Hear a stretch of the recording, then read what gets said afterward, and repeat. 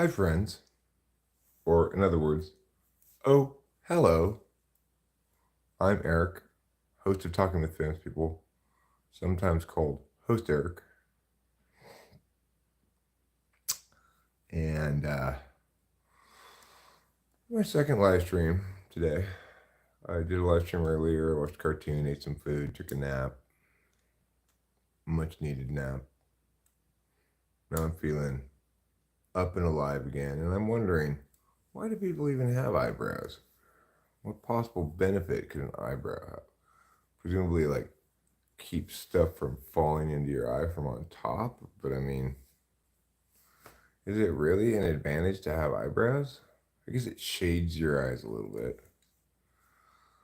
Still, it seems like eyebrows that when you think about evolution, you just shake your head because how conceivably could eyebrows have evolved slowly based on their advantages? Say a random name? Sure, Gordon. Gordon is the random name I'm saying, Acacia. Gordon, Gordon.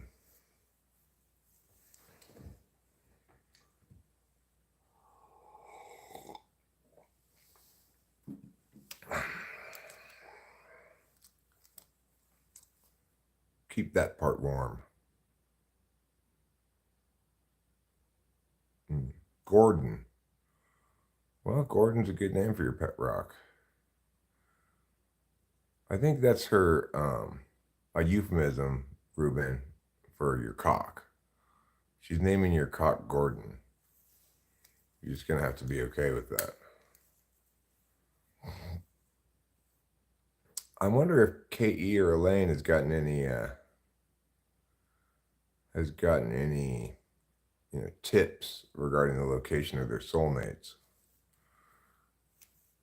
Because I put it on the community tab so that everybody could see what their soulmates look like and help them by keeping an eye out for them. I'm currently multitasking as well as live streaming.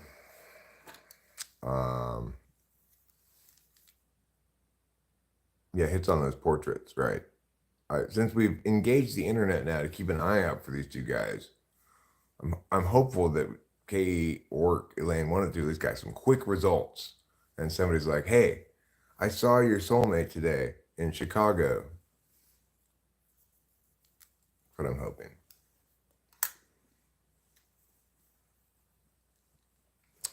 Dulles points out not unfair resemblance to the the famous worst police sketch ever.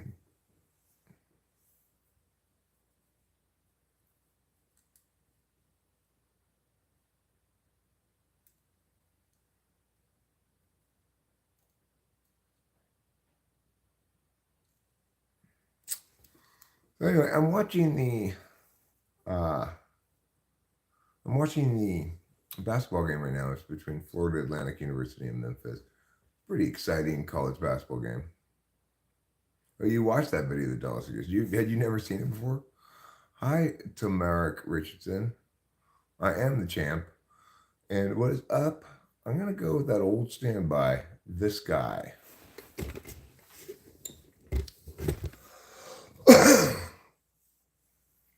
That's entertained and delighted people, that joke, for decades now. What is up? The sky. Thing is, the sky's not exactly up. It's just above us.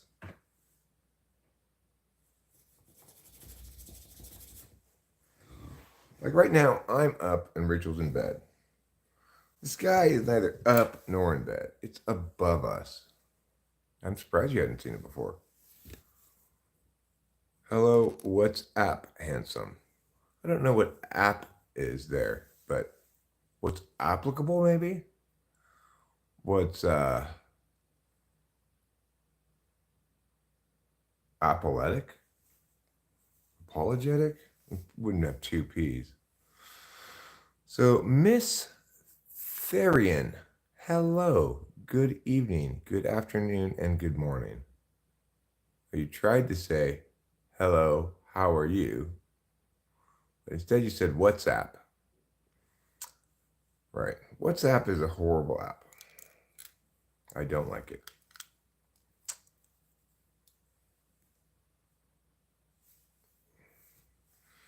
So, somebody paid me for typing today, but they only paid $50. But instead of being like, hey, it costs $100, appropriate approximate, thank you, Acacia. Thank you for helping with that. My Annie just took a dump for whatever reason. I couldn't think of any other.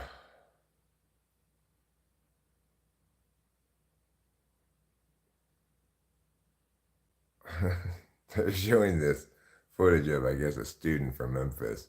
Um, I don't care. I wasn't complaining about it. I was just being playful, you know?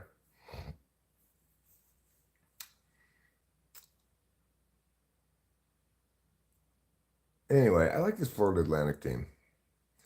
They're currently 21-6. Last year, they got all the way to the Final Four. And they're pretty much guaranteed to make the tourney again. You know, how approximate am I? It's hard to say exactly.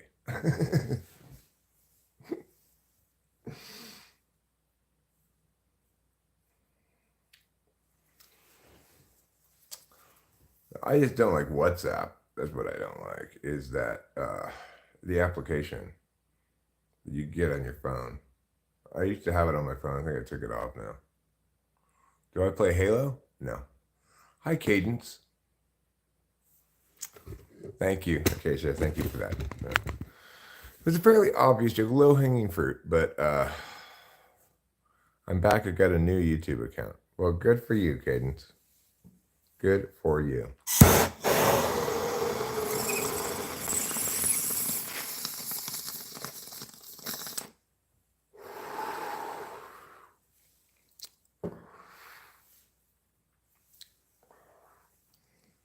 What happened to your old YouTube account? What do I think about Russia and Ukraine? I think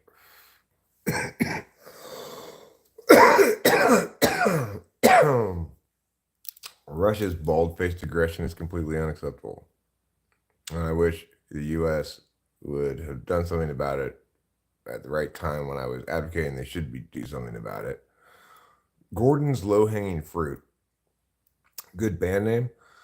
I mean, it's not a terrible band name, but I like Figures and Grapists better. You know, people who grow figs, people who grow grapes.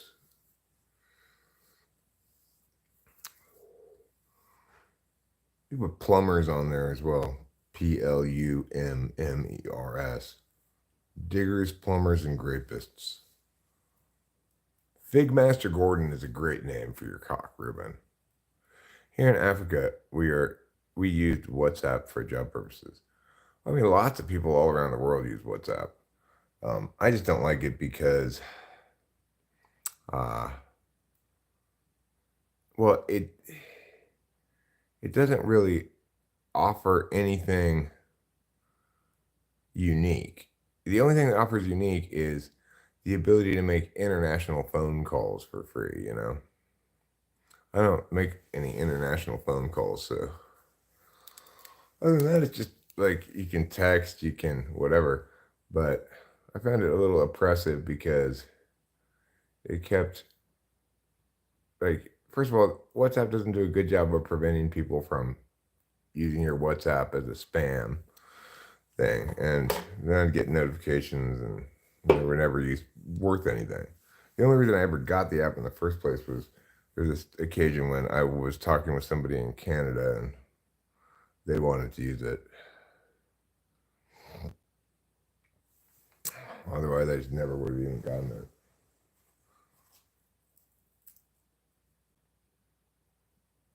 WhatsApp is, if you're not familiar with it, it's basically like a messaging, sending, video sending, voice sending, kind of like a phone within your phone. I'm not sure why. It's not. It wasn't really made for Americans, you know. I'm pretty sure it was. It's mostly popular in other places than America.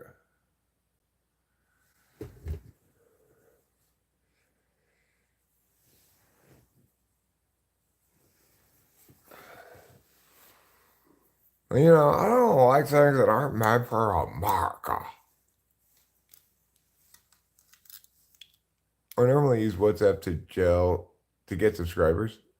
Oh, well, I've never even considered that. I'm not really. I do want subscribers, but I only want to get subscribers in a certain way, really. I want to get subscribers that are subscribed to what I actually do, and for that reason.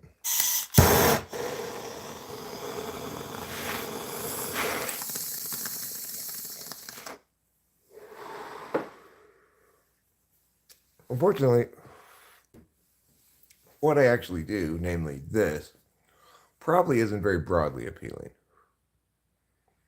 Am I gelling subscribers? I assumed she meant get there. Wait, does it even have one? Does what even have one? He took the apostrophe out. Yes, he did take the apostrophe out. But rather than simply reading that as him decontractioning what's, I read it as what is WhatsApp, even though he didn't include that other what's.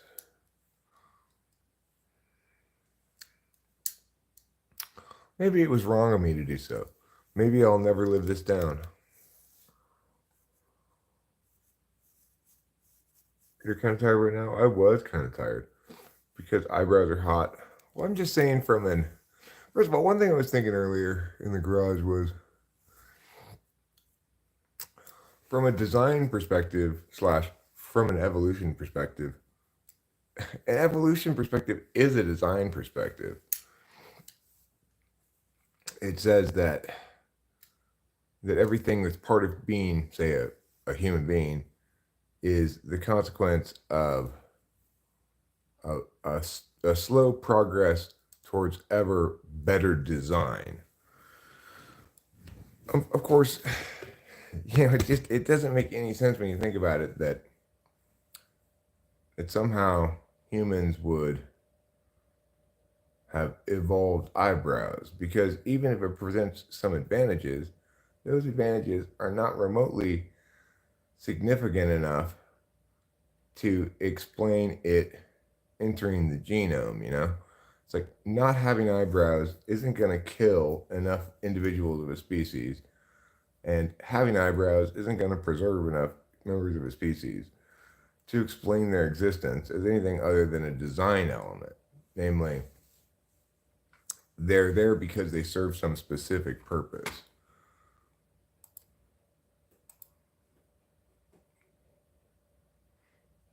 So they might serve a specific purpose, and that's really how evolution always. It's like the reason evolution is bullshit is very straightforwardly and simply said as there are contradictions implicit in it, contradictory premises that a species definitionally is one kind of thing. It's the kind of thing that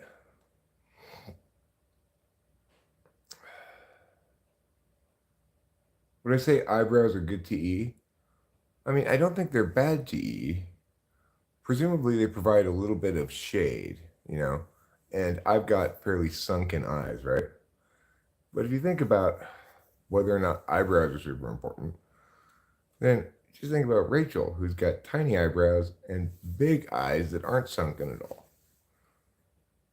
Both of us, despite being somewhere in the range of possible eyebrows and possible eyes, neither of our reproductive viability was impacted by that at all. And reproductive viability is the only mechanism evolution provides to explain why certain traits enter into the genome and others don't. Early humans bore prominent brow ridges as a mark of physical dominance. I've never shaved them. I'm just content. I have arched eyebrows that make me look like a bee. You mean like a capital B? Emotional expressiveness is for eyebrows? Well, I mean, the fact that eyebrows are emotionally expressive, uh, I mean, your face muscles are emotionally expressive. So the face muscles would do the same thing here, whether or not I had eyebrows, right? If I didn't have eyebrows, you could still see that I'm shocked. So I would say it's like every every kind of body language, facial expression stuff qualifies as informative about the other person's state of being. That doesn't mean that absolutely every bit of capacity to move your face and body is predicated on it being helping facilitate that expressiveness.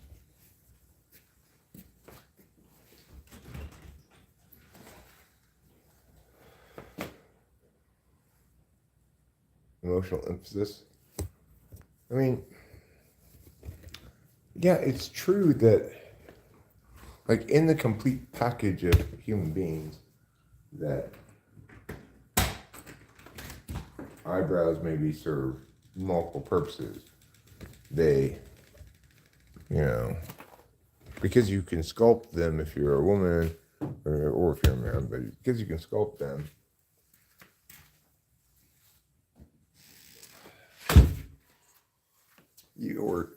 and or shave them and or whatever, you can use eyebrows as part of your look sculpting.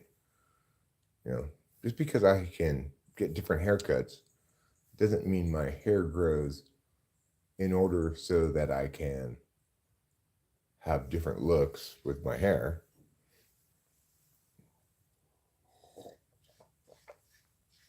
Or so that I can change my hair look periodically. Similarly with eyebrows, we can understand eyebrows as having any number of quote unquote purposes. In other words, we purpose eyebrows in multiple ways. But when we're asking about what the purpose of eyebrows is, that question in and of itself requires us to put things in some kind of a design frame, whether it's evolution or creationism or whatever else. There's no way to understand the other half of the question, not what we purpose eyebrows for, but rather what eyebrows are purposed for by something other than us, either evolutionary pressures or some sort of creative design team or whatever. We can't answer that purpose question, obviously, without saying purposed by whom or purposed for what, at least.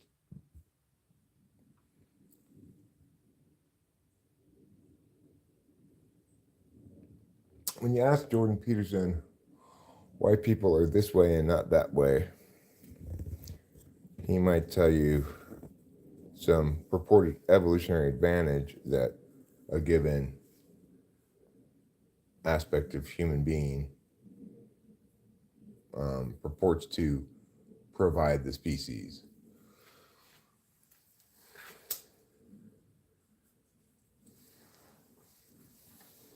But all we need to do is look at the range of women's eyebrows in the world to know that humans do not need eyebrows.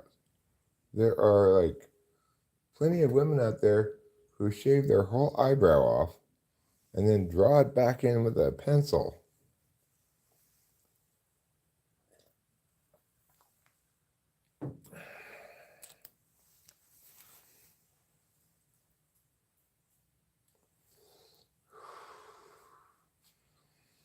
Now you could say, well, that's actually sort of su- supportive of the idea of evolution. The fact that we don't need eyebrows because it's more consistent with the idea that um, randomness has a lot to do with our genome, you know?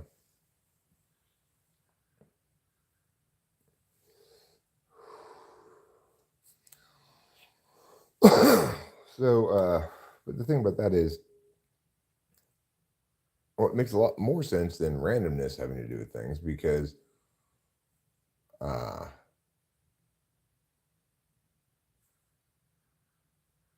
it's not like people have a lot of random things on their body they can do without. The hair, sure, fingernails, you can cut those, etc. Um, but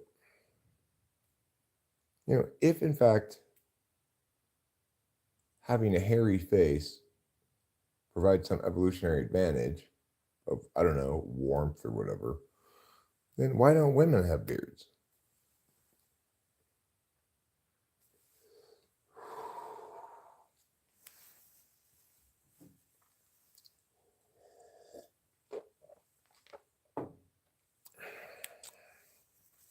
And obviously, the hair that grows out of the top of your head grows out of the top of your head for a different reason than the hair that grows out of your face.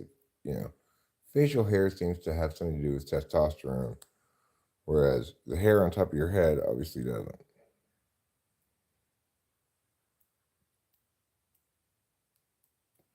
Isaiah Roots here, he's eating chicken wings. They're mediocre chicken wings, but he's been craving them. So they're fine enough.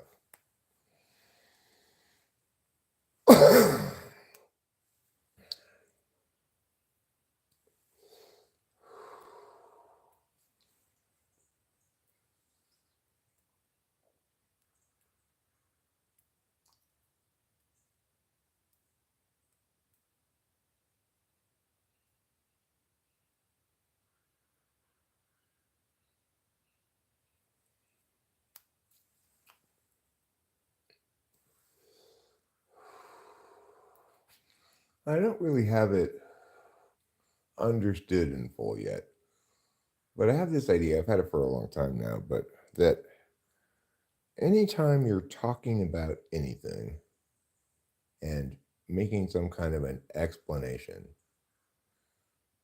there's one part that needs to be locked in place in order for you to do any other intellectual work. So,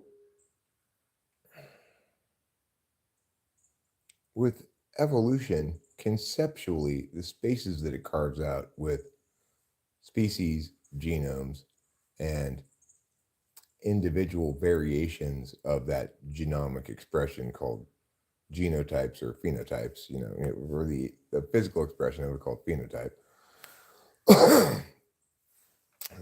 Species is a conceptual space that needs to stay the same for the explanation to make any sense.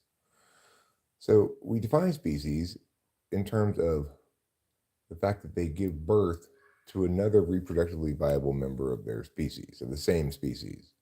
So because we define species like that, the idea that species can change over time by a reproductive activity is falsified. It creates it's invalidated because it creates a contradictory premises. So what evolutionists have done is try to remove any definition of species from the equation at this point. Now they have.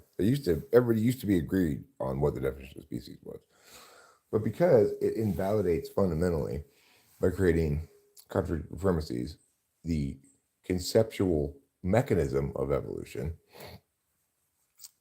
if you ask a contemporary evolutionary scientist, they won't provide you a definition of species.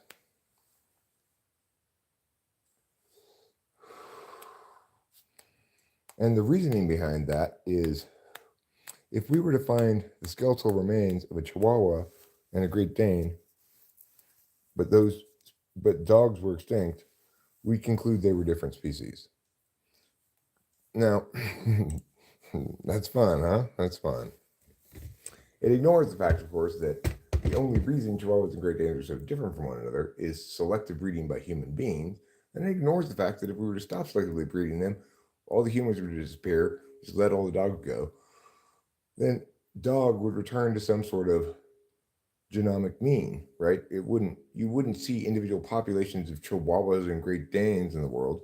You'd see dogs breeding back to their genomic mean and away from this extreme diversity of expression. Not into separate populations. That's just not how it works, right?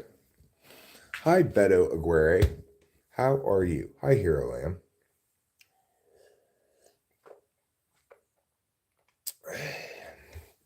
And what made me start thinking about that was Elaine was asking some questions earlier. I think Elaine's an INFJ, actually. I've been thinking about that too a little bit. She's probably an INFJ.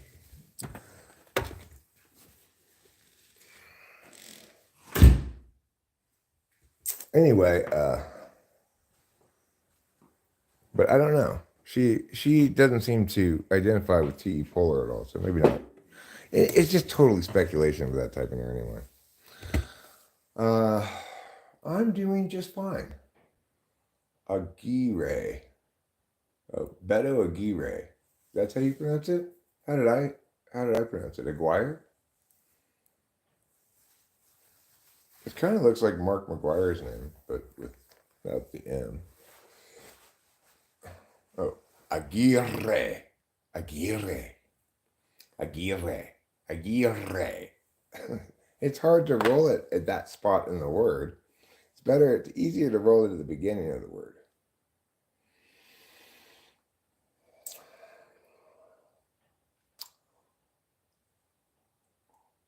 Like trying to catch me riding dirty.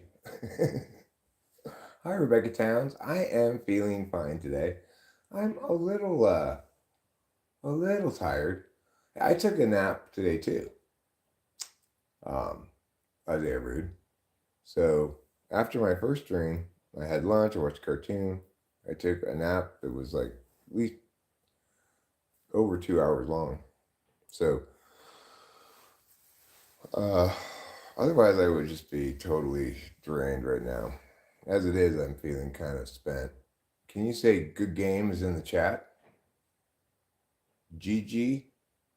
GG is in the chat? I'm glad to hear that GG is in the chat. Yeah, naps are great. Naps win the World Prize Award for Greatness. You have to accelerate real quick into the hour, yeah. It's riding dirty, Acacia. It's riding dirty. Yeah, I should have rolled the R on the dirty as well. They're not going to catch me riding dirty. You know why? Because I ride clean.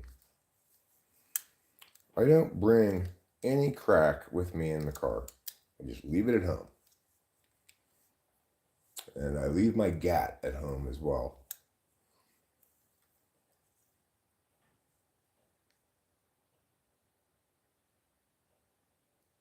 Beto Aguirre.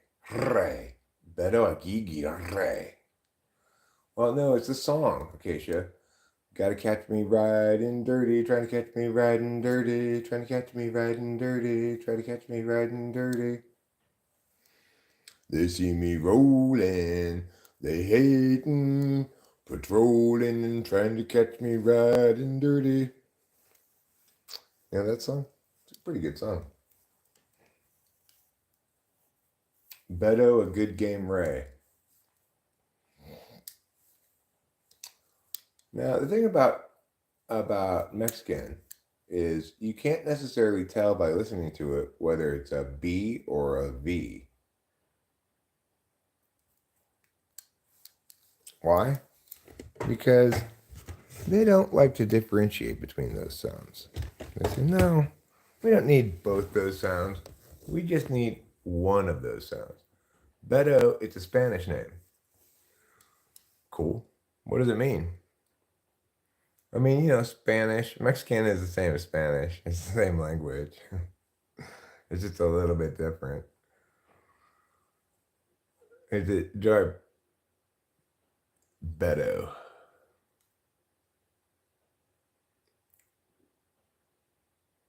Is it just a name like John? Doesn't mean anything? Or is it a word like tent that means something as well as being a name? Have you ever met anybody named Tent? I haven't, but one conceivably could meet somebody named Tent. And probably they'd be a lot happier after that. I know I would. All right, so Memphis is currently winning this game at the start of the second half, 45-44. I like Florida Atlantic. They're an exciting team to watch. They're a real contender, I think, for, you know, actually the national championship. I don't think they're going to win it, but I think they're a real contender. I think they could get to the Elite Eight again, Final Four again. They brought almost everybody back from last year's team that made the Final Four, which is crazy because, in college basketball, people who perform well are super draft happy. They want to they want to be one and done, 1 year in college and then go to the NBA. They don't want to loll around. You're rooting for Memphis? Oh, I'm rooting for Florida Atlantic. What is something you do to get through a tough time during a tough time mentally? It's a good question, Retro Ivy League, and a question I actually was addressing somewhat yesterday, or maybe maybe it was earlier today. There's something called there's this one model of understanding yourself that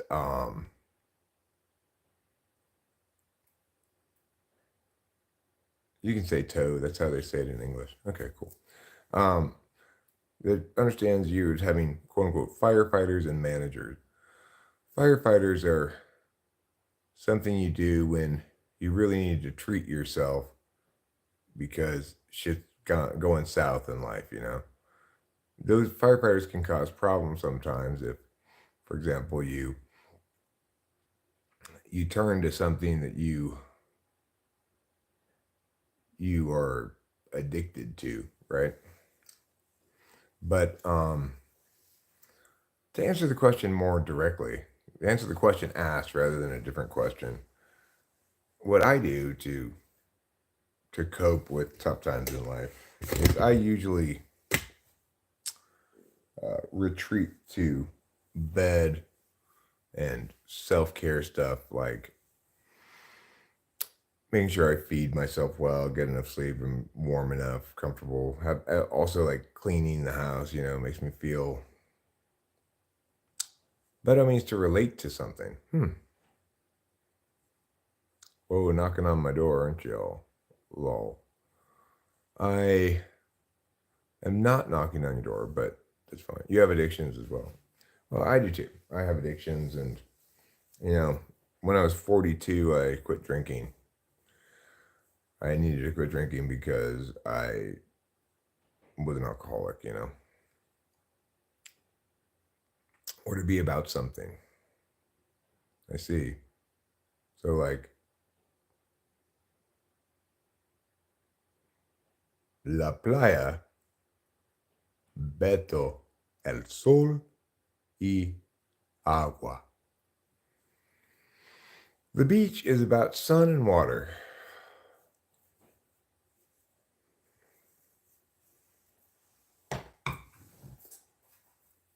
That's a cool name to have. We all have a love-hate relationship with Memphis. Well, I gotta warn you, Beto, I don't use vosotros, okay? Because I speak Mexican Spanish, not Spanish Spanish. So if you're expecting some vosotros, well, sure, Ivy League. I mean, obviously anybody can struggle with whatever they struggle with, even if I don't identify with it as a struggle.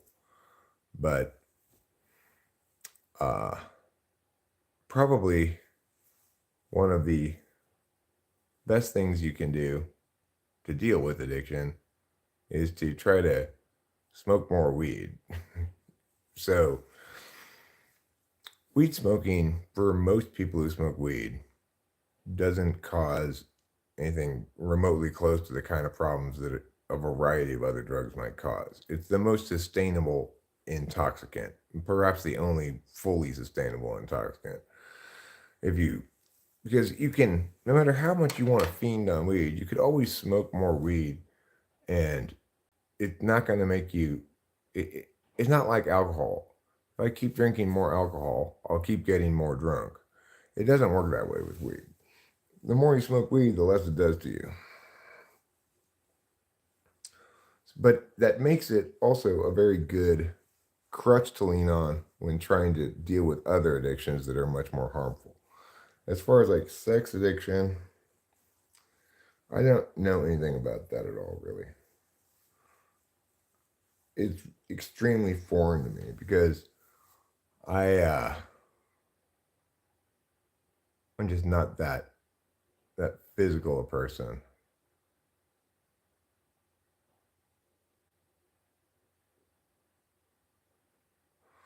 Might as well face it, you're addicted to gloves. How many pairs of gloves do you have?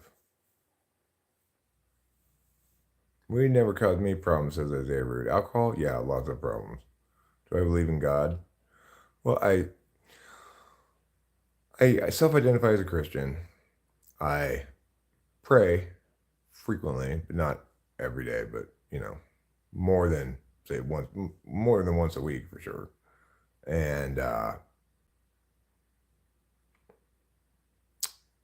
think that prayer is an act of believing in God. But when people ask that question, a lot of times they want to,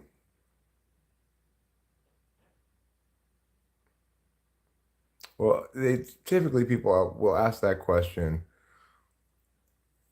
from their own frame of reference regarding the terms they're in that is not the frame of reference in which I answer the question,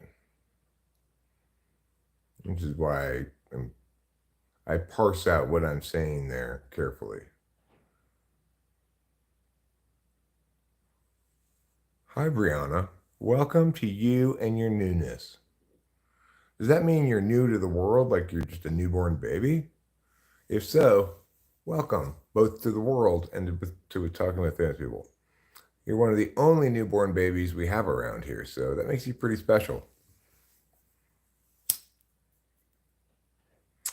Yeah, that whole thing there.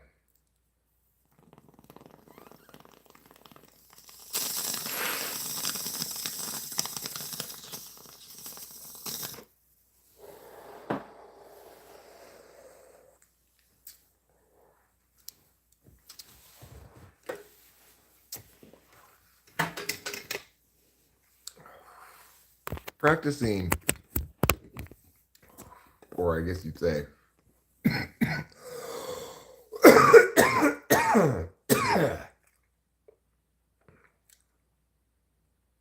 just put it simply, prayer was a definitely necessary part of me getting and staying sober. People sometimes think this is a funny thing. Well, I would make a definite distinction between weed and the other two things. Now, I don't think looking at porn and fapping is wicked, but I also don't think I mean, it's kind of an ugly drug, you know? There's a big difference though between autoerotic behaviors and behaviors that involve another person. So you can only get so wicked by yourself in your room. And regarding weed is not, there's nothing inherently bad or good about weed whatsoever. it's not wicked at all. If you think weed's wicked, then you should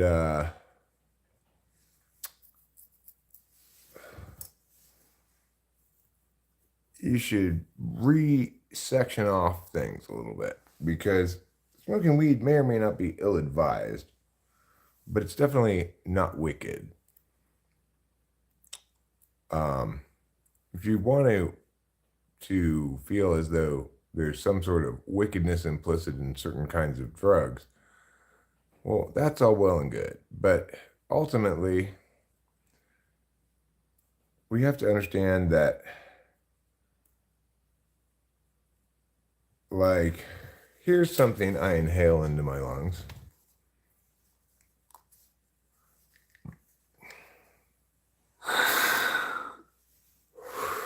Is that wicked? If not, then explain why inhaling weed into my lungs is wicked.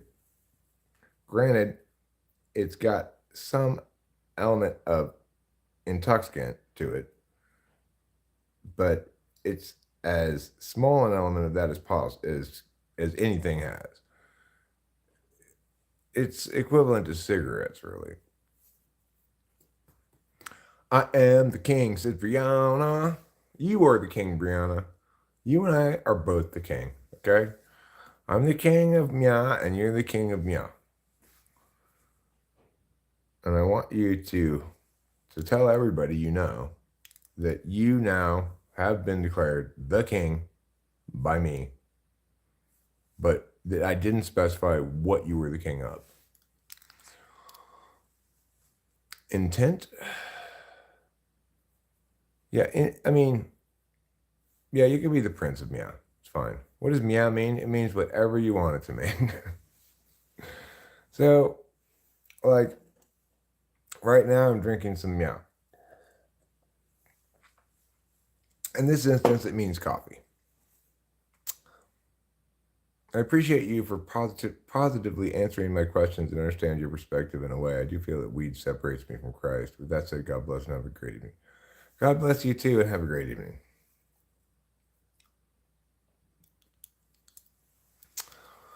It's good to compare, I believe, against alternatives rather than the ideal. So, what that means is I understand myself as a sinner, right? So the question isn't how do I make myself perfect? It's how do I make myself not sin so much, right?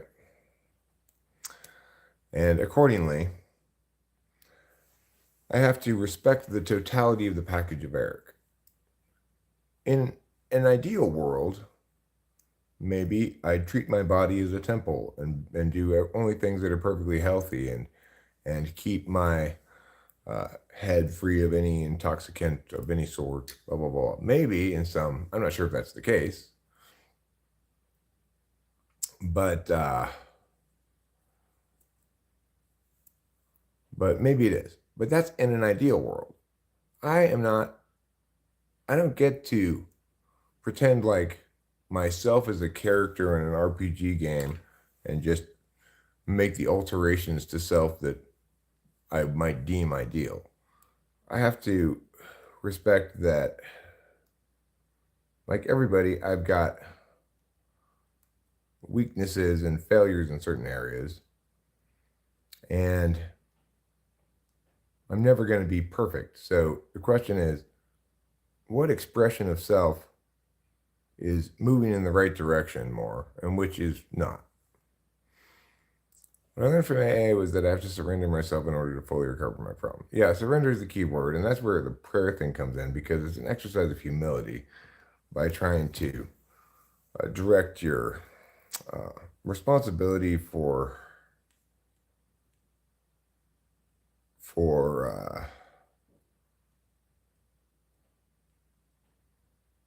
not responsibility. It's trying to afford credit to externalities such that one doesn't incorrectly and unfairly take on responsibility for things that one can't possibly be responsible for.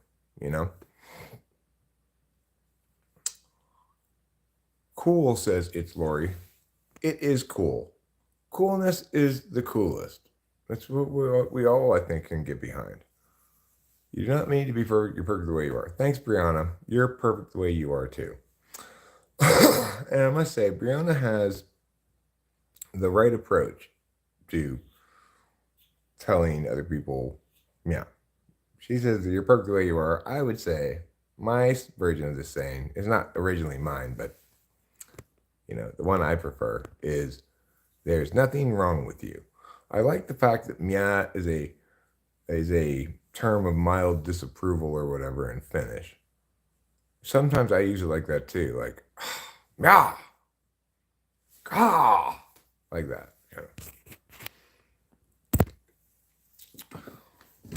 Okay, since you said that, now I'm gonna have to sneeze. Wouldn't it be interesting if God bless you worked according to the commutative property and you either said it after somebody sneezed or if you said it before somebody sneezed, it made them sneeze? I think that would be interesting. I'd like that. Anyway, I want each of you right now to pretend for a moment that you are my mother. And I have a question for you. Mom, do you ever feel not so fresh? And I would like you to please answer that question now. It doesn't just have to be a yes or no answer. It's an open-ended question. Do with it what you wish. I'm reaching out to each of you as my mother with this important question. Do you ever feel not so fresh? That should have been the title of this live stream, really. And if so, can we go yachting to talk about it?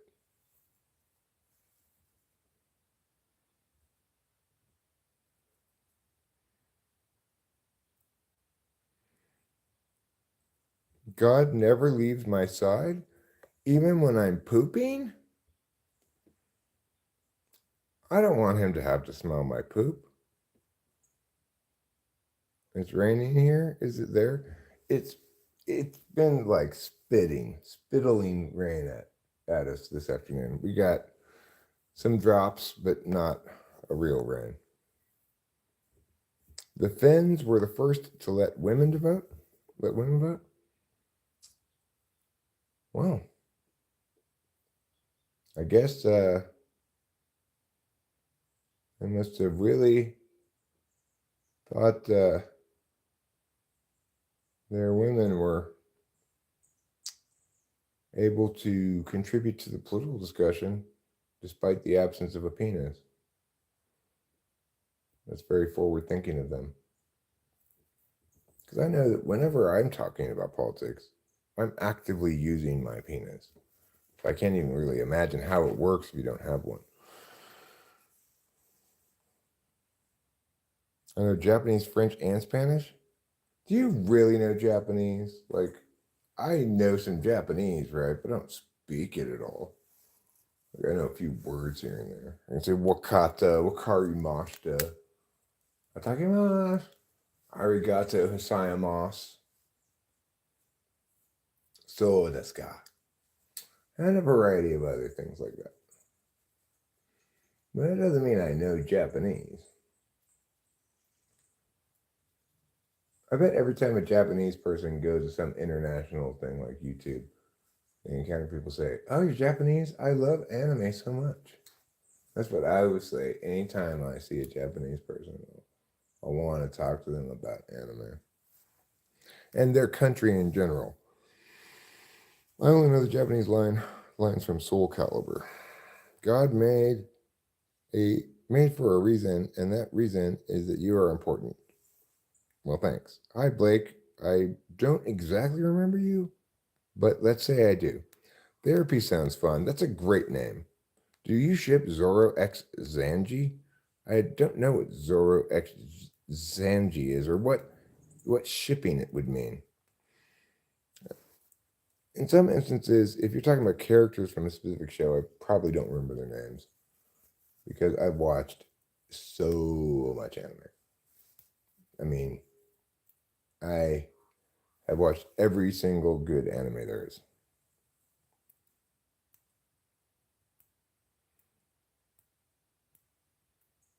What?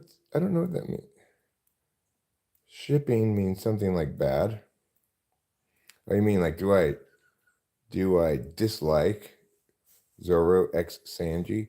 I'm not sure what that is. If it's the name of an anime, I'm pretty sure I've never seen it.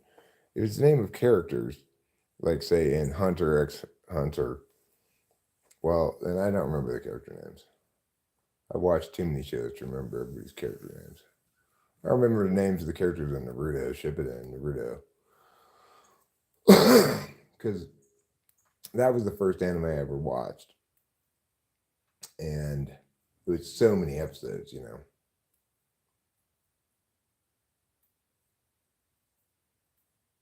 But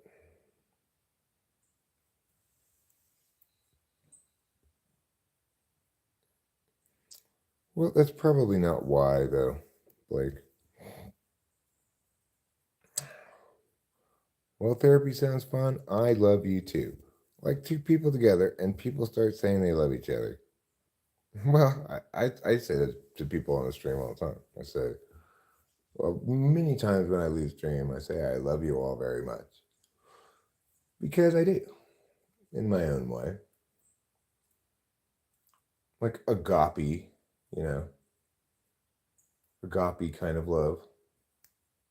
A general sense of well wishing for my fellow humans.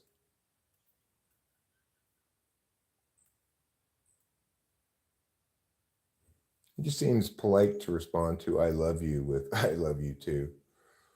More polite than any other response, especially since there's no possible way in this context for somebody to misunderstand where I'm going with that, right? To think that it it means some sort of level of emotional commitment beyond what it does.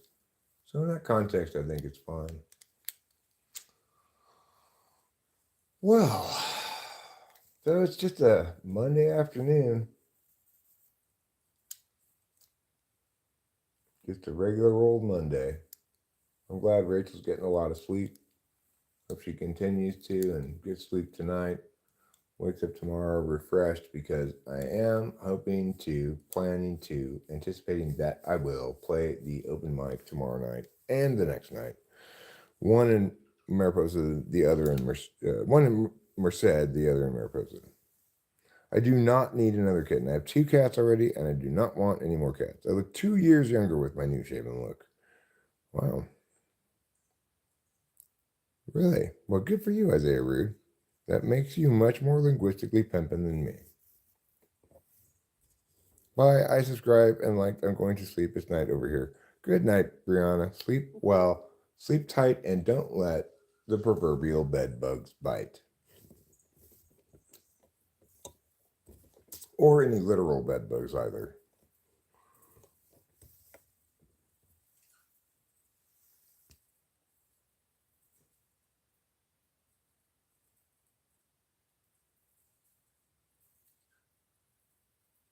Be good.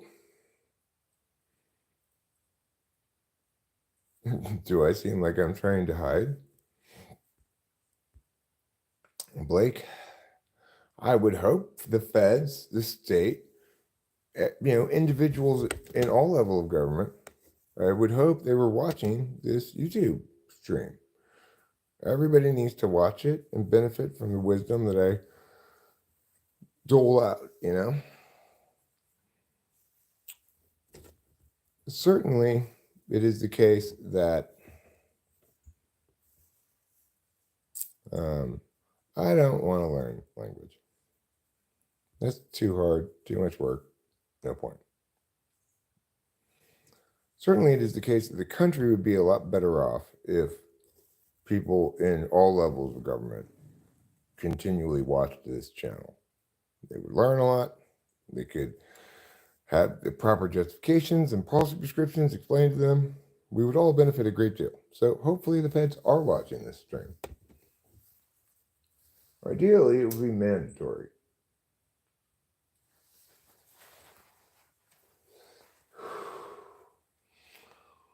So, the tricky thing, Blake, is to remember that when you're somebody like me who has nothing to hide, I'm not worried about that at all. I don't have anything to hide. I'm not up to no good in any way.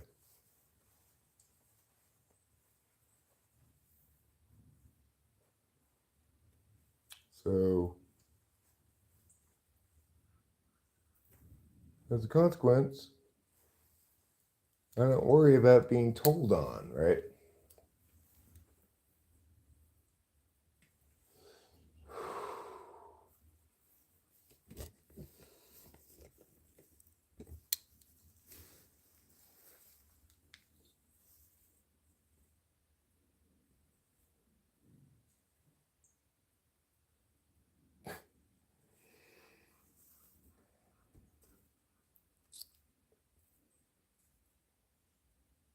So I know Brianna, she's your sister?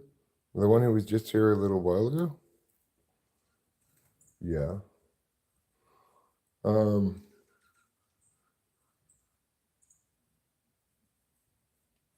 so yeah, you can just go ahead and hide him probably. That's like uh the gutter of last resort is threatening to swat somebody or whatever. It's ridiculous.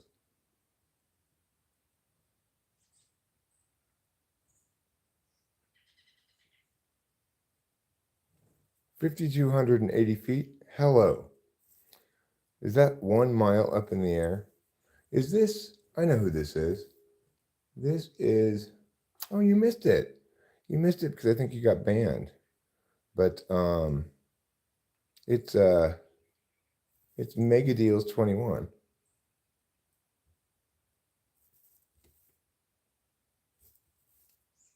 He's here. And anyway, as I was cutting my hair the other day, I said, or just yesterday, I guess it was, I said, "Oh, I wish Mega Deals 21 were here. He would be so happy." He was so interested in my facial hair and hair on top of my head for some reason. I think he might have a hair fetish.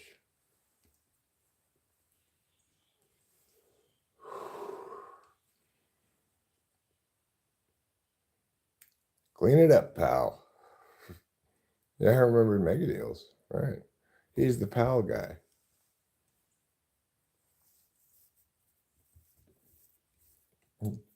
Thanks, Mega Deals.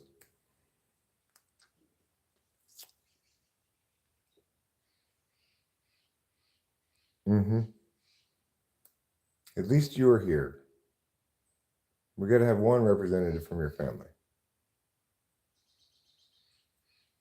Well, Memphis is up by 6 points with 5.5 minutes left in the second half. Pretty good game. Yeah, exactly, Ruben. He's really doing the legwork, you know. If you want to be convincing, you got to really do the legwork. So, what? Therapy sounds fun. Are you finding this live stream inadequately focused? Would you like me to talk more about eyebrows? Yeah, just to be really clear, Beto's sister Brianna, she was just here, and then he just arrived just kind of incidentally right after. Wow. I'm 52. Would you rather be intelligent but lack composure, or lack intelligence but have lots of composure? The former, because you can work on composure and you can't work on intelligence. Okay, Beto, you go do something and you come back. I wonder if Beto's sister will come by in his absence again. We shall see.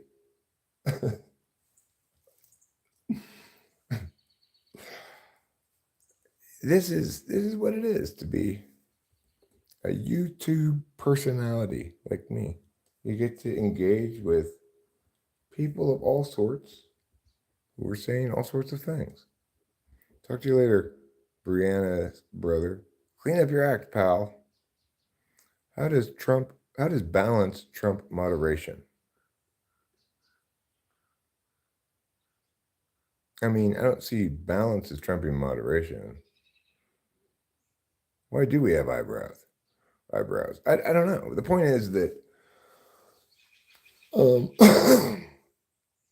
when I was thinking about eyebrows earlier, I was thinking specifically how they're kind of inconsistent with evolution. I mean, I argue against evolution a lot, not because I'm a creationist. I don't believe that creationism is an explanation either. I believe that we just don't know where species came from. We don't have a working explanation right now. And so part of the reason is they're well, the core reason is that the ideas of evolution create a contradictory premises because the definition of species, any operationalized definition we have, says that a species is defined by two individuals or a species give birth to another instance of that species that's reproductively viable. So, since that's the definition, then the idea that the species can change over time is falsified by that definition. But I was reflecting on how eyebrows are contraindicated by evolutionary processes because people don't need eyebrows to survive, and there's no conceivable, reproductive advantage to having eyebrows. I mean, Acacia says, well, emotional expressiveness. In other words, people with eyebrows are more emotionally expressive, but there's no way for it to slowly get there that's determinate on matters of reproductive viability because, like, in general, the idea of reproductive viability is is falsified right away by the simple facts of reality, right? It's like um,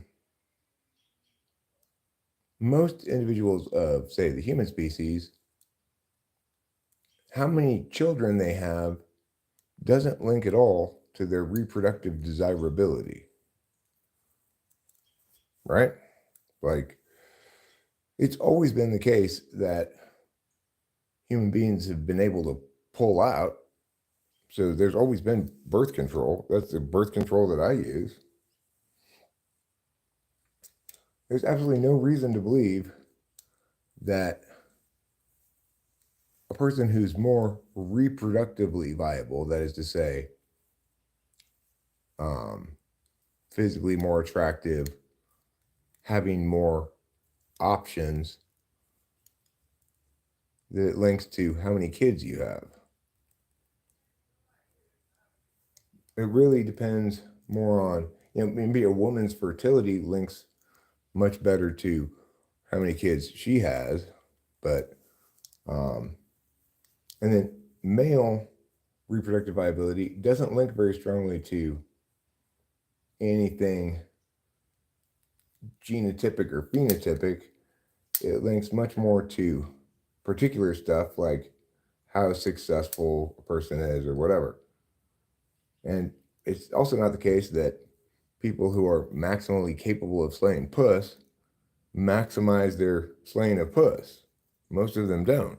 Like me, I could, in theory, slay plenty of puss because I'm a YouTuber, and for some reason that gives you a bunch of dating capital or whatever. But I'm not interested in slaying the puss. And even if I were, I wouldn't be getting a bunch of women pregnant.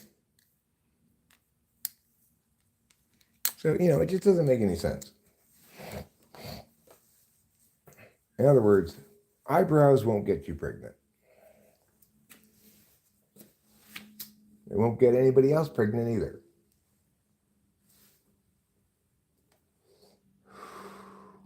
Why did you impregnate that woman? Because her eyebrows were so hot? Said no one ever. Looks like Memphis is going to win this basketball game. Is that Penny Hardaway coaching Memphis? Looks like him.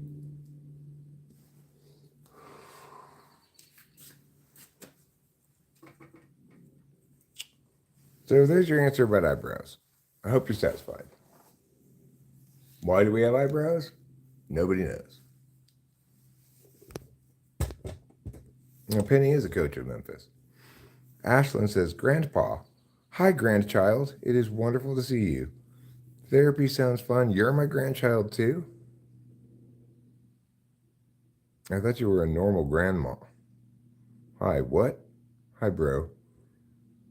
Therapy sounds fun. I'm 182, no, 1,827,737 years old. That is very old. Rachel says, be careful not to pluck all your eyebrows. They may not come back.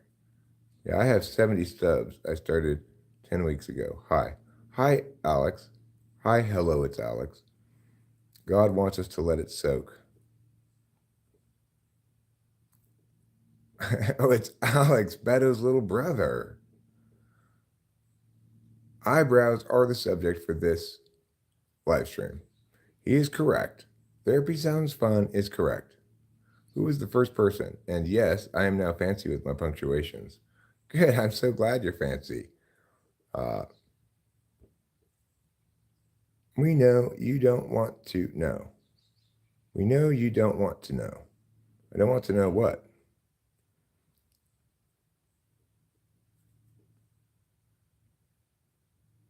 No, that is not what caused it at all.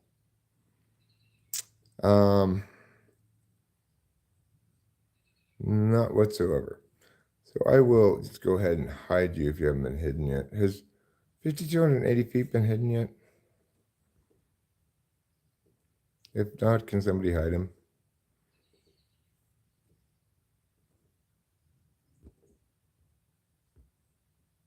Rachel, did you do that on purpose? I'm not sure. I guess so.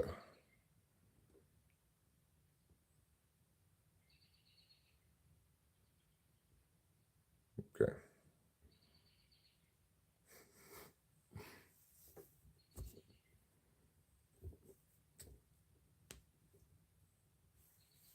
Yeah, he's too hateful. You know, you can just sort of see the hate lines coming off of him.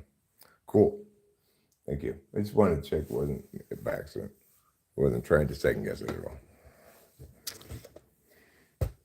You must stay 1 mile from this chat.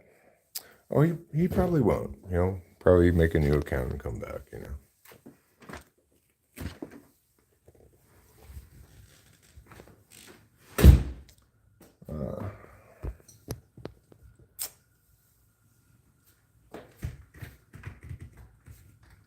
Of course, I cut my hair every couple of months. You know, so it was just time.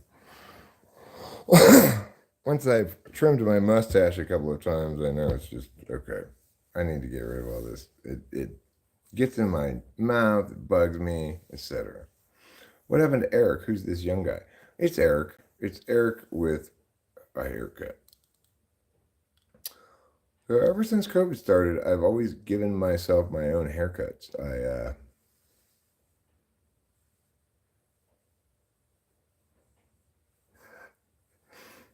Brain size doesn't actually correlate to anything. It's surface area, actually. Eyebrows are probably just there to block sweat. Well, that's a good reason. Hey, Kojitsu, good idea. Good call there. That's the best explanation I've ever heard for what eyebrows are for. And not that I've, elicited a lot of explanations on this subject, but regardless, that's better than any of the explanations I came up with. Keep the sweat out of your eyes.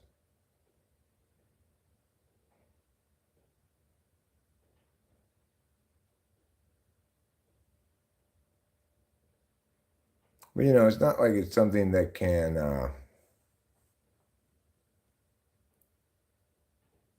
I'm 6'4", 6'5", 6'4.5". So obviously the best benefit is also sun protection, so don't. That's the best benefit, and also sun protection so it doesn't damage sensitive eyes. I mean, it's true that eyebrows frame the face, etc., and they make the eyes more interesting. But Eyelashes I get. Eyelashes are to stop stuff from getting in your eyes. Sweat out of the eyes is a great explanation for eyebrows. Of course, any such explanation presumes some kind of design frame that we have these things because they serve a specific utility or purpose. Now, if that is in fact the case, they serve a particular utility or purpose, then they can't have slowly evolved over time.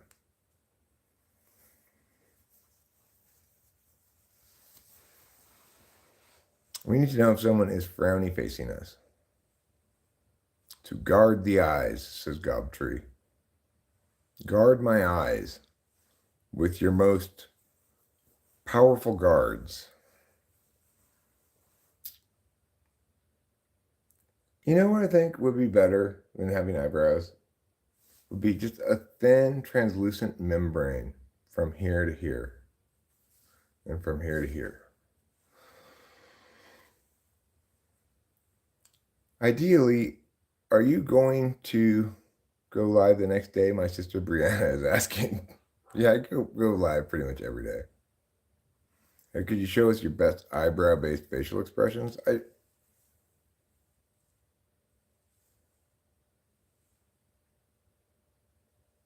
I can't do one eyebrow separate from the other like some people can. So I have a limited array of eyebrow possibilities.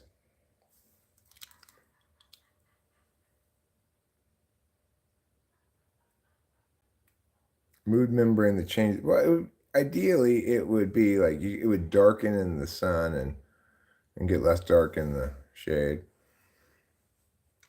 Facial expressions are way easier to tell at a distance with eyebrows. Okay, so there are a lot of. Um, I have fewer than 10,000 subs. Therapy sounds fun. So it's going to take me quite a while to get to 20 million, I think. It's actually really easy to learn to move each eyebrow separately. Is it? Well, not for me. Do you have to go like this? There. I can do it like that. This is one way I can move each eyebrow separately. I don't know if that counts. I'm thinking it doesn't. Yeah, it is Penny Hardaway, huh? That boy Klaus was right. And so was I. It's fun being right.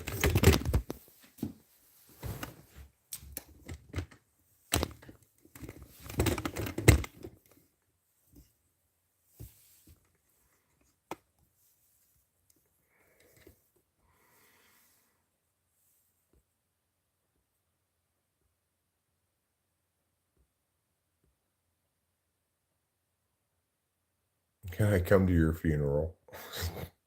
What an interesting question. Hi, at Cone Man. Is Cone Man here?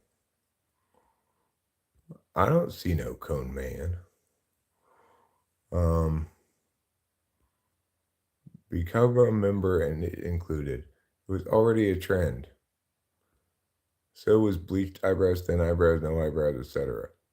All my ideas are cool, Acacia. You know that. Some people have up brows, others have down brows. That's true. Put a 12 in the comment if you subscribe to him. Why?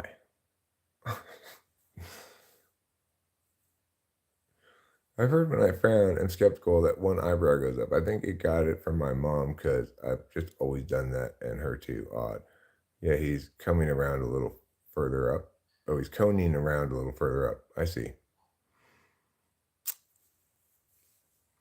You man, I man, we all man for Cone Man.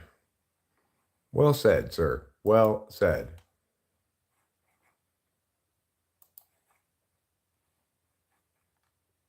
Let's see. That game's over. Looks like Memphis has it won.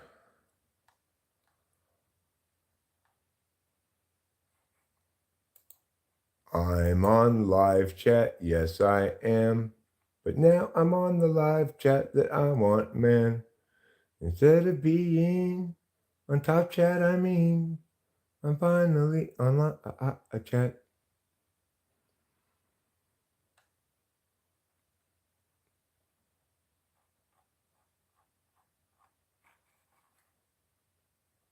You don't want to mess up your eyebrow muscles because these kids are all together. That's why. They're either all together, all one person, or I don't know, but they are all together. Why do I have orange glasses? Well, I purchased them at the supermarket. I didn't have a lot of choices, and I also liked the idea that they would stand out against the black chair because my other black glasses they used to always blend into the chair, and I have no idea where I put them. But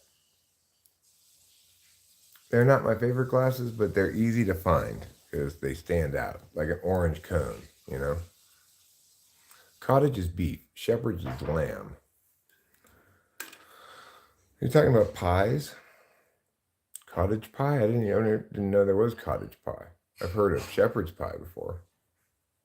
Hi, Eric et al. I had a few ideas crystallized. That's good. Let's hear them. Is there a special type of glasses that work better on EHP? I don't think so. Uh, it's just my position on it is this: if my eyes made it such that I needed to wear glasses all the time, fine, no problem. If I needed to wear glasses none of the time, fine, no problem. But this whole have to put glasses on to read the shit stuff is horrible. She is 12, I'm 16, my little bro is 10. Well, it's the I forgot to say it already. The Aguirre family. Those Groucho Marx disguise glasses. Yeah, Rachel, are you making some food? No, I was gonna get food for pee. Oh, okay. Cool.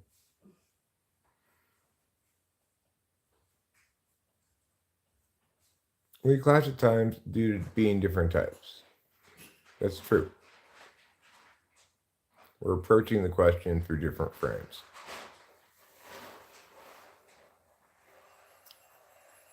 I think orange synergizes well with any, while red is more TE. Okay, well, I don't think colors go with those things at all, but that's fine. Tex-Mex is a little different. It's like Mexican food, but with fajitas. Are you hungry? Would you like me to make you something? I could go for a cup of noodles. Cup of noodles? I Sure. brought that other measuring cup back in here. I don't know what it was doing in the laundry room. Oh, I did it because I had to measure out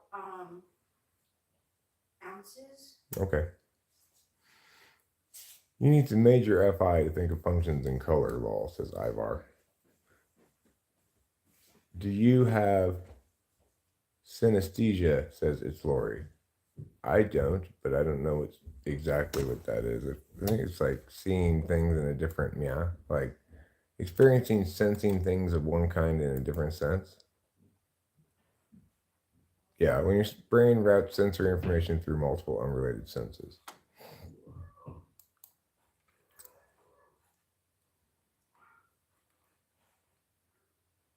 NI is purple. SE is red for Ruben. Gobtree says SE is yellow.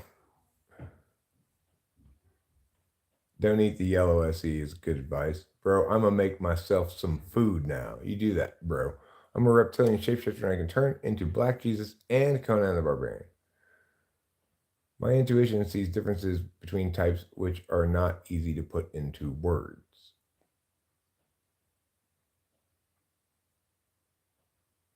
Sure.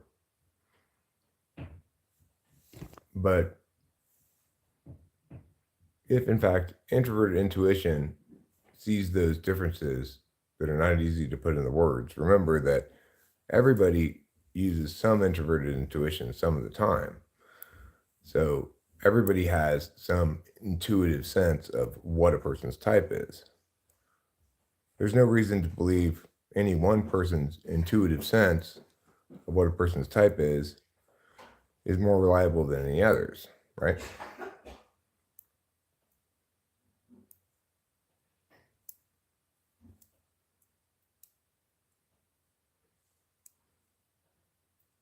So the bottom line is, man, that you have as the same amount of clarity intuitively about what a given person type is as anybody else does. Your clarity may be more accurate, maybe it is. But remember that the sense of clarity that you have is the same that everybody has when they intuit something. That's implicit to what that is.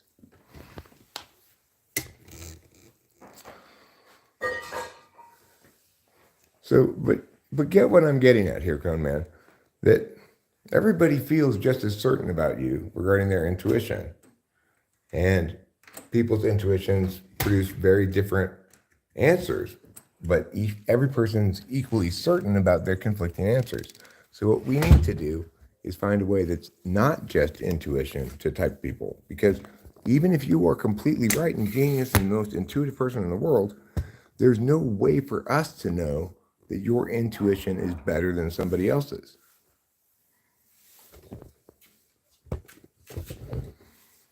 You understand?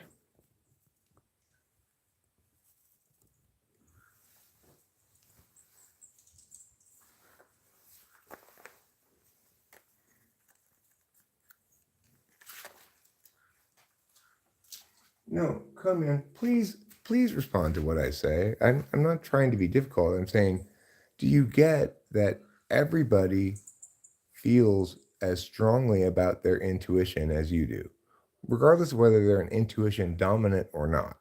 Okay? So, for example, Rachel's an INFJ, Lou's an INFJ, and it's also the case that they might intuit things differently than you. They're if we afford you the status of INFJ, let's say for the sake of argument, then how do we know which of the three of you is right? We don't. We know that two of you must be wrong if all three of you disagree.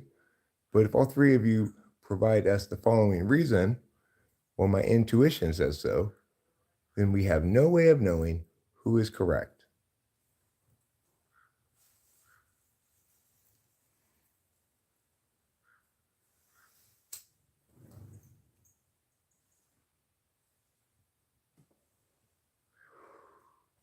So I'm definitely not, I'm definitely not devaluing intuition at all, right? I'm saying that's not a reason to believe somebody. The fact that they yeah, they intuitively know the following thing is not a reason to believe them. You might, over time, develop faith in someone's intuition because you've seen them be right a bunch and choose to believe in that person's intuition. But that requires them to have been proven right in definitive ways. You know, they have to be intuiting about concrete things, etc., for that to happen. A lot of little birds down there. Just look at them all, flittering around. No, Cone Man. Again, the problem is this, Cone Man, right? It's not that I don't respect intuition. It's that, let's say Cone Man has intuition I respect a great deal. And let's say Joe has intuition I respect a great deal. But they intuit two things that can't both be correct, right? One of them intuits that Judy is an INFJ. The other intuits that she's an ESTJ. Only one of them can be correct. So I don't know whose intuition to trust if the only reason they provide for trusting their intuition is I'm an INFJ. Well, if they're both INFJs, then I don't know who's correct, right?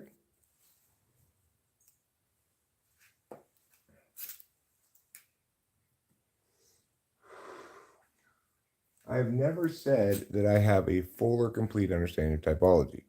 I've just said the understanding I have currently is correct, not that it's complete. I've never indicated that. I've said the exact opposite multiple times.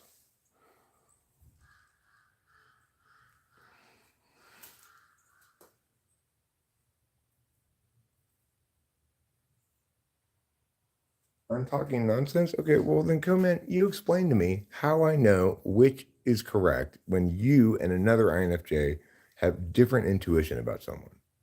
How do I know it's you who's right? Why should I have more faith in your dominant NI than another INFJ's? How is that question nonsense? You know?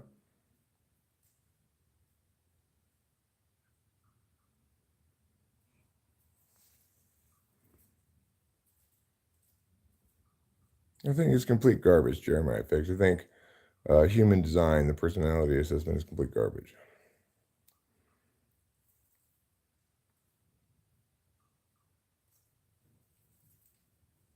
No, I'm asking you a question, Comment. I'm saying, if you and another INFJ disagree, how do I know whose intuition is correct? No, I'm asking you if I'm trying to figure out what Joe's type is, Cone Man, and I'm going to ask Cone Man, I'm going to ask another INFJ to tell me what type they think they are. How do I know if they disagree which one I should trust?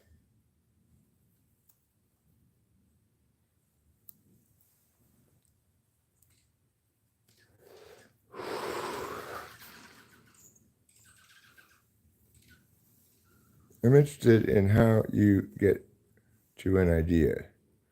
What kind of references do you put together from your mind? No, I'm asking, the point I'm making is you're coming in here claiming to know a lot of things with your intuition about type, right? But if somebody else also claims to know things and they're contradicting yours, how do I know who's right? How can I figure out who's right?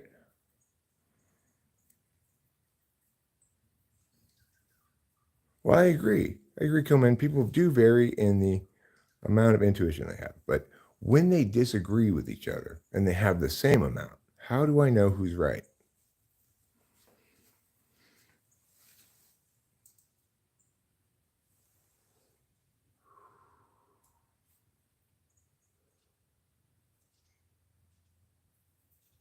Okay, so then why should we believe you're right about typology? If given that just presenting someone's intuition isn't enough for us to know who's right, why should we believe you're right?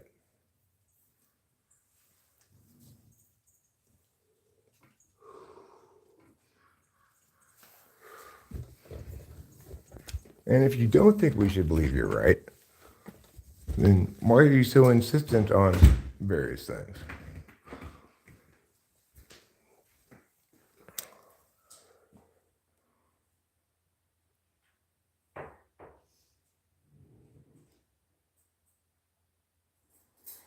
Great, but you know he's wrong, but why should we agree with you?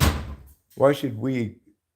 Well, I mean, you've spent a lot of time already communicating. Why not communicate the only part that matters, which is why should we believe you instead of somebody else?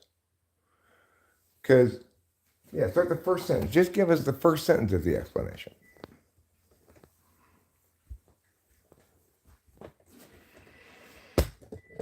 And if you won't give us any explanation, then you're not giving us any reason to believe you, right? You're just saying, believe me because I say so that I'm right. And agree with what I say because I'm an INFJ.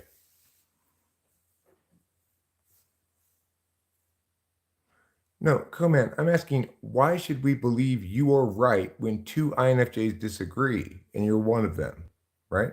Or why should we believe you're correct in this instance?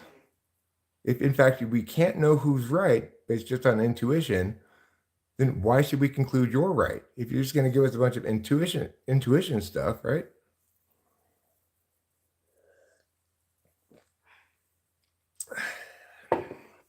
But let's hear your explanations to why INFJs are best at typing people. Go ahead and type it in there. Even if they don't know about typology?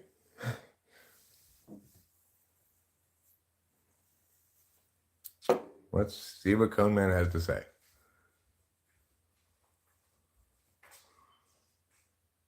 Today I'm going to tell you how you should be excited to learn about why I say INFJs are best type of people. INFJ have NI and TI, which are best at systematically understanding reality.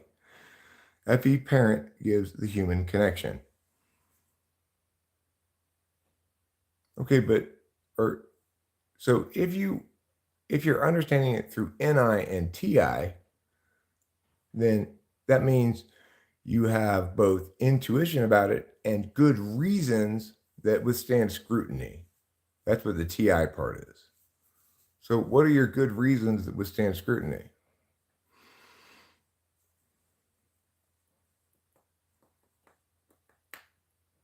Because it's true that NI and TI are best at being, they're two objective epistemics, but no, Cone Man, I never asked you, I never suggested anything of the sort, right?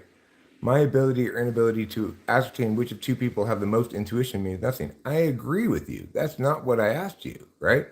I pointed out that if you're saying you're correct, well, other people may say things that are completely different from that. And so I need to understand why it is that Cone Man in particular ought to be agreed with when he says things. So, when you make some kind of claim, why I should agree with you. Now, you did give me a reason about why INFJs might be good to type people. In other words, they've got introverted intuition, which helps them narrow down on the singular type, and they've got introverted thinking, which requires reasons that withstand scrutiny. But everything you've said is in direct opposition to the values of TI. You said we cannot determine things. You've said that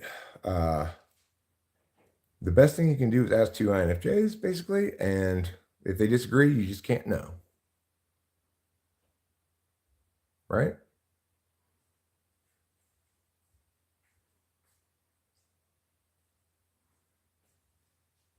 ESTJ, analyze humans best.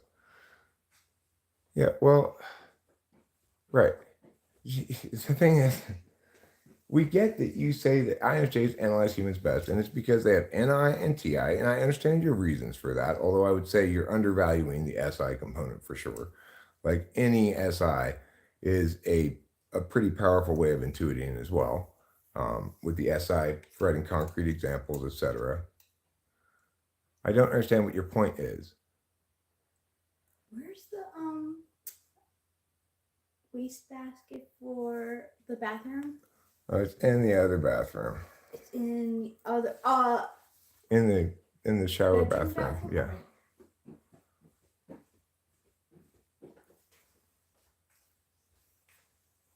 The thing is, what's important to remember, Cone Man, is that you're fundamentally saying at all times that you understand cognitive functions and typing better than I do.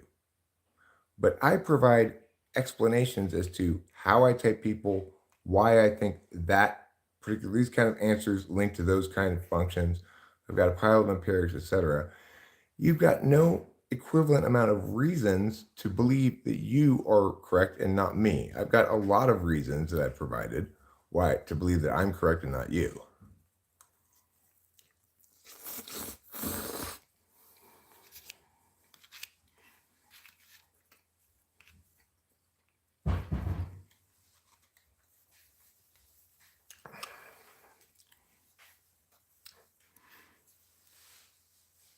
And to be honest, if you are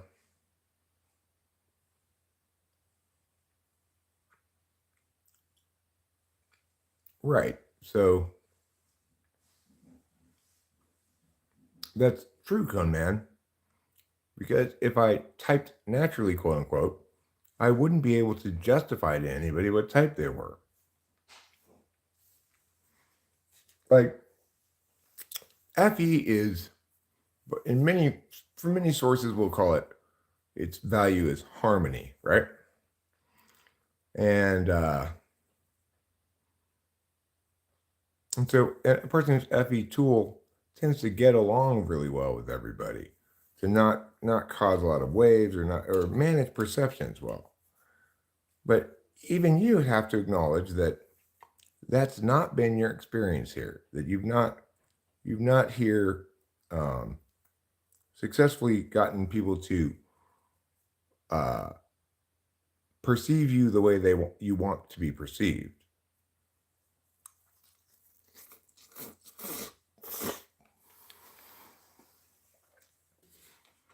But INFJs are kind of the master of that. Thanks, Rachel, so much for that cup of noodles. You're wonderful, my beloved darling. I'm sorry if I didn't say thank you already.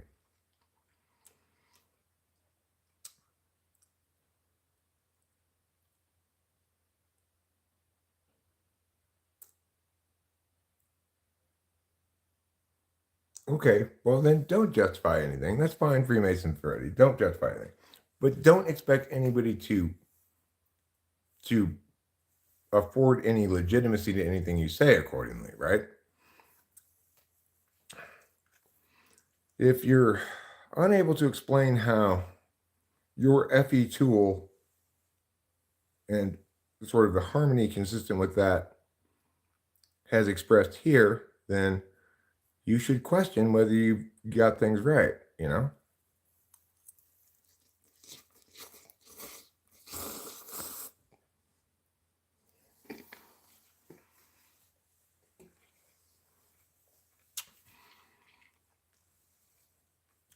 I mean, I'll just say random things too. Come in, you're an ESTJ.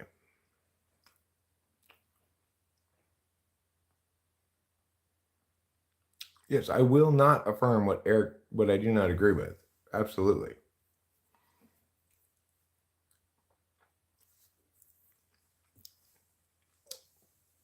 Ruben puts it in an excellent fashion here.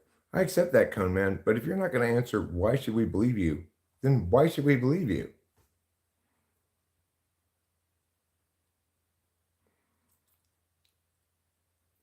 But you don't work backwards to explain it. You just don't explain it. You just said you don't want to provide explanations, justifications, explanations, etc. You know, they're not exactly the same thing, but explanations justify positions a lot of times. There's a self-reporting fallacy I see commonly in other channels. There's the whole world between affirming and negating.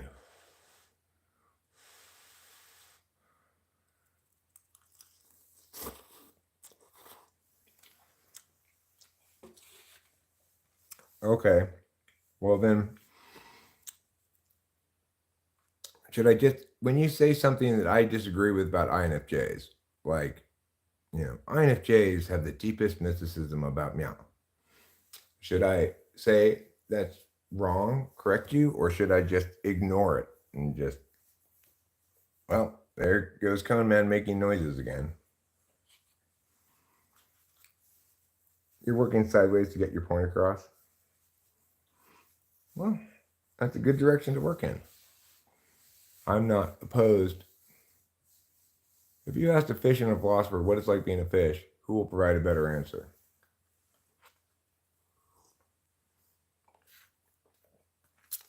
You prefer working diagonally? Is that your Connect 4 strategy? Freemason Freddy? Oh, you're a bishop. Okay, cool. You must then know Bishop Desmond Tutu. He also was famous for only moving diagonally.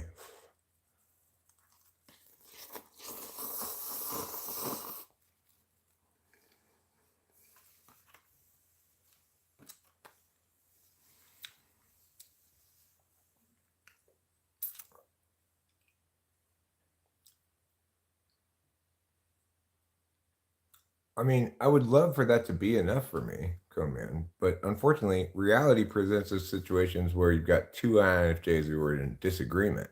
So even if they're the best, we can't use their intuition to determine something.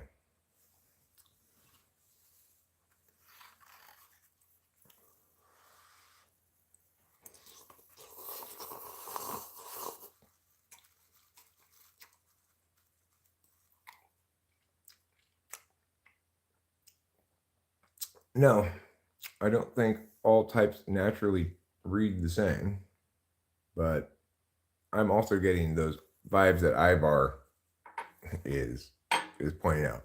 It's very circular. I don't discuss politics or religion with outsiders. Insiders, however, different story. You play Jenga, was the question. I like the answer to that question. Do you think Rachel is an undeveloped or unhealthy INFJ? Very well. Thanks for turning your shit machine onto my wife. Much appreciated. But forget about Rachel. I know other INFJs.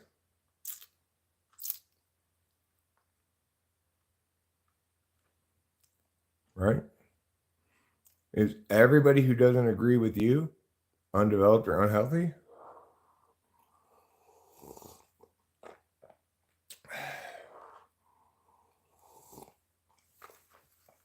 And once again, where is your FE tool? That is not going to play well. Rachel is a sweetheart, you know? You can attack me and people will understand it. Eric's kind of a dick, whatever. But that's true, Cone Man 3, that if something you assert about INFJ is unproven, it doesn't mean it's false, right?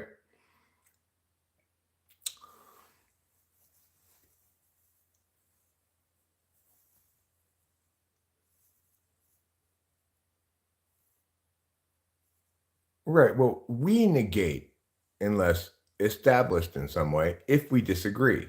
This is universally so. For example, we can't assume people are correct when we disagree. If that were the case, then it wouldn't matter what explanation I gave for being late to work, you'd have to accept it, right? We default to the aff then. So universally, human beings definitely always negate when they disagree unless the thing withstands scrutiny, right? It meets their standards, whatever they may be. We all do that. That's a necessary part of communication, is that we default to the neg.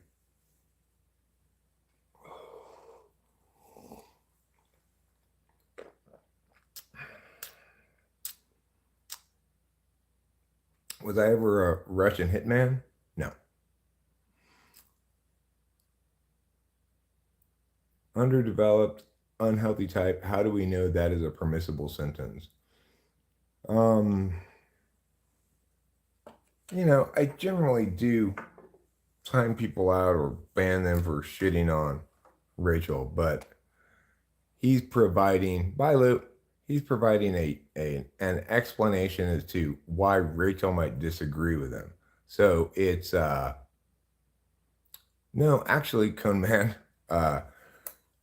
My friend Corey is an INFJ, and I've known him for a lot longer than I've known Rachel, and I spent a lot of time with him for a lot of years. I don't anymore, but I don't understand INFJs primarily through Rachel. I've typed shit tons of INFJs. I've talked to many of them. I'm friends with Lou. INFJs tend to like this channel, but I understand INFJ well because I've had so much experience with INFJs. Sure.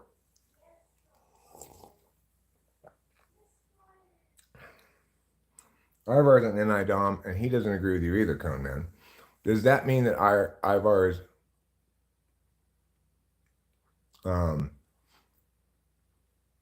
not an NI-DOM because he disagrees with you?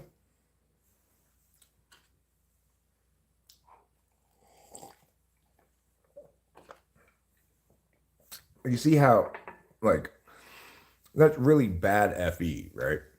You're trying to make a point as to why I don't understand you as an INFJ is it's skewed because Rachel's an unhealthy or underdeveloped INFJ. I get that you were trying to make a relevant point, but now that you know that my understanding of INFJs is predicated on a vast amount of experience with INFJs in many different contexts, like, I've chatted with them around here in different contexts, and I've known a couple in real life. I don't know, I only know the two in real life, but I've met plenty of them through the channel, and I've engaged with them in multiple contexts. So, and the second one I know in real life is Rachel, who I met through the channel. So that doesn't really even count. The point is, now that we know that in fact my understanding of INFJs is predicated on a lot of things, including my experience with Rachel, my friend Corey, my chatting with multiple INFJs around the channel, and that I've typed many INFJs. In other words, I've got a breadth of real world experience to help me actually understand INFJs and an explanation as to why they actually are INFJs.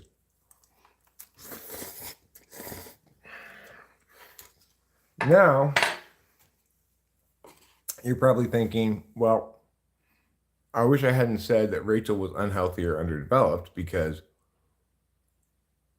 now that my reason there isn't working anymore, I'm still carrying around the baggage of having said she's unhealthy or underdeveloped. So that's quite an attack on somebody, and certainly very much inconsistent with INFJs.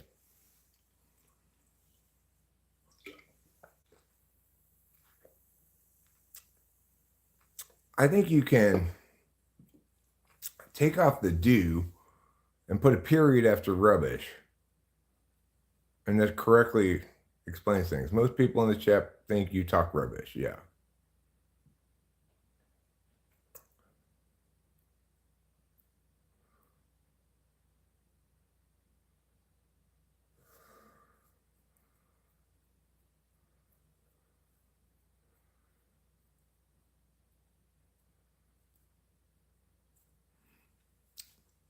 Well, that's interesting.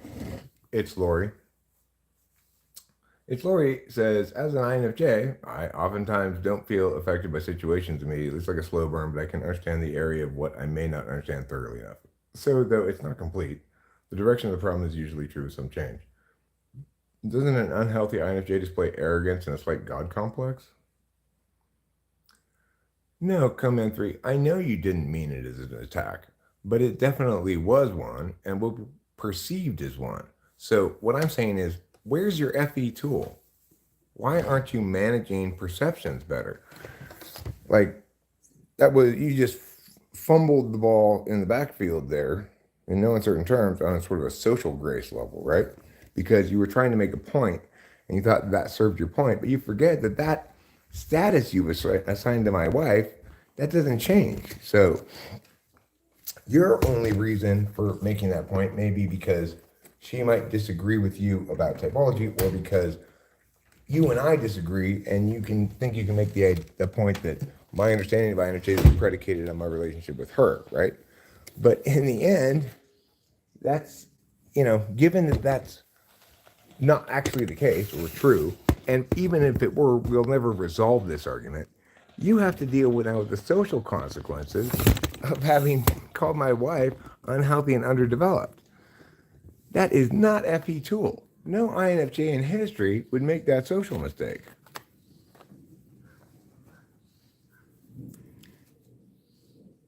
If you're mistaking FI for FE, then that explains why you think maybe you're FE tool, because you're actually FI tool. Maybe seems probable, but yeah, it's 0% possibility that anybody with FE 1 or 2 would be as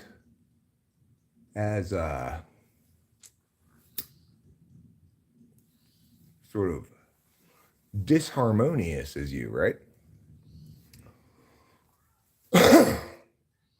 So when you read the stuff about INFJs, it's all about harmony and social grace. What do you think to yourself? Do you think that's me?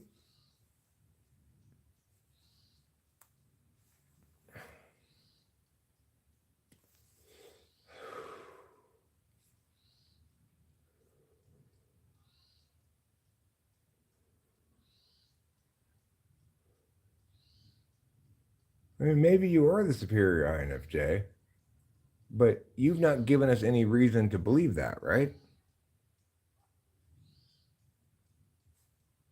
And you've not behaved in a fashion that's consistent with what everybody understands as the strengths of INFJs.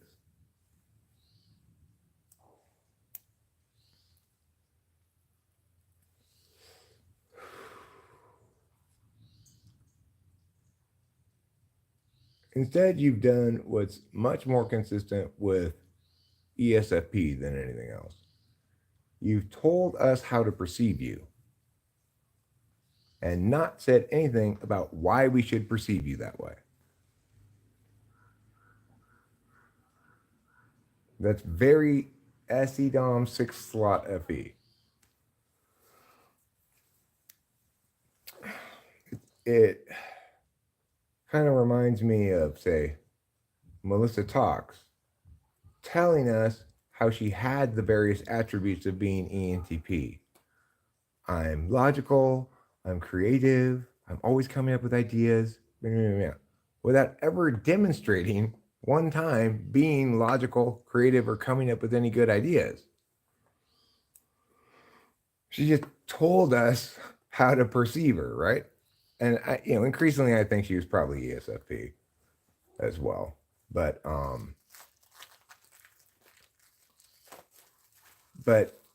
that's you're telling us how you perceive yourself, but we're reading it as you're telling us how to perceive you. And because you're not just saying it as I perceive myself as this, you're saying I am an INFJ and INFJs are the best at math.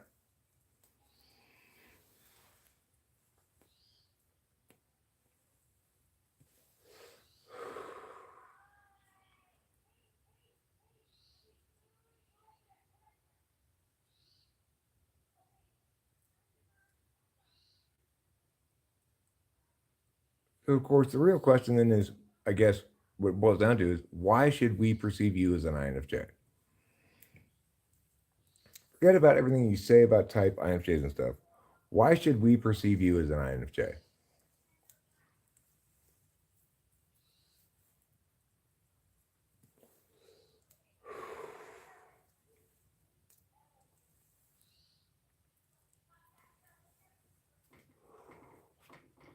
Oh, lady yells a lot.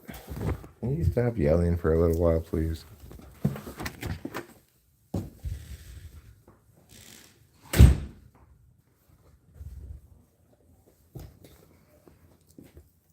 Okay, but I'm not asking you to argue with me. I'm asking you to tell me why should we perceive you as an INFJ? No, I offered to type him for free already. He's, in response, told me that no matter what happens in the typing session, what my explanation is, or what the results are, he's not going to agree that he's not an INFJ anymore. There's no way to convince him. He's told me that in advance. But I'm still willing to type him for free because at least then I'd have data to reference, right? Well, so, man, if you had been an INFJ, you would have tested like this on these things. He might not agree with it or think that that's determinate at all, and that's his prerogative. But at least I'd have more data to explain things. And of course, it could be that I type him and it turns out he is an INFJ, and I type him as such, and I'd be like, wow, you are. I mean, that would shock me a lot. No one can explain why they are any type. I can explain why I'm this type.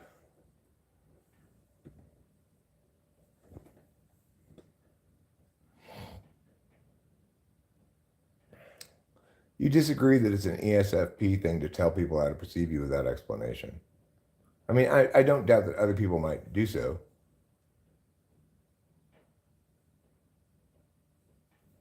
You can make a list of 200 reasons why. Would they be things like, I'm super insightful, I'm meh, meh, meh, I'm meh, meh, meh? Would it be stuff like that? It would take too long. Okay. All right. That's fine. So, in other words, you don't have any reason why we should perceive you as an INFJ at all. So, should we trust our own intuition regarding your type instead? Because I intuit that you're not an INFJ.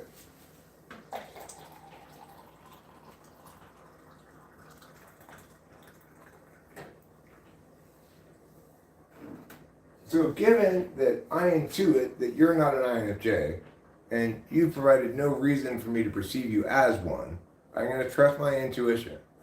And therefore, I can say for sure, based on your own reasoning, that you are not a good typer because you're not an INFJ. And only INFJs are good typers. They type naturally, but you're not one, so you don't. I don't have any reasons, man, to provide you. I'm just intuiting that. And I'm going to make some other unsubstantiated claims. ENTPs are the best at intuiting things. And I intuit more deeply and profoundly than any other type. So I'm right.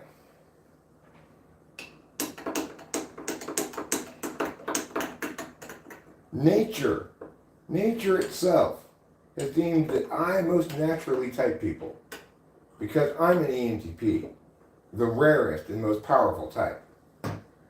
And therefore, you're not an INFJ. If you think you are, well, I mean, maybe you're a super unhealthy, undeveloped INFJ. That's possible. But you'd have to be like super, super unhealthy and like super, super undeveloped to be one. So maybe that's possible.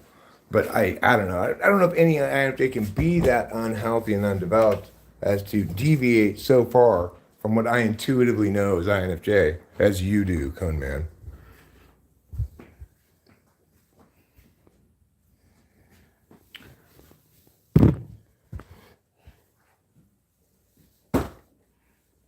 Well, you didn't do yourself any favors as far as being understood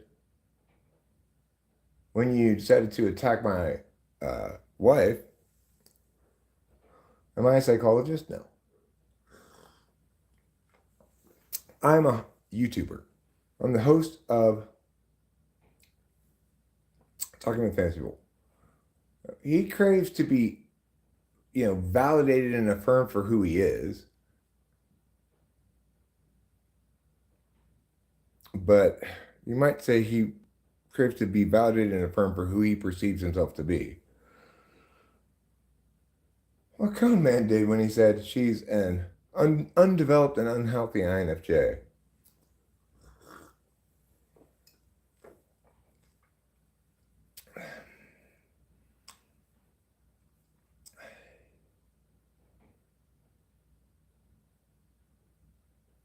Everybody can be like, what? Right, that's why we need something more determinate for that. I'm not doing therapy.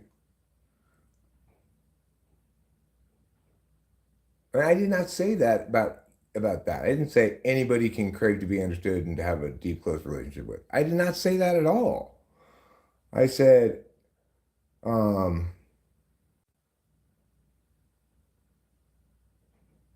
if you crave to be understood, oh, we talked about whether you actually crave to be understood. I'm saying, no, you don't crave to be understood. You crave to be affirmed and validated by others in what you perceive yourself to be.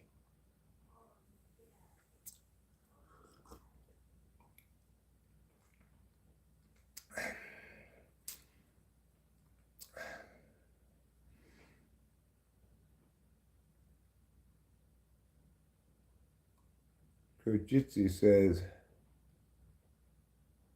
I'm not convinced you're an INFJ because you said this. Most of what I say about INFJs is all over the net. Is that all wrong? Where's your TI? And Coman says in reply, Kojitsu, you're making assumptions here. I know what you mean and what you think I mean. I didn't mean that. Okay, well, TI tries to say what it means, not say words that convey some feeling, and then if other people disagree with them, then I may not have said that right, but I know what I mean. Like, no, That's not a TI thing at all. Yeah, polar stands for place of least resistance. Money is shedding hairs. We're all missing the point, guys. Okay, well, tell us what the point is, Money. I'm down to know what the point is.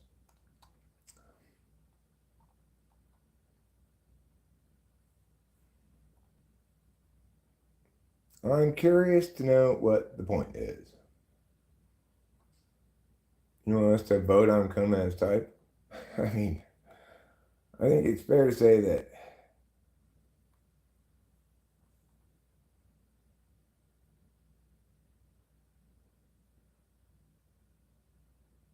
Well, I mean, you don't have to write a great deal to make a single decent explanation for something, right? It's like this is always your fallback is I can't actually. I mean, the poll doesn't matter at all, right? The poll can no more type you than anybody can here in the chat. In order to type you, I'd need to actually type you. Just like in order for you to meaningfully type people, you need to actually type them.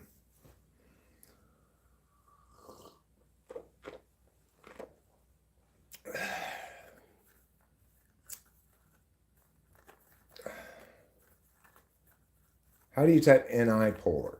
Well, the best test question for NI polar is to give them a long, convoluted sentence with both redundancies and details that are, topical to but ancillary to the main gist of the sentence.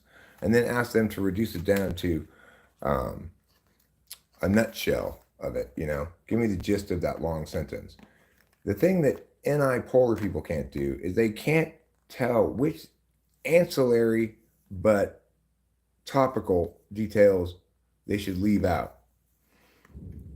So if the gist of the sentence is, if you enjoy the ocean, become a sailor, it might have a lot of ancillary details like, because when you're a sailor, you'll have opportunities to fish and enjoy the ocean air, and blah, blah, blah, blah. I have a whole bunch of details like that, all of which are ancillary to the idea of if you like the ocean, become a sailor, and they won't be able to tell which ones are sort of secondary, unnecessary things, and which ones are critical to the meaning of the sentence. You know.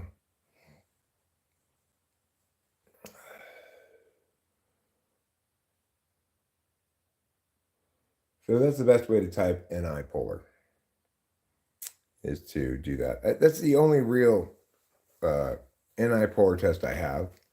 It's actually quite reliable. Now obviously it might be something you could game. I'm not sure about that, but ESTJs and ESFJs are very unlikely to try to game that, or to really get the idea of how to game that even. I don't think it makes sense to argue with someone about what their type is.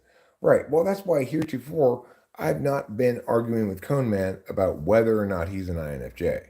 I've been arguing with him about what he says about typology, INFJs, etc. But today I tried to shift gears because I realized that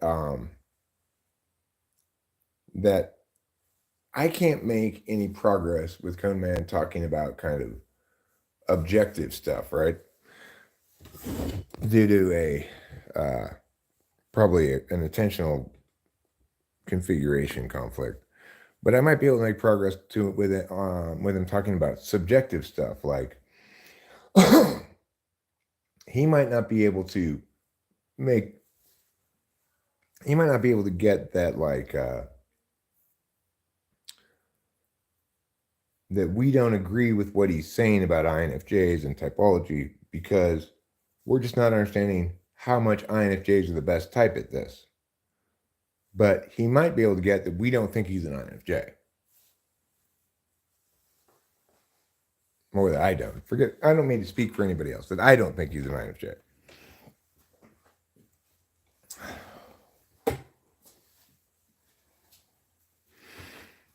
So,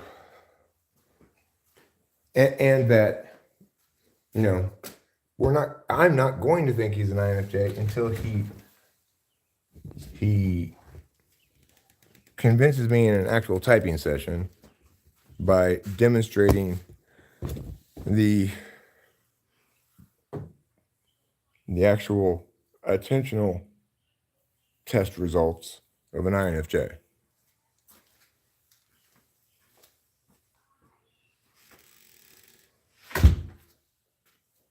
And so, from this point forward, whenever Cone Man says something about how INFJs are so meow, meow, meow, I'll say, sounds like you really wish you were an INFJ. Because I'll have to operate under the assumption that he's not, right? Until he decides to prove to me otherwise by engaging in a typing session that produces those results. It's not like I can fake it, right? If it produces those results, we can reference plenty of other typing sessions where I type people INFJ and say, yeah, those are the same results. He is an INFJ. We, you know.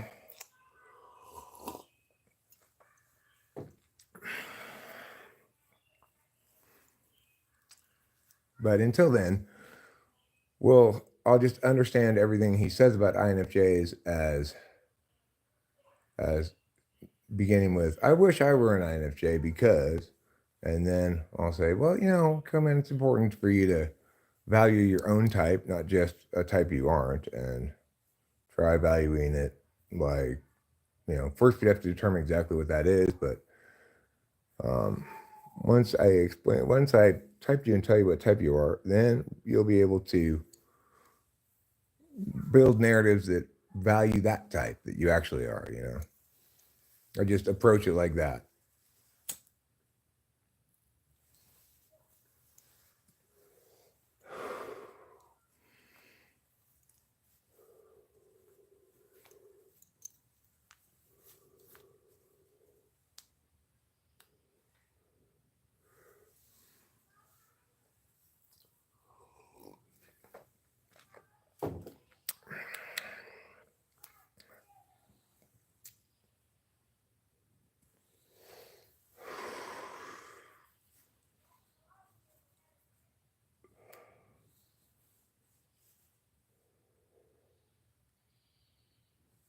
It's never too late in life to put on the learner's hat,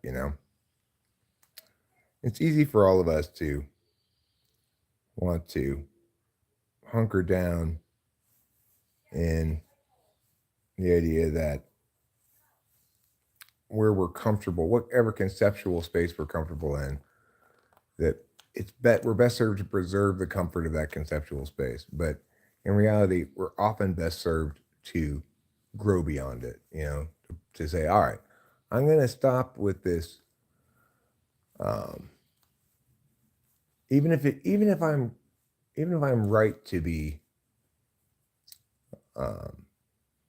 very convinced in my own correctness and intuition and stuff, I'm going to step back for a second, put on the learner's hat, and try to function for a while as though I didn't know anything, as though I was trying to learn from scratch. I had to do this as a student teacher with Mr. Samuelson. I went in there having years of experience as a special ed teacher, but I'd never taught regular ed. And I had to learn from scratch. I thought I knew what I was doing, but I absolutely did not. And I had to get humble and tell myself, okay, Eric, you need to stop thinking you know best and just actively try to learn what this guy's teaching you and do what he says, That was me. It's never too late to unlock the power of that, because that's one of the most powerful things you can do in life, is to recognize your own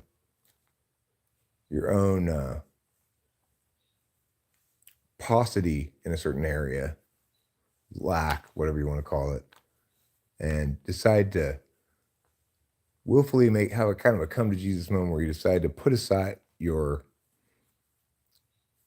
conviction, your arrogance, your whatever, and trust in someone else's expertise for a while.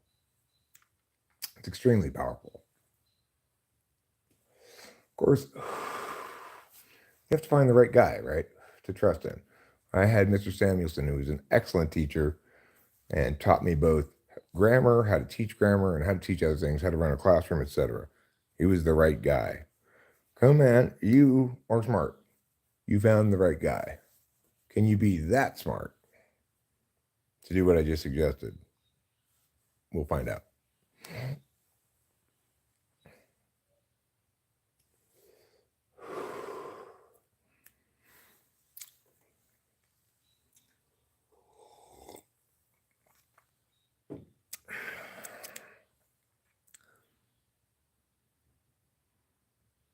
Knowing is highly complicated. I mean, that's the thing is knowing's not complicated, right? If we understand knowing for what it is, a way of paying attention, it's not complicated. I either know instantly because I intuit, or I know because I've learned it, remember it. Those are the two ways to know things. It's not complicated at all. The thing that makes it complicated is when we try to treat knowledge as a conceptual space that's distinct from belief in some way. Like knowledge is justified true belief. No, knowledge is what happens when you know something. Are you right? Are you wrong? That depends. I like to use the example of putting up the curtains as a perfect example of how intuition can know correctly and still be wrong. So when I had that like seriously too hard mushroom trip that led to kind of like a psychotic break that one night back in whenever that was. Well, it was before July because so the next day after that happened, I put up curtains here in the kitchen and everywhere else too. But so the neighbors could no longer see into our kitchen. The correct intuitive conclusion to draw from that, from their perspective, is that we put up the curtains. I put up the curtains in response to what had happened just the day before. In reality, the curtains putting up had nothing to do with that, right? It was they just arrived in the mail that day. We had ordered them in anticipation of getting ready for the wedding and stuff. That's why we had to order the curtains. They just happened to coincide in time with that event. However, I repeat, the correct thing for them to know about that is that I put up those curtains in response to that event because that makes the most intuitive sense. It's intuitively obvious to anybody. It just happened to have been wrong, right? So that's a great example of why we can't rely on just intuition to know things and be confident that we're correct. Being correct and knowing are different things. If we know intuitively and know experientially, for example, they come over and confirm with me that that's why I put them up, then now we can be confident in the result. Or if we choose to not trust our intuition and say, well, it could be something else, so we don't really know, then we can be correct without knowing. We're correct that we don't know. But to be correct about what you do know, that would, in that instant example, require SI confirmation.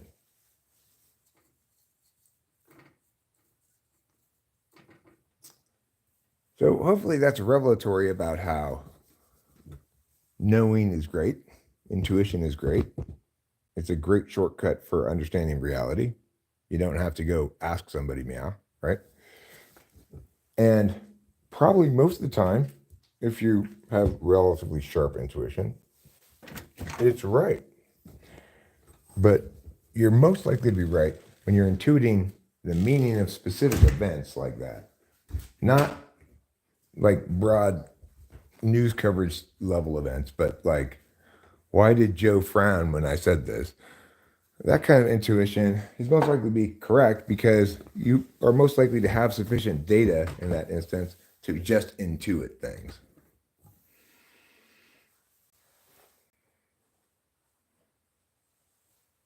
Do you think that most knowing precedes its capacity to explain itself? Also, building towards the knowing in a brute force is a poor life strategy. Right, yeah. I mean, it's not a good approach to never trust your intuition and always require levels of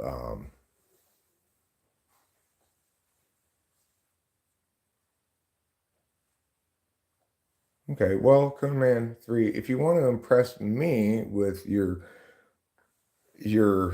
being having your comments approved of by somebody, you're going to need to have them approved of by me, not some other typologist who's less correct than I am.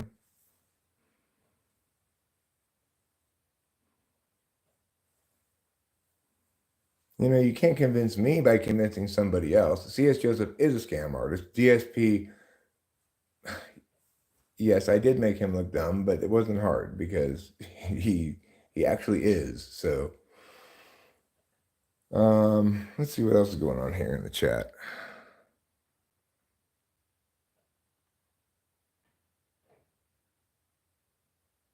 You're here again. Stop smoking. Okay, well, stop giving unsolicited advice. So then, Conan says, no one function is creative. TEI is better than TE.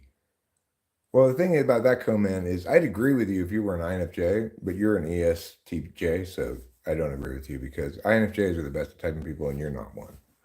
So I get that you want to be an INFJ, but I'm going to help you appreciate the type you are so that, it's like if you were an INFJ, then I wouldn't have to think about anything you said. I could just trust it, but I can't, so too bad.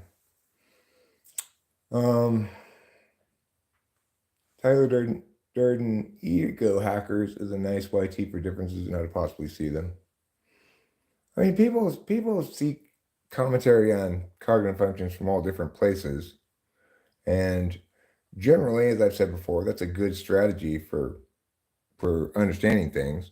Certainly, it's the strategy I took, but the thing is, with cognitive functions too, I took this strategy. But the thing is, with cognitive functions, by and large, it's a bad strategy because almost everybody is just muddying the water, either appealing to a vagary kind of holistic understanding of things that doesn't validate or whatever else.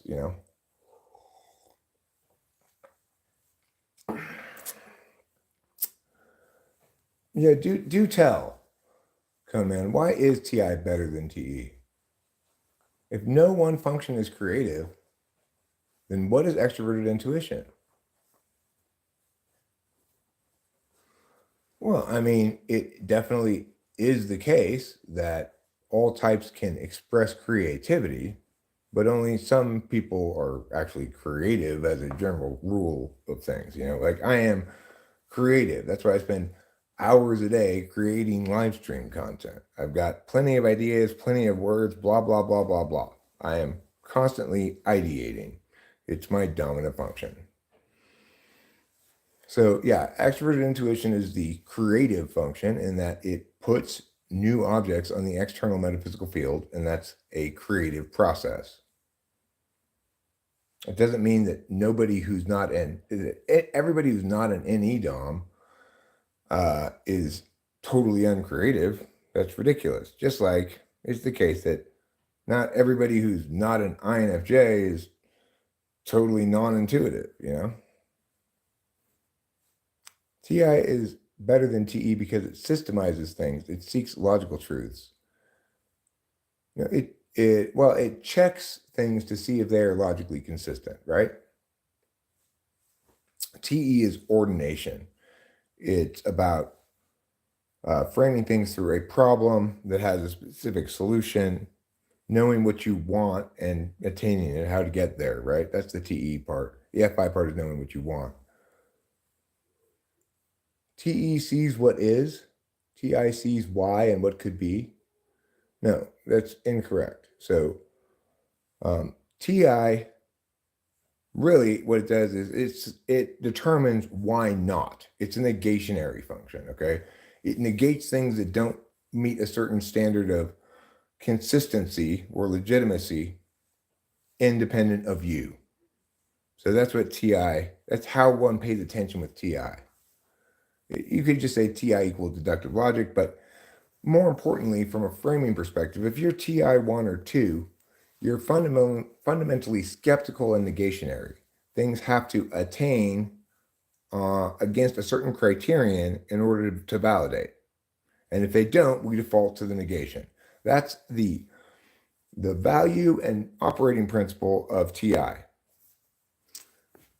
And TE is determining the logic of systems that have their own unique logic. I was thinking about a supermarket as a good example of this today, actually earlier before I started streaming, about how to distinguish between TE and TI. So in a supermarket, and what made me think about this was cream cheese. In a supermarket, the supermarket's interests are best served if they have just one brand name product and the rest of them are store brands. However, so you could imagine a situation where supermarkets had a rule where they said, okay, we will have for each kind of product two name brands and the rest store brand. But in fact, they don't have that kind of rule. That would be a TI approach to it. Let's be fair to every product and treat them all the same. Instead, you've got a situation where you've got, say, cream cheese as an area where consumers don't want a lot of choice. There's Philadelphia cream cheese, and then there's store brand cream cheese, and that's it. In contrast, if you go to the laundry detergent aisle, there are multiple name brand laundry detergents in competition with just one store brand laundry detergent. And if you go to, say, the pharmacy, that operates under its own non-market condition kind of a thing, you know? So the thing is, the logic of a supermarket is determined entirely by what works, not by what's fair, not by what makes sense as a consistency thing or as an equal treatment thing, right? So a supermarket is the way it is because of TE. TE's determined what the optimal setup for a supermarket is given the unique conditions of dealing with distributors, brands, being the business supermarket, dealing with customers and their interests on the other end. It's a bunch of various compromises refined to attain optimality. That's TE. Yeah, well, with TE things, you can never have everything. You have to, there are always trade offs, right? So, like, whoever built and, whoever designed and built this house, when they decided to move here and live here, one of the trade offs they had to deal with was there's no sewer lines and there's no natural gas lines. So, you're going to have both septic and propane. This is one of the trade-offs they had to deal with. If you want everything, well, you'll discover you can't really get it. If you want to be kind of off in the woods, blah, blah, blah, right? Then you can't seem to get everything.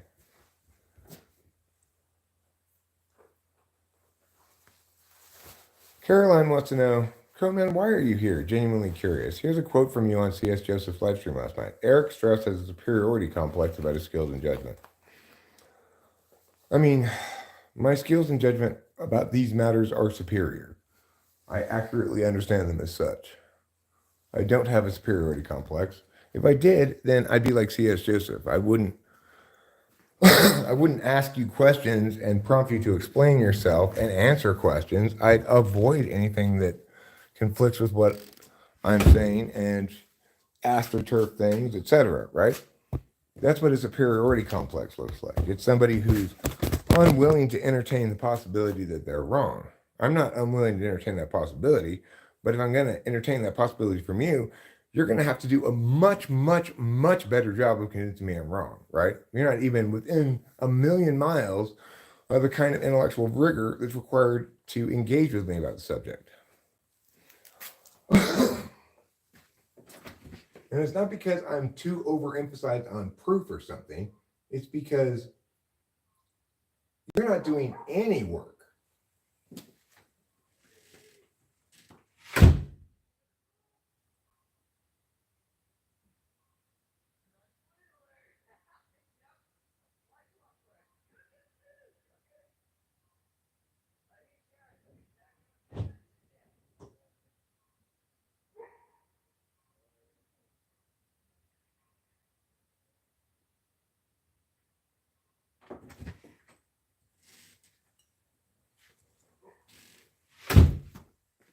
Do you think he's wrong? Why? Why do you think he's wrong? Why do you think I'm not an ESTP?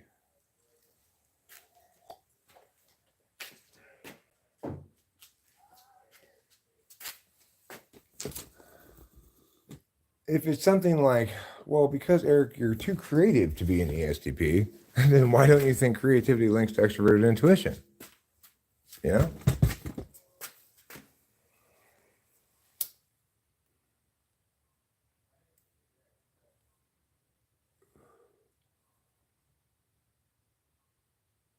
She's not snitching, Freemason. Freddie, that's ridiculous. That's absolutely ridiculous. She's not snitching. He didn't do anything wrong to go say that at C.S. Joseph's stream. It's fine. I'm not I'm not offended by it. He said plenty of those kind of things to me face directly to my face. It's fine. She's not snitching. She's curious about like why are you here if you don't agree if you think Eric's so wrong about everything. I've asked the exact same question before. You know? Most people who are really interested in typology come around here because they think I have some sort of insights that are meaningfully informative about the subject, not because they they think I'm totally off base about the topic. If they did, then presumably they'd come in with reasons, good arguments as to why, No, I'm not buying that, Freemason Freddy. I'm sorry. Regardless of whether it was, I mean, I think it is actual curiosity, but regardless, it's a perfectly valid point to make. If in fact you have so little regard for Eric's notions about these things, why are you here? Is it just to not argue with people? Because he's not like he's arguing with us, right? He's not giving us reasons for things.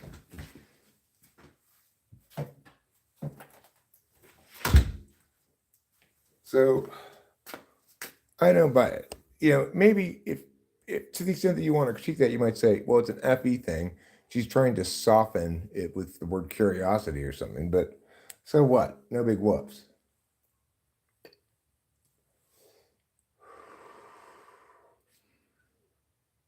Like I said, snitching on Coman for saying that is like snitching on me for smoking a cigarette. It's like, it's what I do. It's not snitching. It's just, I guess the only thing relevant to that is that it was someone else's stream. So she could be, I don't know. I mean, obviously she was there too. She was there watching C.S. Joseph's stream too. So she's not telling on him for that.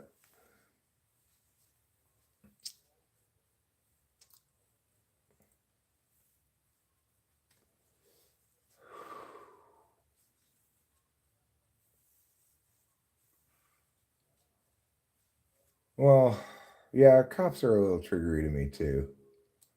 But I'm not here to police what people do anywhere.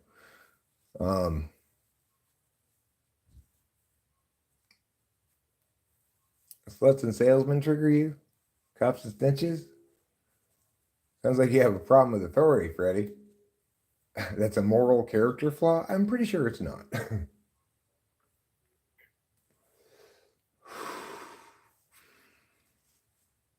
I mean, the thing is, I don't think that's correct either, Jeremiah Fix. I don't think that's correct either. So the thing is, we all need to remember that YouTube is a public platform where everything everybody says is up there for the public record. Anybody can reference it however they want. It's not like Coneman's chat comments were hidden somewhere in a private vault or something. They were said on stream in front of everybody. Yeah. One wrong, two, so what if I did? I'm not sure. I'm not sure I agree with that either. I think he's legitimately. I mean, I think he's just responding to what happened there in an authentic way. Is that expecting? Is that wanting attention? Well, only in the sense that everybody who types anything into the chat wants attention, or me. We all equally want attention. Then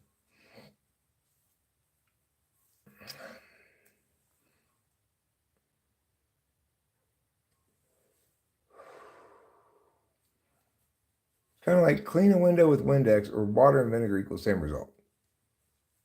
Maybe true enough. Yeah, maybe true enough. Maybe. There are legitimate authorities in our lives. We must obey them as much as we can until we are forced to do wrong to do so. I mean, well, sure, if you say they're legitimate authorities, then definitionally we have some duty to respect that because it's legitimate. So in other words, I've got no choice but to functionally respect any court order or court ruling, but I don't necessarily have to have respect for authority. I can obey without having any respect for it.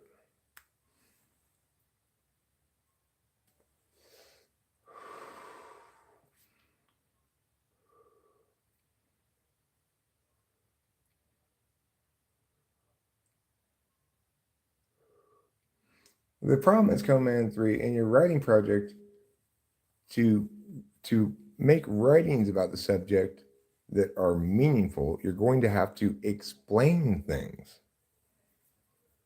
You can't just, I mean, you can make a bunch of just random statements, but if you don't explain why, nobody's going to take you seriously.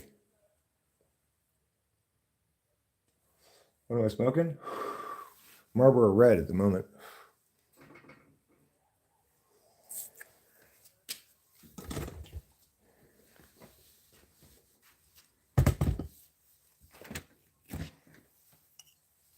So maybe take a look at my Exciting Words and Tables About Human Personality book. It's not great, but if you find you can't understand it, then that should be a good sign to you that you're not even remotely ready to be writing about the topic.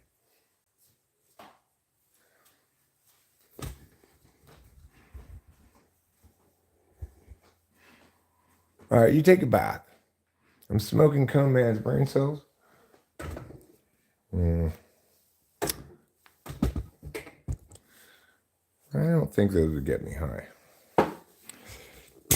Not that cigarettes do, but you know. Let's get on to a topic. Yeah, let's get on to a topic besides Cone Man. Cone Man has, in my opinion, in interesting ways, occupied a lot of talk and attention of late.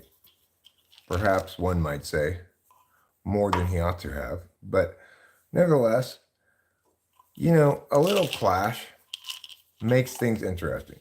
Too much clash makes things tedious.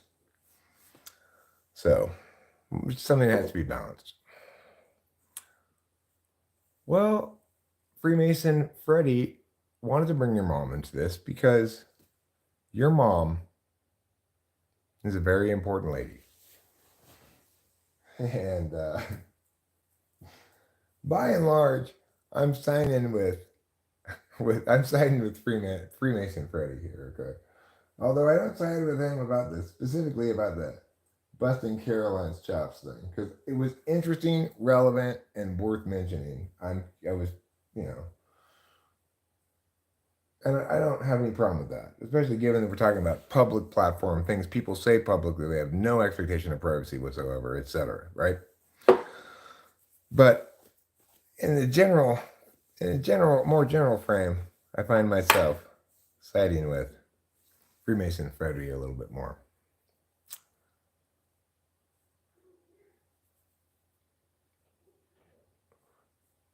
I'm not entirely sure show media meant that literally, but maybe he did. I don't know. It's not the case that I'm the arbiter of all intelligence. It is the case that I have good skills tests that can be informative, you know. I appreciate you choosing the right side of all arguments. I expect you to be on my side. Yeah, but I don't like snitching either. In that particular issue about the Caroline thing, it's because of a bunch of specifics linking to the stuff I've already said that I thought that was totally legit. But certainly I'm not going to side with the idea that there's some moral character flaw to opposing authority. I have a knee jerk opposition to authority as well. That doesn't mean I necessarily always obey it. It means, um, fuck you. You know, what makes you better able to tell me what to do than me?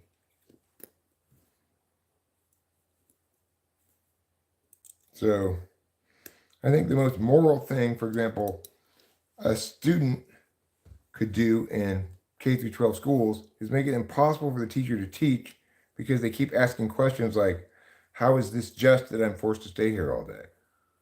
Why am I in youth prison camp? Meow, meow, meow, meow, meow. You know, that's the most just thing a person can do, is, if you're a K through 12 student, is ruin the learning environment entirely because it's predicated on an unjust thing, you know?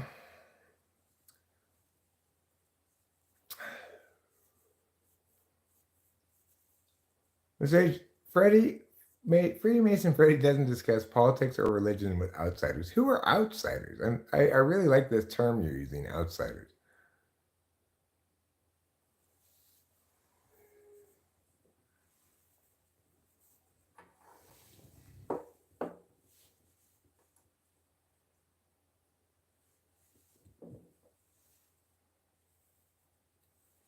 Did you ever answer the question of why you think I'm not an ESTP?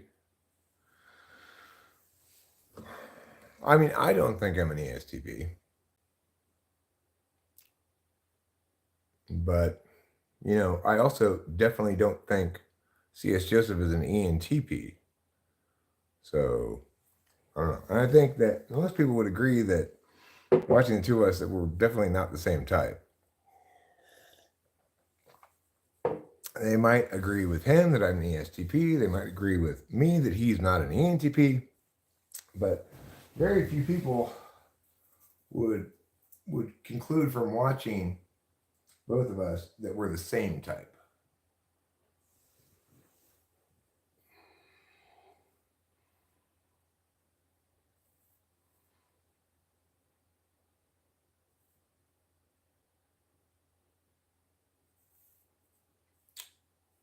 Well, Caroline, I'm with you here. Doesn't matter what your intention was, you handled it deftly enough that nobody can accuse you of snitching. And that's one to grow on, friends. INFJs are careful like that.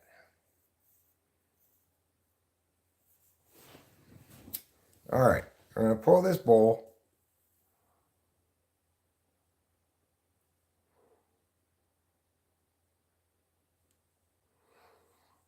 Well, I don't necessarily think I mean, I am more abstractly robust than ESTP. But like, you look at Taylor, he's engaged frequently in live streaming in discursive stuff, right? Having a panel, he'll correct people, he negates a lot. In that regard, ESTPs are TI tool too. They both default to negationary. But what you said is not wrong, you know, but it's more into ideation rather than thinking. Thinking specifically,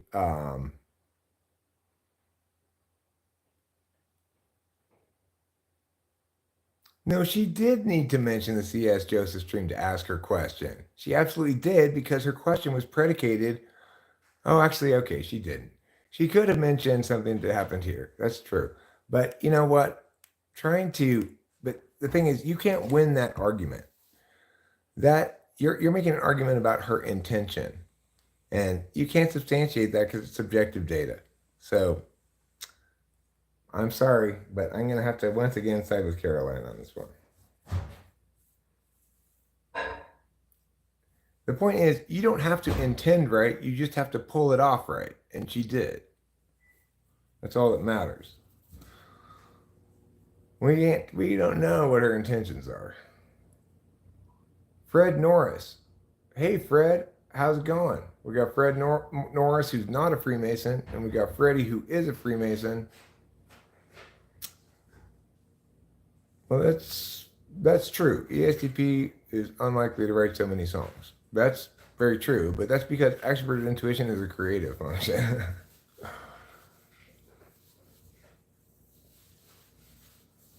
All right, well, fine, well and good, Freemason Freddy, but if that's your standard, then you can expect other people to tell you things that they don't expect to have to substantiate, right?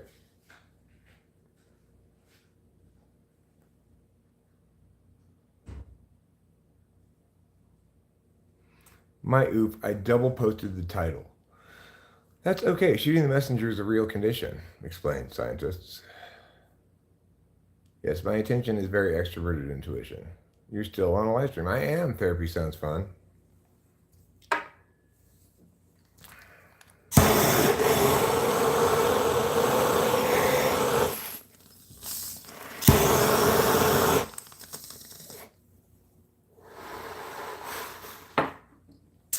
And it's worth noting that you're not wrong. Therapy does sound fun. Like, I have a psychiatrist that I have to meet with by a video conference every few months. And I look forward to it, talking about my life a little bit. They're short meetings, but.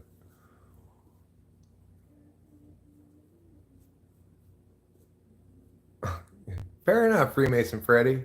I'm not going to dispute that point. Okay? I am not going to dispute that point. And it's true. You do not need to be undefeated going into the playoffs to win the national championship. Be it March Madness, the Super Bowl, baseball, basketball, hockey, all sports, it's like that. You do not have to be undefeated going into the elimination rounds. In order to win. Duck, duck, duck, U.S., cowboy, cowboy, cowboy. Hi, Landon Manring, and duck, duck, duck, cowboy, cowboy, cowboy to you as well. My psychiatrist charges, I think it's like $250 per conference. Like there's an initial charge that's more than that, and then after that initial charge, it's basically like $1,000 a year for both me and Rachel for follow-up appointments. Can you comment on ENTP ESFJ romantic relationship? It actually works out pretty well, provided there's sufficient compatibility in, say, enneagram, sexual variant. I think ultimately one of the big conflicts between me and my ESFJ ex-wife was that she was a social variant, which is to say she believed that our job as a couple was to fit into her larger family and friend group, and that's what we did is we went out and engaged in social stuff. But I wasn't really that down for that shit, right? So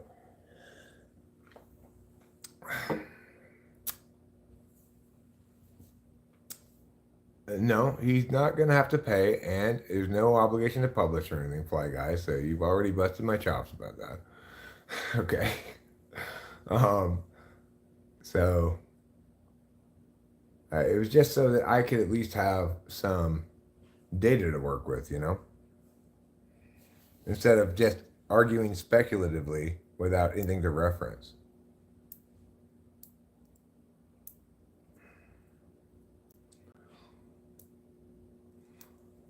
Well, when a topic like your type has occupied as much of time on the stream as it has, at some point it just makes no sense to cease to continue to discuss it without any concrete data to reference.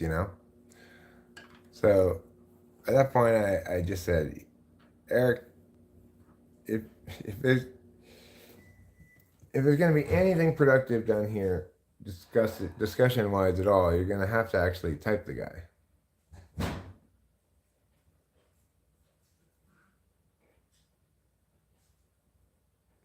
I don't know what type con man is. We will find out. You know, if if he shoots me an email telling me what day and time he wants, and I'll book it, and then after that, when he's done, I'll ask him if he's comfortable with me publishing, if he wants me to share it with him privately, like I always do.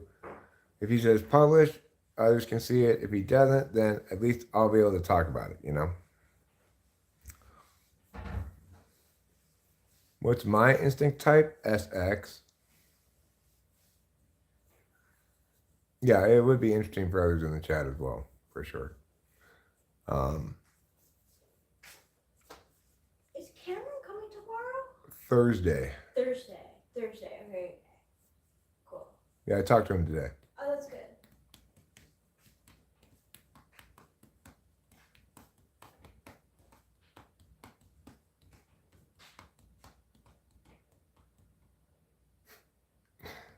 I don't think Cone Man hates me.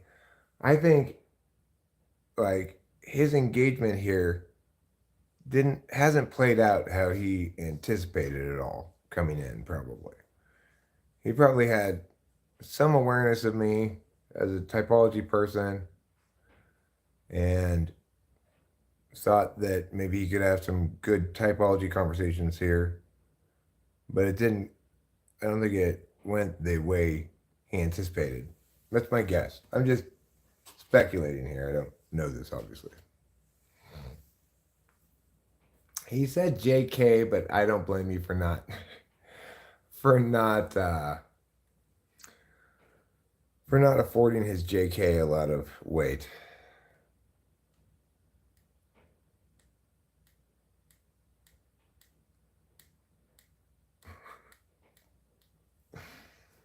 Things are getting spicy. Things are getting spicy in the chat. Things are getting spicy here talking with Spanish people tonight. As there's a little bit of beef on the griddle. Beans don't burn in the kitchen. Beef don't burn on the grill.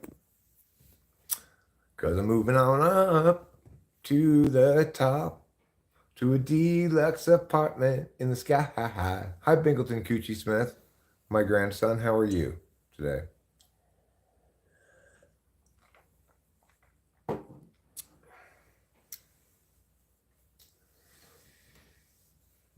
I think in a little while,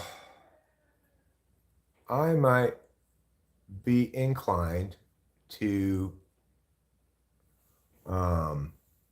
Thanks, therapy sounds fun. Where's obese tablet user? Is anybody named that around here? You think I'm spicy? Thanks, Rachel. My night is doing great. Bingo balls.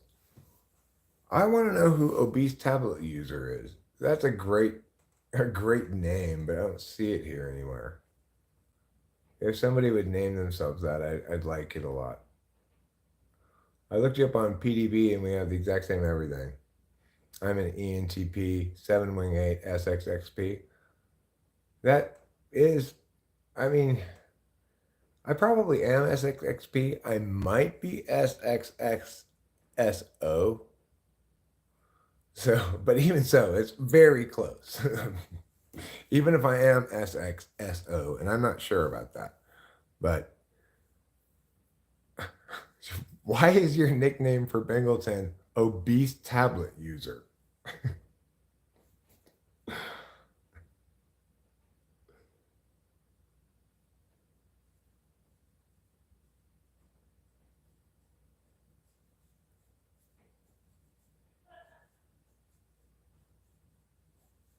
What's an SXSP? SX does stand for sexual, but SP stands for self-preserving, and SO stands for social. I don't think PDB is especially reliable, but it's correct about me, or correct enough anyway. I'm a 784 SX, maybe SP, maybe SO. Yeah, but it's like it's hard to tell you what your slash after the SX is. That's pretty tricky. So since I don't even know what it is myself, I'll accept that as correct.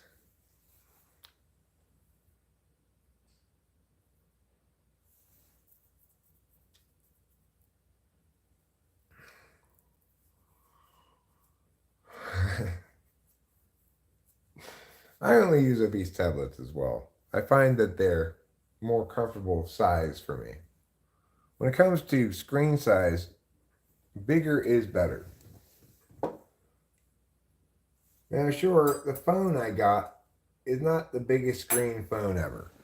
You might well point out that, like Eric, if you really believe in screen size as the ultimate meow, then my hands cover a cupcake.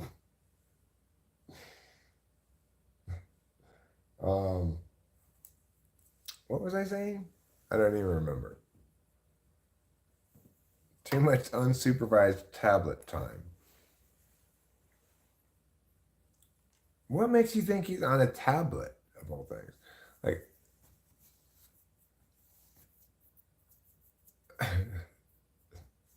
just reading what everyone is saying is making my brain cells go away. Well, you can always just listen to what I say. I'll generally read the interesting things out loud. Does socionics correlate with MBTI? I mean, socionics is an attempt to correct MBTI. Defensible typology is the correction of all such matters, which is to say, the completion of, of a sufficiently developed affirmation to justify one's conclusions. You don't like meat, you don't like meat. I'm vegan, says Fly Guy. Fly Guy, I don't believe that you are vegan.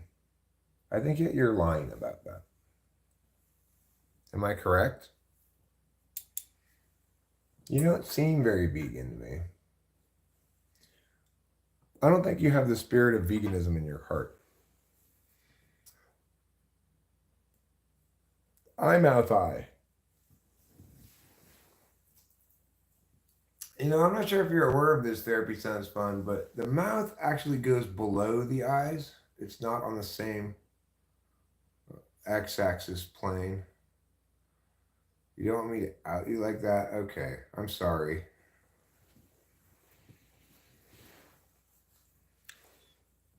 You actually were vegan for years? INFJs are the best vegans. I mean, MBTI worked out possible configurations from Jungian cognitive functions, right? But they didn't quite get it right because they identified all the introverts backwards in terms of judging and perceiving. So that's probably the first mistake that caused socionics to attempt to correct MBTI is the obvious mistake, which is that INFJ starts with a perceiving function and INFP starts with a judging function. So what it did initially was say, let's change these 4-letter terms into 3-letter terms that actually that don't even address the perceiving judging dichotomy. So ILI, intuitive, logical, extrovert. It doesn't say whether I'm a perceiver or a judger, yet it tells you exactly what my stack is.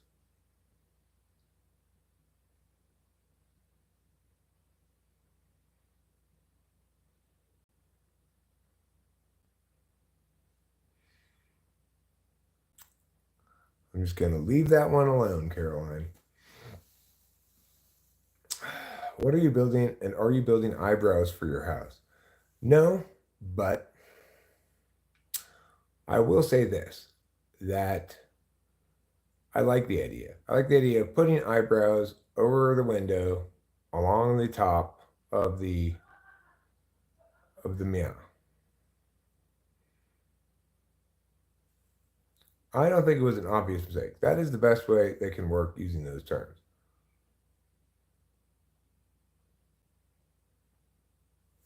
Well, the point is, it's not the best way it can work because you can avoid using judging and perceiving in the name entirely. So even if they're right that uh, people with judging as a tool function play more like judgers, and people with perceiving as a tool function play more like perceivers, if they're introverts for some reason, then it's still the case that because it's confusing and you can avoid naming them by referencing judge or perceiver at all, that it's better the socionics way.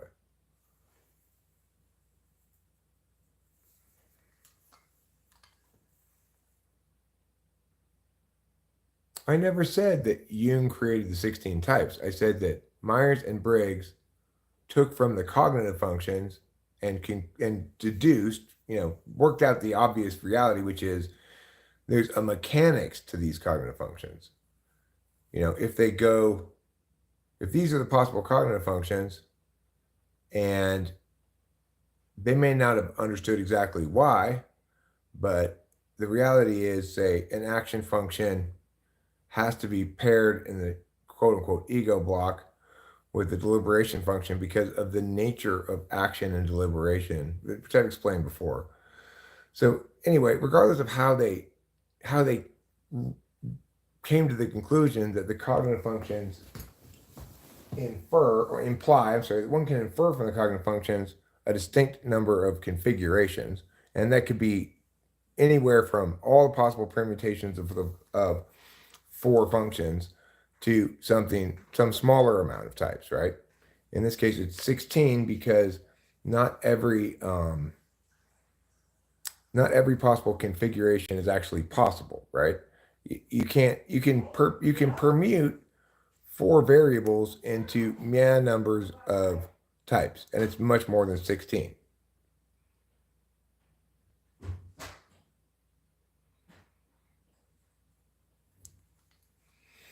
What is the farthest you can get away from eyebrows in an eyebrow stream? This live stream. Well, it's because therapy sounds fun. We've already answered the question, why do we have eyebrows? So we don't need to discuss it any further. Once I've answered the question, which is say I didn't really answer the question. The answer is I don't know why we have eyebrows. But we've discussed possible teleological advantages for eyebrows and concluded that the best possible advantage for eyebrows is that it prevents sweat from getting in your eyes.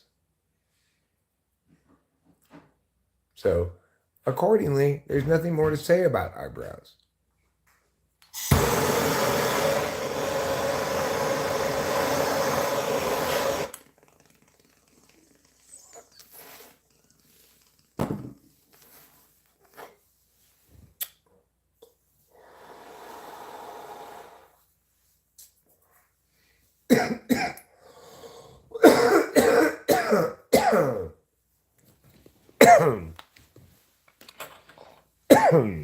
The only thing that keeps me alive is eyebrows. I gotta see some every day or else I'll die.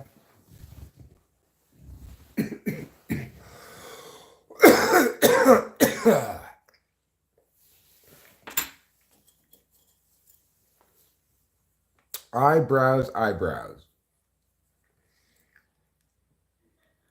The exciting new party game by Milton Bradley. Eyebrows, eyebrows.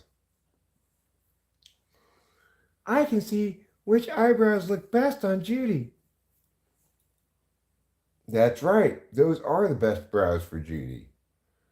It's a game where you help people understand how their eyebrows should look. They're real people. They're characters like a mystery date. Megan Lavoda, salute to your eyebrows. You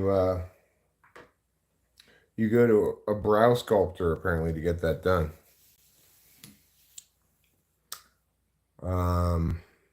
What if the universe were a globe? Well, then it would have to be a disc with an ice wall around it.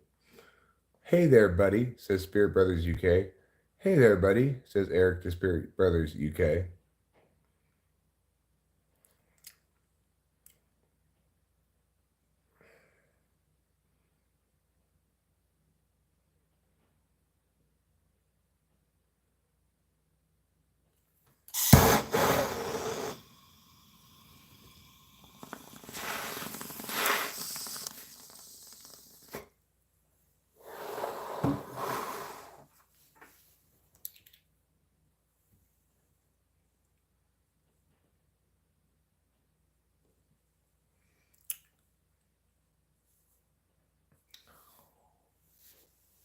I mean, if he was like most people come, man, the reason he didn't do something is because either he didn't think of it or didn't get to it. He did a lot of things, but he didn't do things that he didn't do, right? So why? Not there's no reason to conclude that he was skeptical of 16 distinct types. He never mentioned any such skepticism. Much more likely, he either just didn't think about it, didn't think of, get around to it, didn't think it was important enough to articulate, or something like that. Jung criticized MBTI? When? Not in his. He couldn't possibly have criticized it in his book on psychological types before it existed.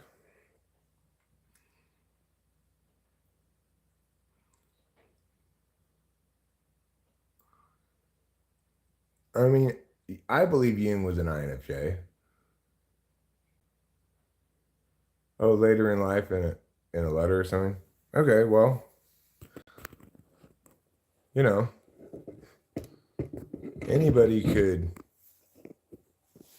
critique MBTI all they want.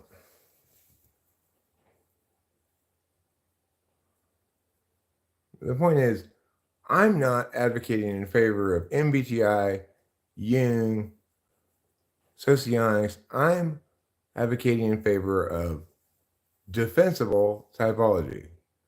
Explanations that make sense within a frame that makes sense, a case made by somebody who knows how to make a case, and is backed up with a lot of empirics that establishes the linkages it describes are correct.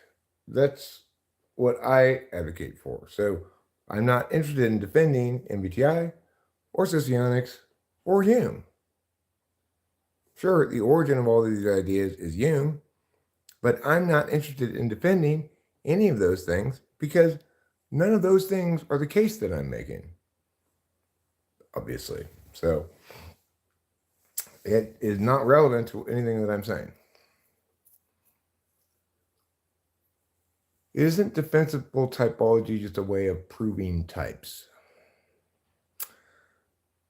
Well, no, it's definitely not that, right? It's limiting what we say about cognitive functions and types to a applying intellectual rigor to it, such that what you're saying are things that are defined correctly against other things, such that you could simulate it. I've got the information directionalities and MIAs set up well enough that it could be simulated as a way of testing it. It could be validated or falsified across against different things, right? What you're looking for any explanation that's actually an explanation is number one, that it can be falsified. If you can't falsify your explanation, it's not an explanation. Because explanations, so-called theories or whatever, they say this is so because of this. Now, if I'm right, we're going to see results like this. But if we see these kind of results, then I'm definitely wrong. If you're not doing that with your explanations, then they aren't really explanations. Now, you don't necessarily have to be doing that explicitly all the time, but other people definitely, as well as yourself, should be able to articulate, okay, well, so if you're right, then if we saw these results, it would falsify you, right? If going into making an explanation, you're not allowing yourself to be subject to falsification. That is to say, you don't tell other people, here's what you'd have to do for me to prove me wrong, or to invalidate what I'm saying. It doesn't have to prove me wrong, but just proves that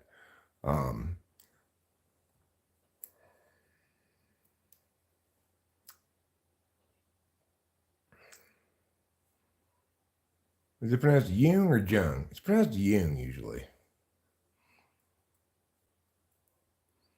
So that's what defensible typology does. Is it says here's an explanation that in which the definitions are all operationalized. The frame is clear. In other words, it knows what it's trying to do and trying to be. It's trying to model human consciousness across time in a way that's simulatable, testable, falsifiable, validatable, right? I mean, validatable, that last one is an iffy-ish concept, but because like you can't exactly completely I mean, sometimes you can, but it's generally people don't so much prove explanations beyond a reasonable doubt as it is that explanations become so commonplace as a way of understanding a certain thing that it it validates across so many different things that it's more or less proved beyond a reasonable beyond any doubt. So typology is a long way from there because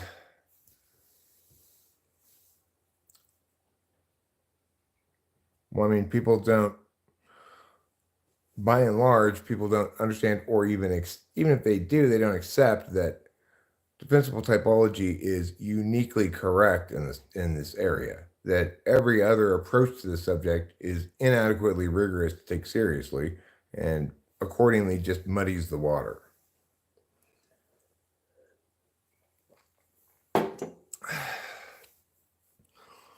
Well, I'm not just understanding typology via logic, right? I'm understanding it ideationally as well. I engaged it ideationally a lot. I used to, as I was still trying to understand it. And I made multiple attempts to explain things that I had to scrap because they didn't validate. They didn't ultimately I couldn't establish what I was saying without either contradicting myself or appealing to something that there wasn't really any empirics for, or saying something that was vague that I couldn't operationalize, or various other problems, right? It was a lot of work developing an explanation that didn't falsify.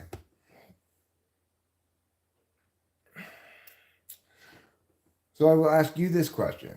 You say, aren't I applying a logical person? I'll ask you this question. Aren't you not doing any, well, put it this way, aren't you showing a kind of shocking lack of regard for the amount of genuine, serious work I've already done? When you say uh, that your intuition in the absence of that amount of serious work is just as reliable, or in fact, more reliable than my intuition in the presence of all that work.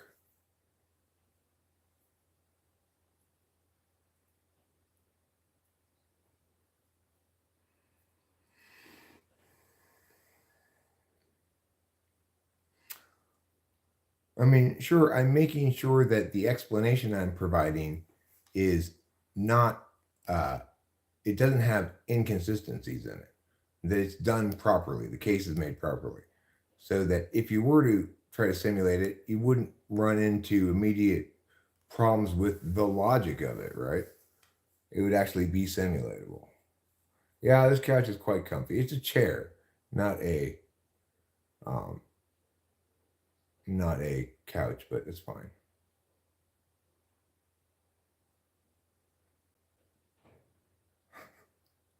Okay, I will tell her that Freemason's ready. She might even still be here. Just because you made her feel bad doesn't mean she left. I think I'm getting smarter. I think you do understand cognitive functions well. And to be honest, I'm not sure about much of your content. I disagree about some, not studied it all though. Okay, well,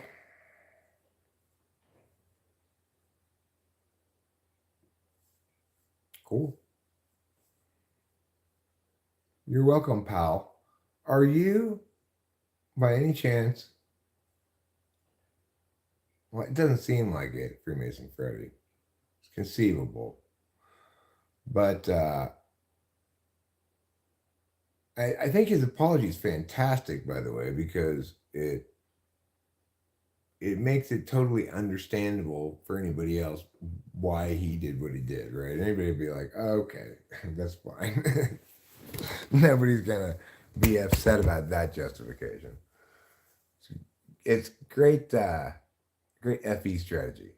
Getting your case for typology would be come in saying they are a deep and kind person, therefore believing they are an INFJ, getting typed and then getting INFJ and believing that their knowing was right. Oh, okay, cool.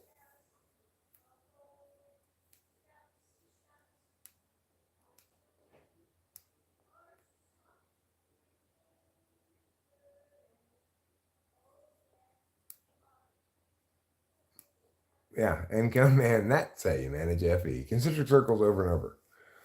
What are concentric circles over and over? Are you talking about evolution? Are you talking about a geocentric universe with solar system? I mean, what is the percentage of personality types you typed in your session the same as what is generally believed?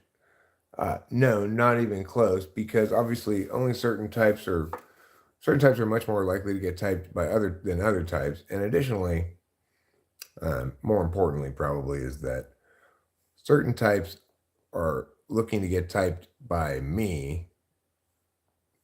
In other words, they're looking for some kind of experience out of their typing session, and other types are looking for a different kind of experience out of their typing session. So somebody who wants to like control the session so that they can be typed as what they want to be typed as generally does not want to be typed by me because I'm very good at dispatching that shit, right?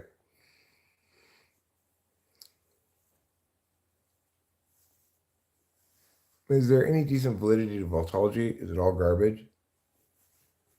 Um, well, it likely is the case that there are correlations between certain physicalities and certain types, but that correlation is less than one. And more importantly, because there's no mechanics to that, in other words, there's no explanation as to why meow function links to meow physicality, then there's no way to cross check it, right? So it doesn't work adequately as an explanation in any instance or as a justification. So I can never explain to anybody why they are the type they are using Voltology because even if it's right, there's no way to check it. In other words, there's no way to falsify Voltology. Um, Certainly, people who use Voltology don't present anything like a falsification or validation approach, you know?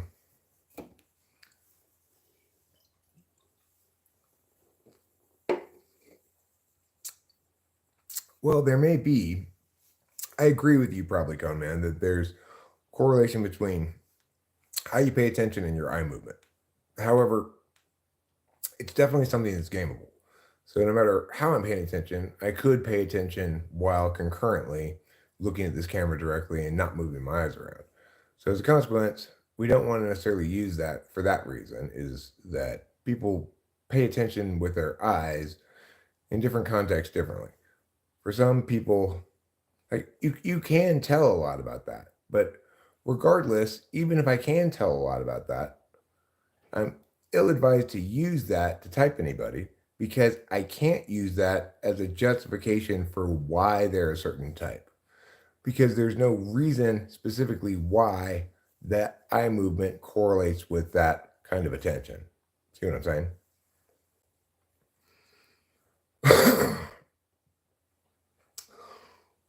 Once we have a person's type solidified, how can the label be meaningfully used? So, if you're asking me, like, how can you use the knowledge of another person's type to your advantage or to both of your advantages, it's probably most useful conceivably in a way that considers what kind of arguments another party is going to be open to responsive to, etc.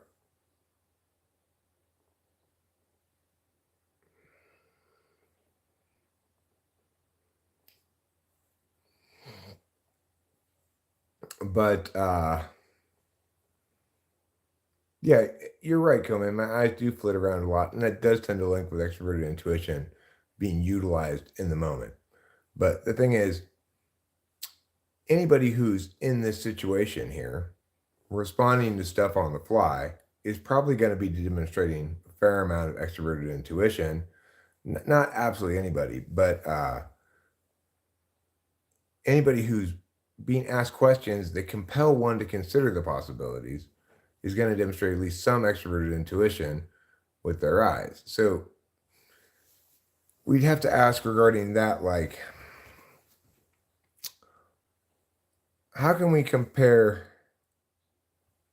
that movement while factoring in context, such that if we're only looking at people who are live streaming, we'll have to draw clear distinctions between the eye movement of some parties and others, but also have to link to whether or not they're responding specifically to chat. So responding specifically to chat after chat after chat is going to compel basically anybody to use some extroverted intuition at least. But the other factor in that is how much have they trained themselves to not move their eyes around when on camera. I'm not particularly trained in that, and I have trained myself to in certain ways in other capacities that might be similar, though. I'm not sure if I really adhere to it that much anymore, but for example, I used to move around a lot more like this, and I tend to be a lot more still now because I don't like the way it looks. If you were to try to conclude something about me by my moving aroundiness, it would be misleading because the context is one in which I've trained myself to move around less.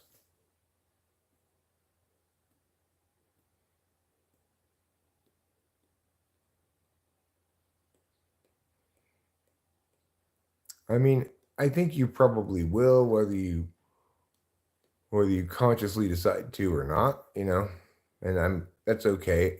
The point about defensible typology is that it purports to be more or less ungameable. If I do a good and thorough job, you can't fool the tests. You can fool tests that just ask you to self-report, right? But tests that check to see how well you address certain kinds of either situations, looking for solutions, possibilities. In other words, present. I'll present you with tasks like meow meow, and here's your goal criterion. Like, talk about dogs, and your goal is to convince me they're better than cats. Now, I've never asked that question, I don't think exactly like that before. But if I were to ask that question, it would be how you respond to it is going to be revelatory about your type. But I ask a bunch of kinds of questions like that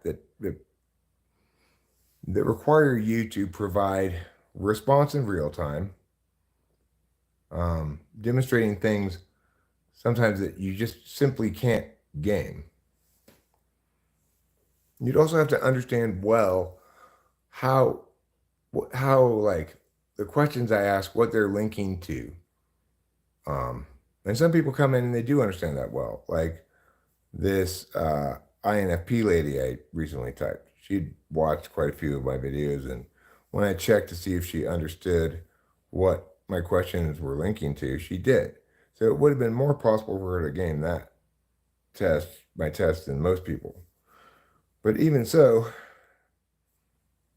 um, though I'm sure she was trying her hardest to do well in the TI questions, she did get them all right, but she was much slower in doing so than, say, a TI1 or TI2 person would be. And I could tell that she was both using TI, and it wasn't exactly a conscious function. TI is one of those functions you can draw out of any slot but 7.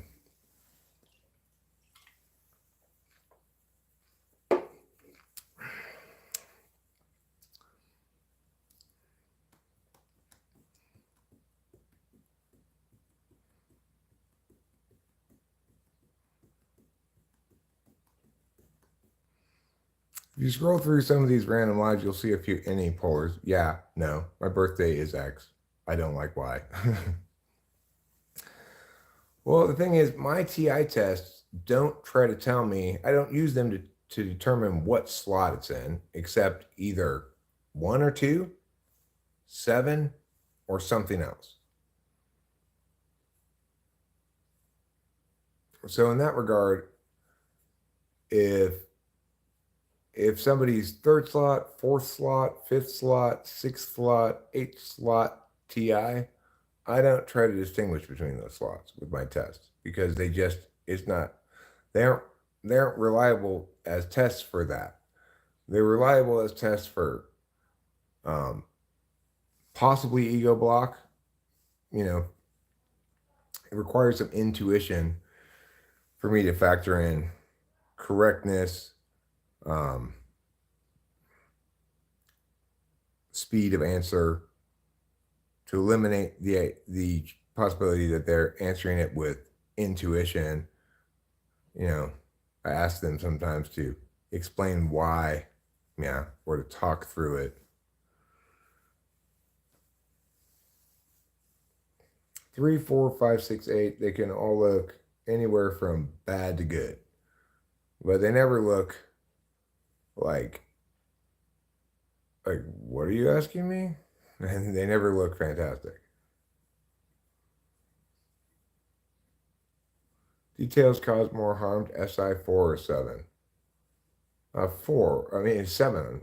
I don't know if they cause more harms. I mean, 7 has a lot more difficulty with details than 4 does. And you can tell kind of conscious versus unconscious SI, although, again, never count out 4, 5. You can get those confused. But,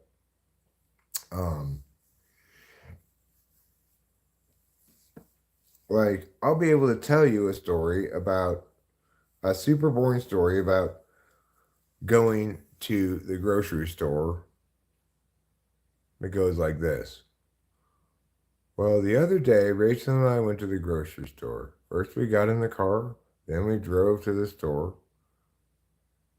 We drove straight to the store from home. We got out, we went into the store, and we only had a few things to get.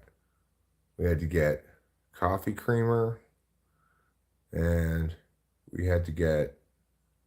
If it happened earlier today, I would be able to recount exactly all the stuff that we did at the store. Like, go from this aisle to this aisle to this aisle to this. I can't remember it all now because it's been a day. But the point is, conscious SI understands what you're asking them to do and can do it. If I'm, say, an ESTJ, and you ask me to tell me about your trip to the store, you're going to be like, rattle it right off. Well, sure, I just went to Meow Meow about 4 hours and 2 minutes ago, and bye, therapy sounds fun. What does going bye-bye feel like? It feels like going by, but twice as much.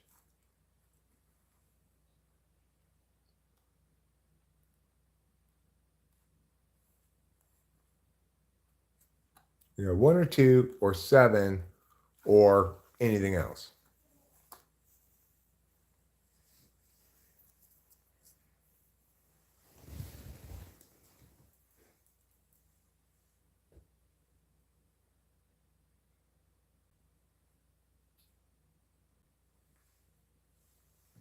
No, I need to poke this, I think.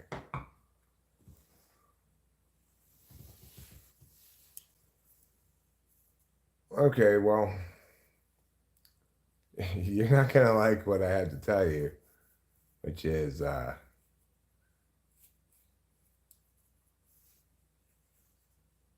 and picking up on the obvious option is NI. not any.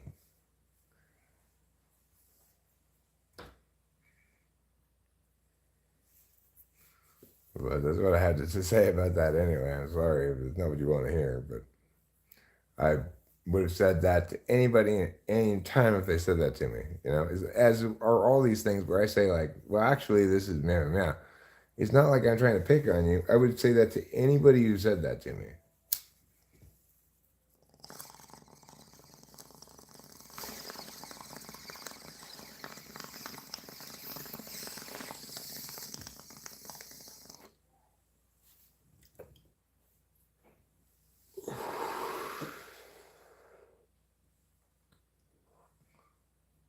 Right. Well, missing obvious options is low NE, low NI is what I'm saying. Right. It represents because that's NI. Catching an obvious option is NI. So missing obvious options is low NI. It's not low NE.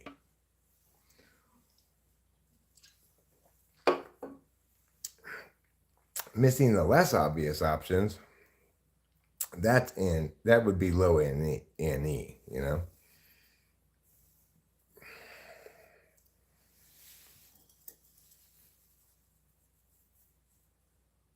Now I'm actually about ready to wrap this up and go to bread, in part because I want to discuss Brexit with Rachel.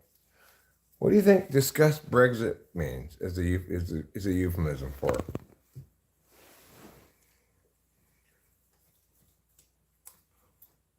Hey, Rachel, sweetie, darling, hey, you want to discuss Brexit with me? I bet somebody around here can, in fact, uh, I mean, under different circumstances, I'd probably be like, yeah, let's do it, fly guy. But right now, I'm not feeling it, and I'm tired, and I've been streaming, and I want to discuss Brexit with my wife.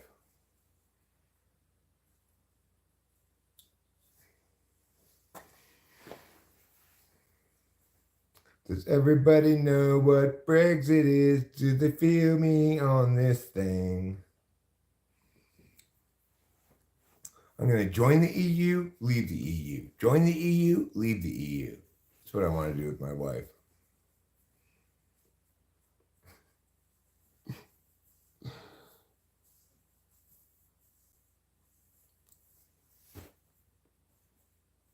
You're an expert on Brexit. Cool. Well, Brexit, you were only joking when you said I'd leave the EU. Now they're in your. I'm going to pull out like England from the EU. Pull out like Boris Johnson. He's the guy in England, I guess, who was spearheading the Brexit campaign. That's my guess. I'm not sure about that. Good for you, Cone Man. Good for you. I spiritually voted for Brexit as well. But anyway, discussing Brexit is a good way to euphemize one real, one always. Sweet like honey says, "Let's blaze." Grandchild of mine. Let's. I agree. I'm not going to disagree with you here, okay? You and I are on the same page. And what page is that? Called Page Hongbit.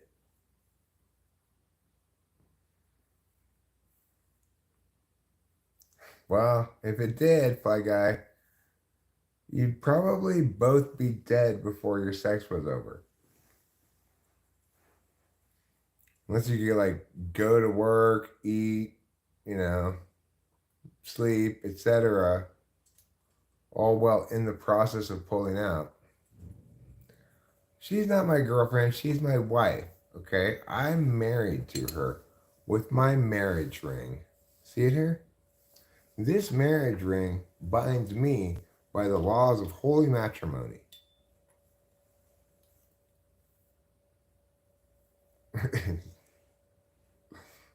Yeah. Caroline makes a good point. 3 years or 3 minutes, same difference. If it takes you a long time to pull out, you've not succeeded in doing so. The point of pulling out isn't to pull out. Pulling out always happens at the end of sex. It's never the case that you just stay in there indefinitely. The point is to pull out before you shoot your baby making spew.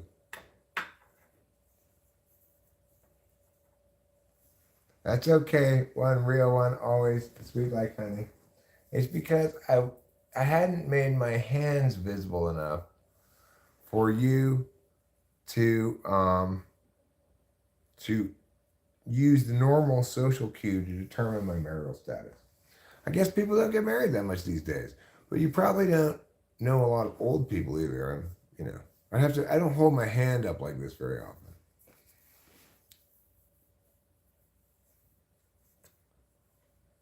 Feed the baby Medi. I don't know what the baby Medi is, but hello to you, controversial asshole. I like your name. I'm not opposed to controversial assholes, but it depends how intense the assholery rays you use are. My wife's type is an INFJ. Well, thanks, one real one, always sweet like honey. Thanks for both dropping in and for your affirmation. I appreciate it.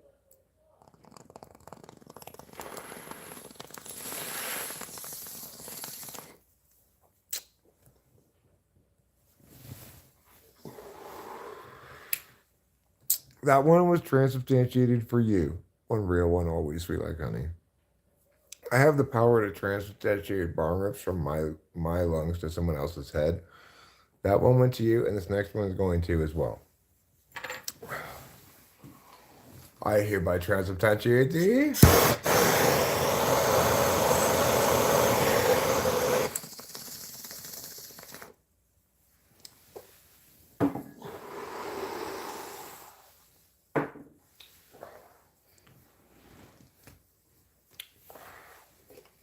Well, well, well. What have we here?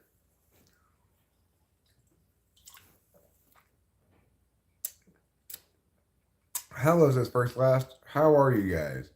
Fly Guy says, I'm about 1.5 feet wide. Cool. Do you prefer ISFJ to ESFJ? Yes, I actually do. Are they the most similar types to each other? No, all change the first letters are equally similar to each other.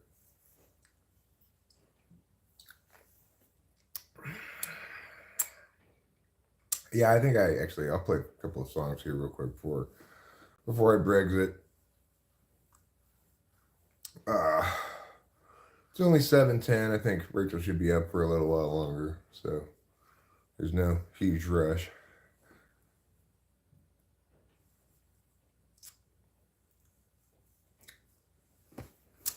Well, it doesn't really affect me like that very much anymore. Maybe a long time ago it did, but it's not like I would advocate in favor of smoking marijuana. I think in general, most people are better off not smoking things if they can do so if it fits into their life, to not smoke. But I wouldn't give people unsolicited advice to not smoke, Really, I'd be literally stuck.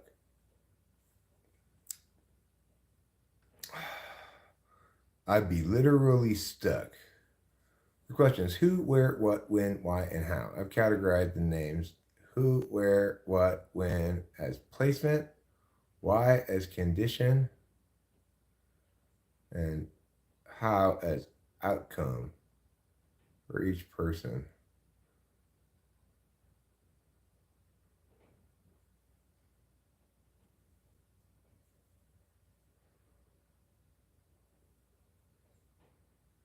Well, hold up, Lori. I'm gonna get you um, let me get you a link here.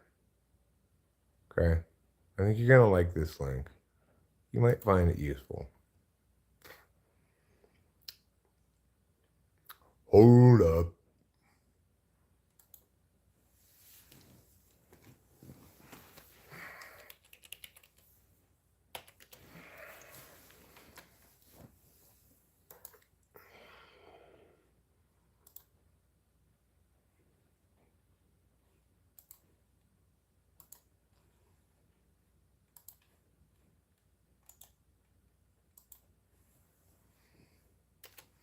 All right, so on page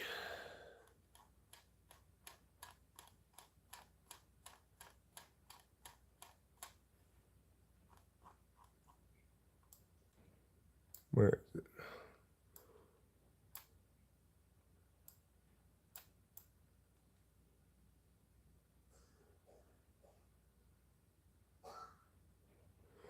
Oh, give me a second here. I'll find it.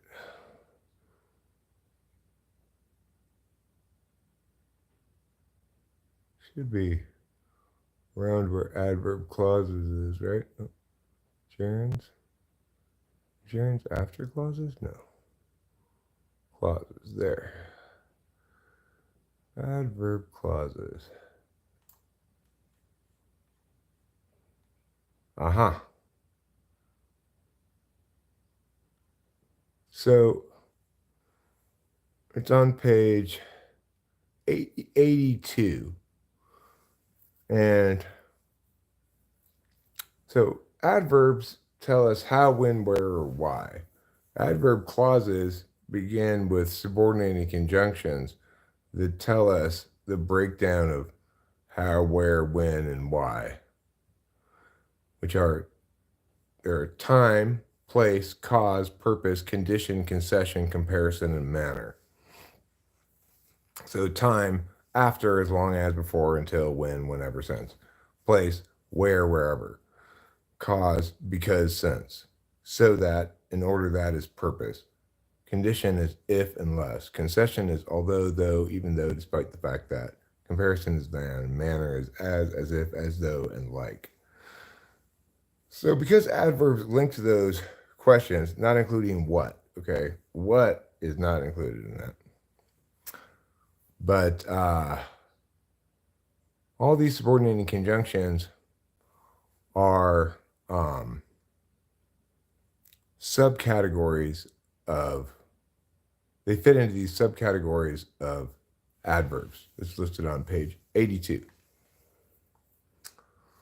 I will show everybody here so they don't have to look it up themselves on the screen. Piao. Time, place, cause, purpose, condition, concession, comparison, manner.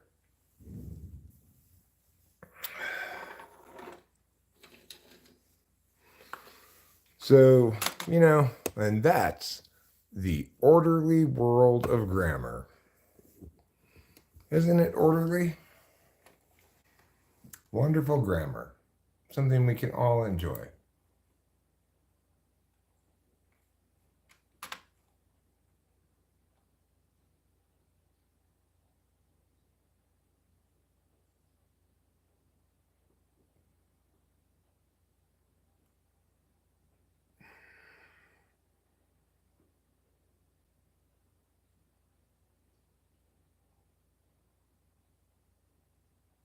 I don't know, that might be helpful in your articulating all this stuff you're thinking about. Might be helpful.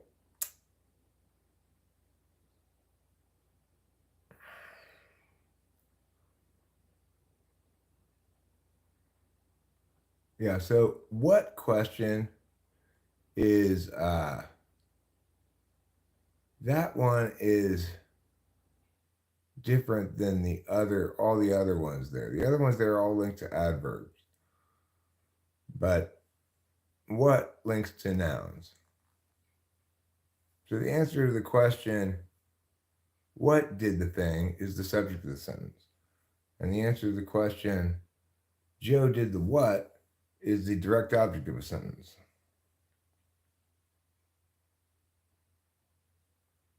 I don't enjoy fighting, says Coneman 3.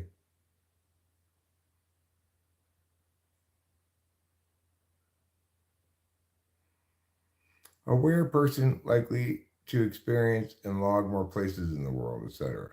I was wondering if this method can be implemented to determine a person's type. Well, it certainly might be informative on it. Like, I think ESTJ, for example, is likely to have ideas linking to either their home, physicalities around them, objects they acquire, or experiences geographically, like traveling. I think ISFJ, another SI heavy type, same way.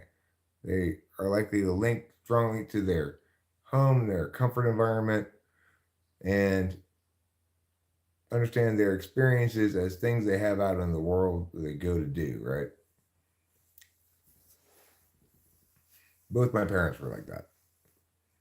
So I would say that in that regard, that that orientation to awareness is indicative of something, whereas like my awareness is much more about this metaphysical space here than it is about muggity meow and meowgity mew.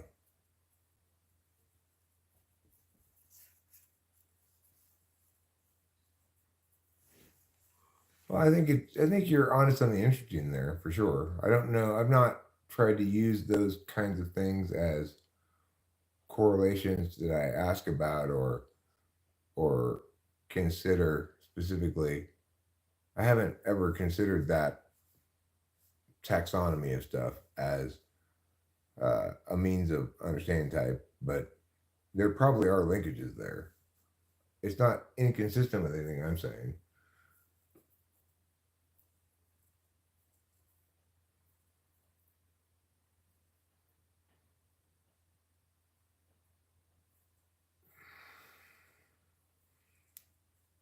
INFJs are known for trying to help people who don't want to be helped. Are you sure about that?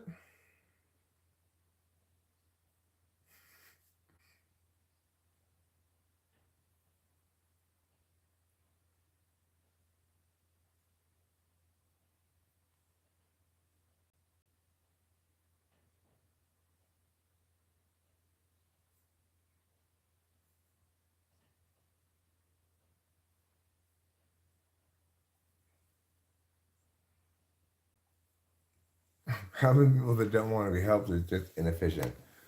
Well, inefficiency is consistent with INFJs, but I nevertheless don't think they're inefficient in that particular area.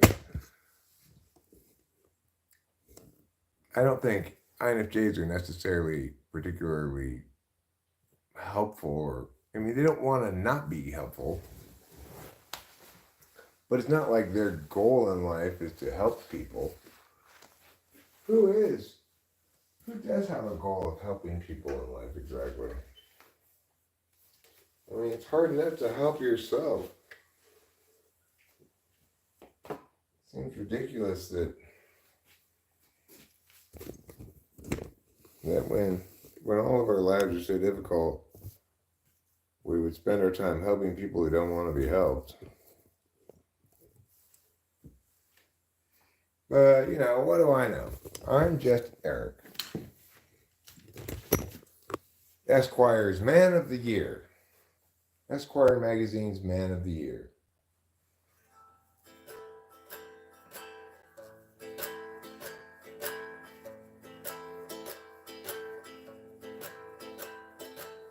I'm gonna play one song. I'm gonna play one song before I go discuss Brexit. I'ma play you this one song. Hope it's not too very long before I head off to talk Brexit. I got a youthful energy about me. I feel young and excited to drop me. Yes, I do. I'm youthful too. So I'm going to discuss Brexit. Well, that was pretty terrible, Eric. Pretty terrible. Yeah, it was.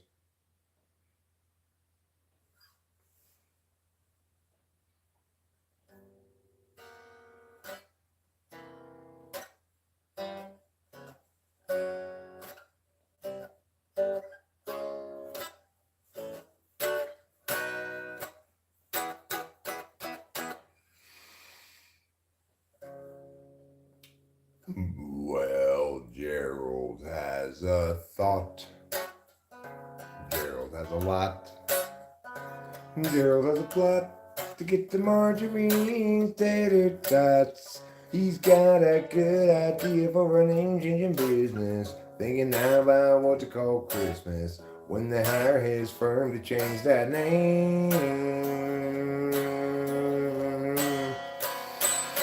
Gerald always thought there'd be chance enough to return to the work left rough.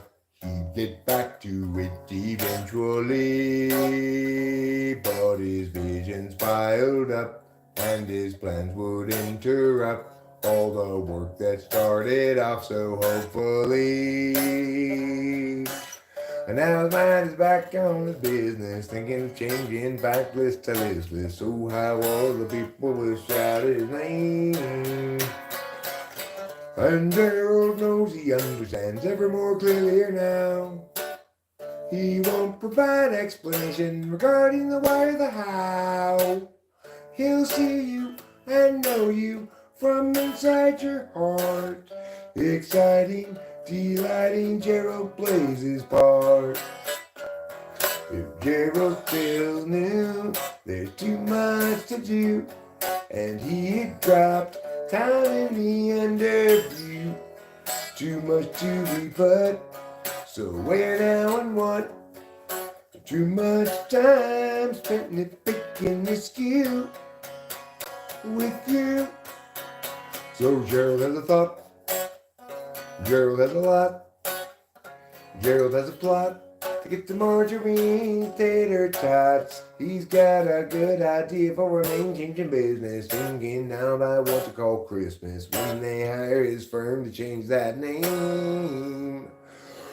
'Cause Gerald has a thought.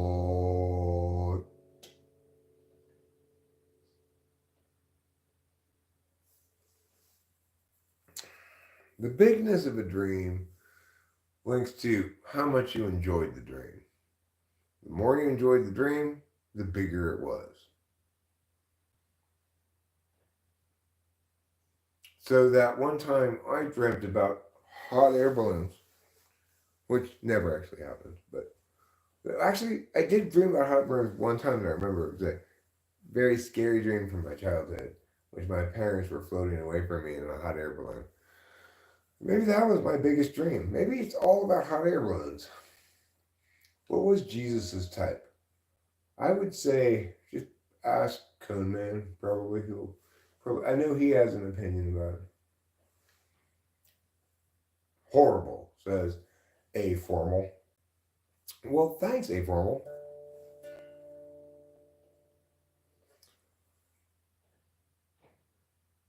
He's Gregory in disguise, hands in his pockets. Now he's walking down the drive, averts his eyes. He doesn't want you guys to realize that he's Gregory in disguise, hands in his pockets. Now he's walking down the drive, averts his eyes. He doesn't want you guys to realize that he's Gregory in disguise. He hates the lies, wants to confront the men. always telling them. But every time he tries, they only run and hide. Again he is denied the chance to yell at them. And now he's Gregory in disguise, hands in his pocket.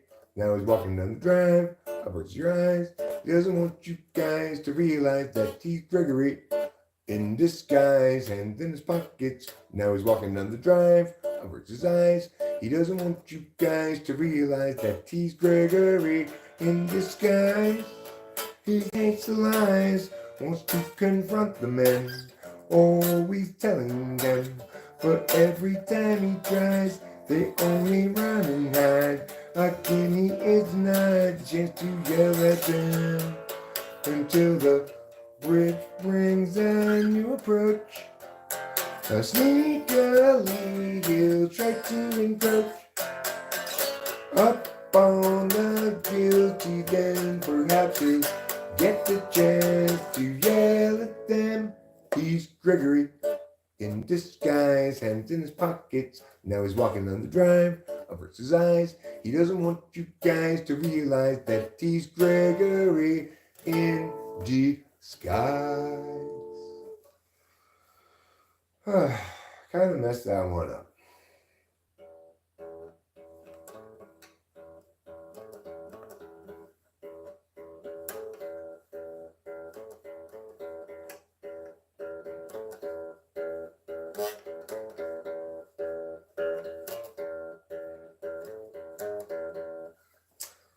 Alright, well I think I'm gonna go away. Maybe I'll play one more song today. What will it be? I'm not sure. How about this?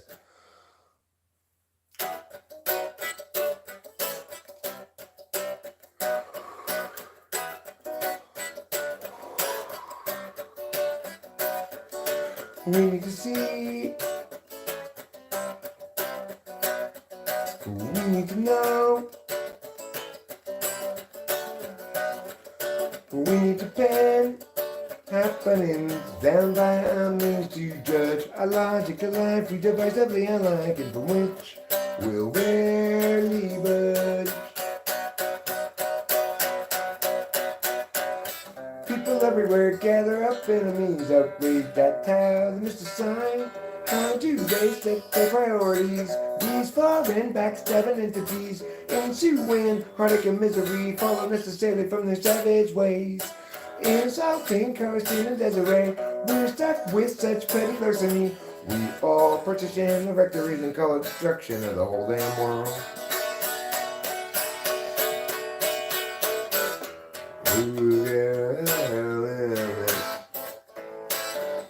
Hoping Julie will too.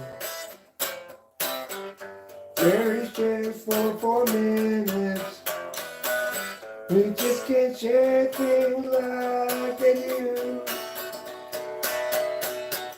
Julie always thought that she should have bought two when she had the chance to buy. Julie soon forgot about should and ought, although she up a call, he'll die. People everywhere gather up, enemies outraged at how they miss a sign. How do they set their priorities? These foreign backstabbing entities ensuing heartache and misery follow necessarily from their savage ways. Insulting God and the grace, we're stuck with their larceny. They all partition the victories and call it destruction of the whole damn world. Kaboom. That's pretty good. I cannot play Buddy Holly by Weezer. I don't know how to play that one. If you want me to play a Weezer song, I never tried to play Buddy Holly before, but I could play easily enough. Before I go, I could play Saving. So,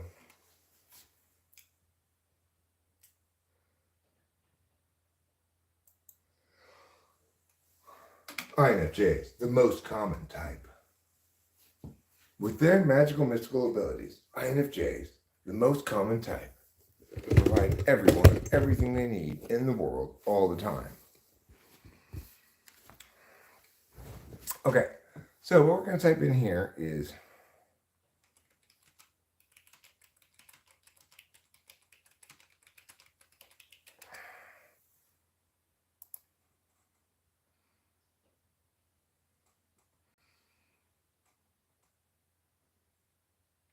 let me transpose this to the correct key, which is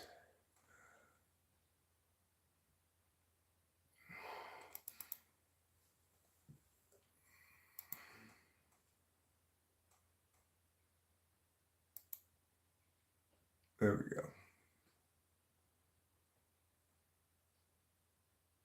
Yeah. Now I need to make it bigger. Or I can just go over there and play it. We can be closer and see it. Still gonna have to scroll down at some point. So here we go. I am gonna play a Weezer song, though it wasn't the one that was requested. I've never played that song before. And I don't feel like taking a stab at it at the moment.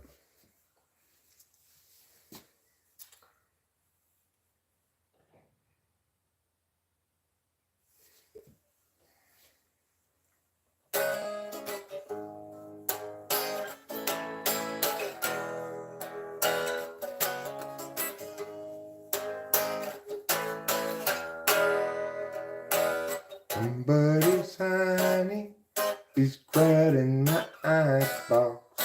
Somebody's cold one is giving me chills. I guess that I close my eyes. Oh yeah, alright. Feels good inside. Flip on the telly, wrestle with Jimmy. Something is bubbling behind my back. The bottle is ready to blow.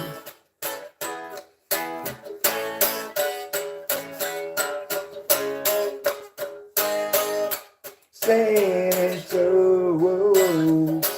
your drug is a heartbreaker. Saying so, my love is a life taker.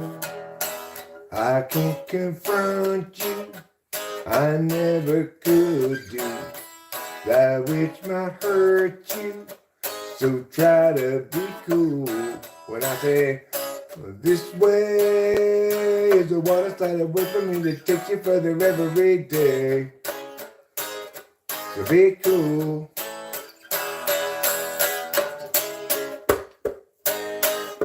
Say it ain't so. Your life is a heartbreaker. Say it ain't so.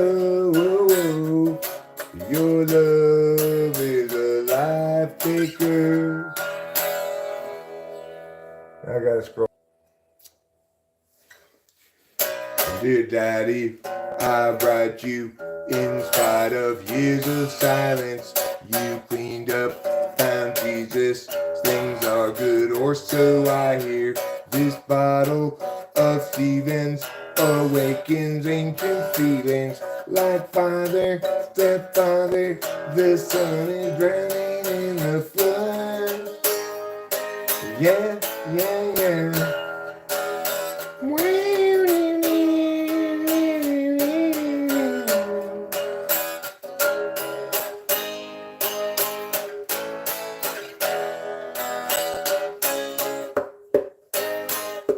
Saying so, your drug is a heartbreaker. Saying so, my love is a life taker. Pretty good song. I didn't play it very well, but you know, fuck me in the butt and call it Christmas.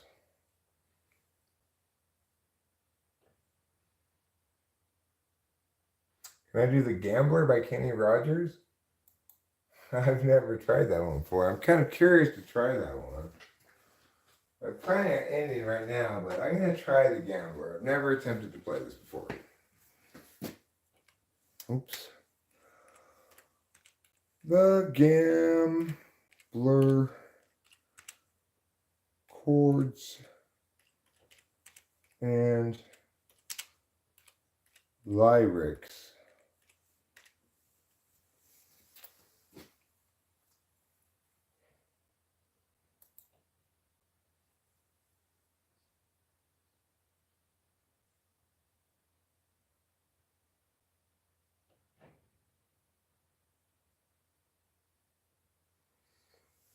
Oh, summer's evening on a train bound for nowhere. Is that how the song goes?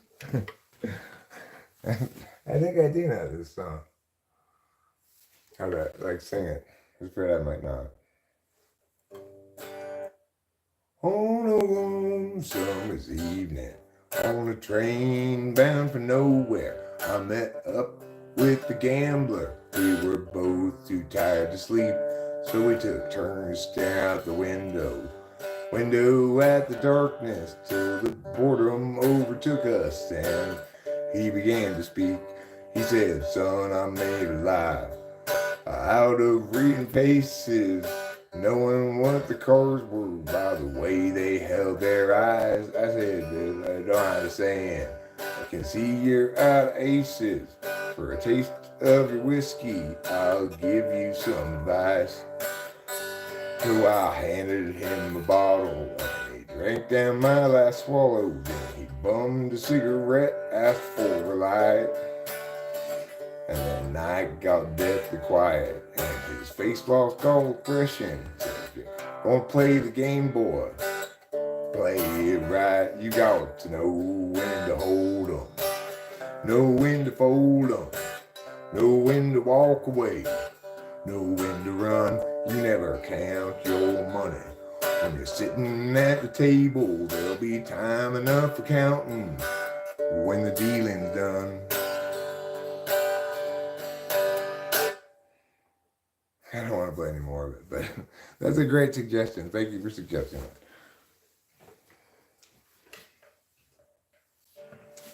That's fun. I appreciate you playing that. Okay, so I'm going to wrap this up now. I'm just going to come over here, re-put my stuff here. I need to throw this away into la basura, as they say in Spanish. Which, for those of you who don't know, means the trash in Spanish. Now, I am going to come over here, meow over here, see what's going on with this. Okay. I'm going to go outside, smoke a cigarette, and then I am wrapping this up for sure, right then. So, I'm going to smoke a cigarette and take you with me to smoke a cigarette, because I'm going to go smoke a cigarette right now regardless, so might as well take you with me. And I'm going to get a little bit more covfefe, as they say. And I believe it's, let's say, Greece.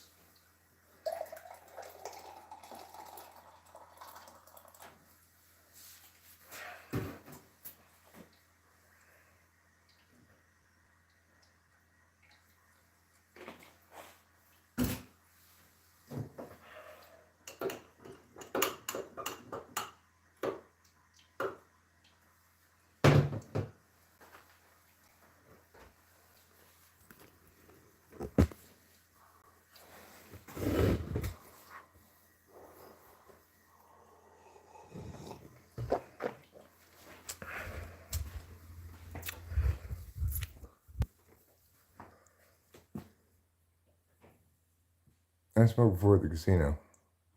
Good night, come in.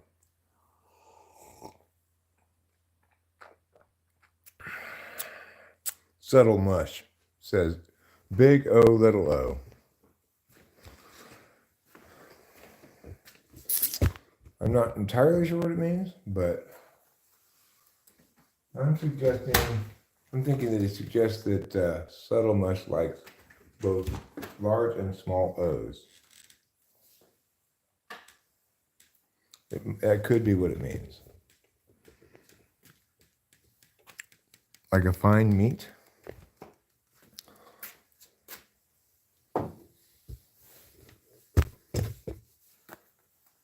Like a fine meat aged in fetid dampness.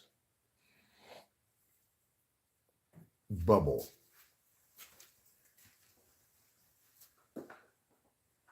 Okay, what do I need right now? I got it. I don't need anything. I've got everything, and everything's got me. At some point when I was playing one of those songs, I saw Cone Man say something outrageous.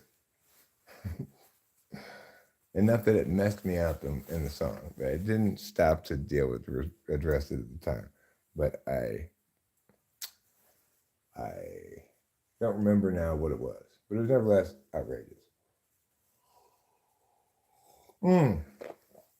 That's what it was. Your bullshit there. Come on, you were definitely projecting there. My lack of calmness is definitely not an issue here, right? Like yesterday, as I said, I was extremely calm the whole time. But I think you're perceiving your own lack of calmness as mine. You're getting upset. You were getting upset yesterday. You're getting upset today. You attacked Rachel. You know, it's like it's clear you're getting upset. So you need to like read about projection a little bit.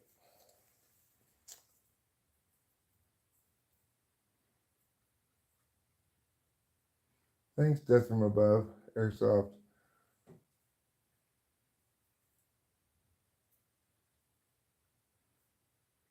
And I will be better than you.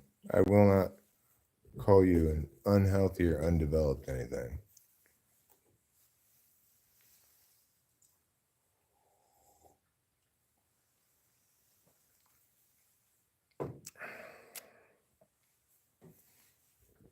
So, good night, and you can relax, safe and safely knowledgeable that I won't attack you like that. I won't pathologize you.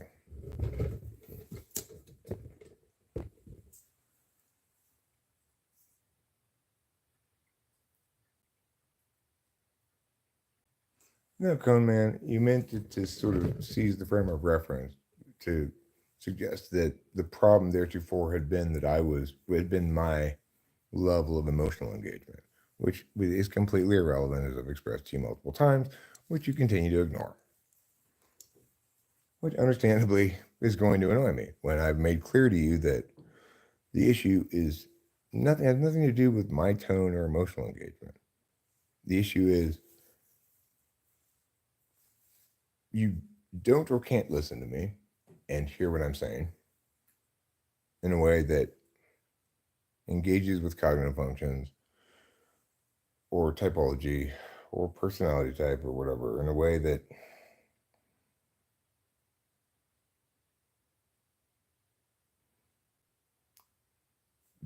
I'm not likely to respond to. Right. So you could say I'm likely to respond to you. Now, in addition to the fact that I'm likely to respond to you, it is the case that I could respond the same exact responses with either a very calm tone, a very annoyed tone, or anything like that, right?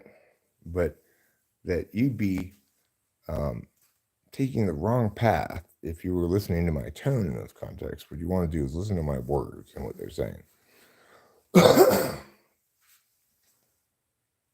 Well, sure, you've triggered me in the sense that yes, you can make me mad. You have successfully done so, but that's not relevant to anything I'm saying, nor is it relevant to anything here, except that you know, I'm decided there's no point in getting heated because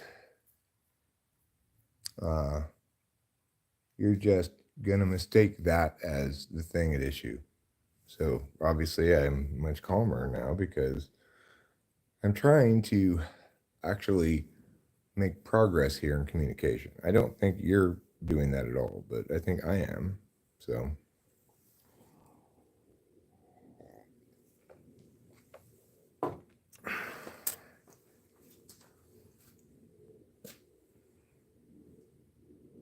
no, I don't think an emotional reaction is a weakness. I think you see it as salient in the calculus, and I don't.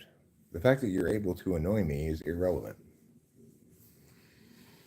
Same thing I'm saying. It may not be irrelevant to life, but it's irrelevant to what I'm saying. My words aren't impacted by how annoyed I am. So, like, if you ask me to explain something 10 times, on the 10th time, I'm obviously going to be more annoyed in the explanation than the first time, right? But that doesn't mean the explanation changes, nor does it mean the part you should listen to, the words and the meaning of the words, has changed.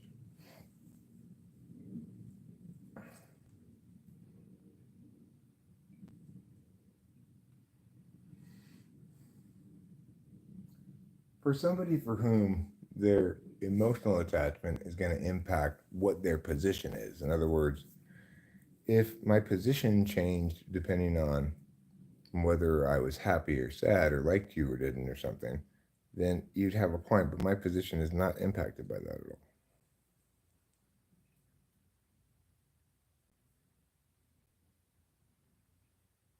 When I get frustrated,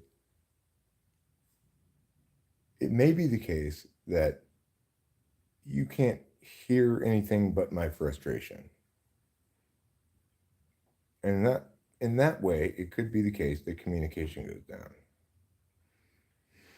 But my point is the communication difficulties lie with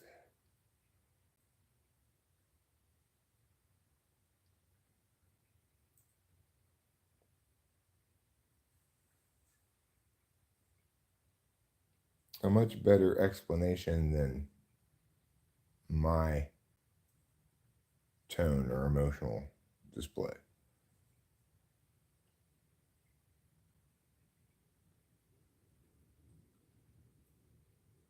Because my tone or emotional display can change, but I don't feel like I've communicated with you at all any better tonight than I did previously.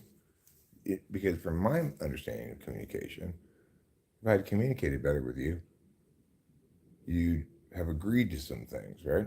You've agreed with some things. You said, okay, that makes sense what you're saying. Rather than only agreeing when you already agree and being unable to be convinced by any kinds of reasons. In contrast, I ask for lots of reasons and don't get any. I'm offering lots of reasons, you don't want them.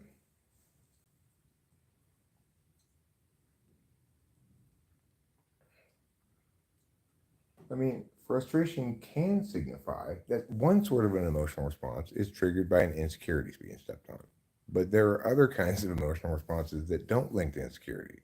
The frustration I'm experiencing with you is not linked to insecurity, it's linked to feeling like I'm banging my head against the wall, right? I'm not making any progress, you're not hearing me, you're not learning anything. And yet, in some regard, you're eliciting responses from me with your inanities.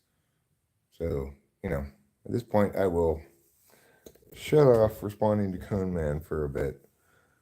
He's trying at this point to trigger me, and, he can successfully do that to some extent, but I can choose to withdraw that power from him.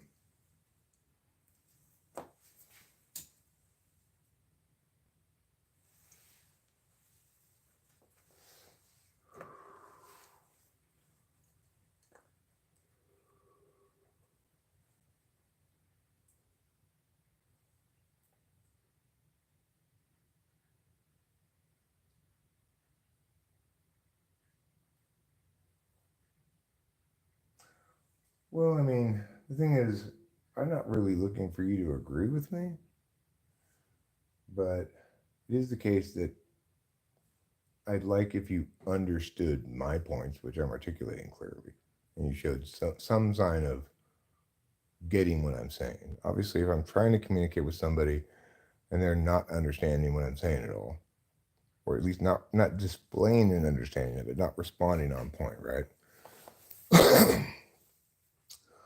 That's going to build up frustration in anybody who's attempting to communicate. On the other hand, you're not attempting to explain yourself, so it's understandable that you're not going to be understood. In contrast, I am trying to explain myself, so naturally, I would like to be understood. If I keep trying to explain myself to somebody and that person continues to not understand what I'm saying, that gets frustrating. They seem to be actively pushing back against a lot of things that are both true and reasonable and whatever. I start thinking, well, we're dealing with somebody here who's too subjectively involved in this, you know? It's too important to you. This is just another slap fight in a long series of them. It's like I've been doing this a long time. But it's a lot more important than that to you.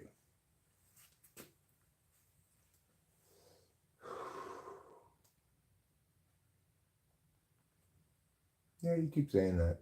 You know, if you spent half the time actually explaining yourself that you spent explaining why you couldn't explain yourself, we'd all be a lot happier. But regardless, you know what's going to be great, Coleman, is like you said, you're going to let me type you, and that'll resolve the issues,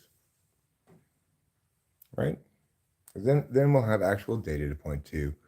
You will have a chance to demonstrate that you behave and perform on tests equivalent to how an INFJ does, and we'll see. I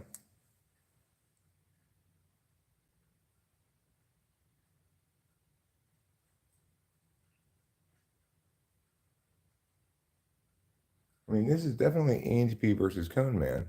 But one thing we should agree on is that we don't both agree you're an INFJ. So pretending as though we can call this INFJ versus ENTP is ridiculous because I certainly don't agree you're an INFJ. And I expect most people here don't think you are one. This is Cone Man versus ENTP. I can make that claim. Cone Man versus Eric, I can make that claim.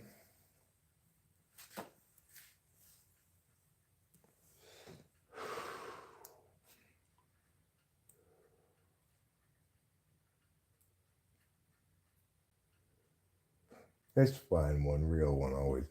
I have been at this for a long time. I've had a lot more intense fights than this with Gunman. I'm actually, by and large, pretty compassionate about the whole thing. I don't want to be beating up on Cone Man all the time. He's good at provoking responses, at least. Sometimes provoking like a spirited defense of self. It's absolutely not the case that Cone Man is triggering my insecurities, right? There's no insecurity here. What there is a total lack of legitimacy on his part as he positions himself as of equal or greater expertise on the matter without any justification to justify any particular claim he's making because it's too hard here in the chat, right? Well, what a fucking joke. I've had myriad people of all types explain things to me in the chat. If I asked you to explain something you actually understood, I bet you'd have no trouble explaining it to me. Like, explain to me the best way to hail a cab in London. You'd have no problem explaining it because you actually understand it. Okay, well then that's another reality come, man. Is if you didn't mean to sound patronizing, why do we keep, and you never answered this question, why do we keep running afoul of what are clearly FE failures on your part? You're being perceived differently than you want. You don't mean that. I meant something else, but Eric took it a different way. INFJs typically don't have that problem all the time, at least, you know? Whereas with you, it's pretty endemic, right?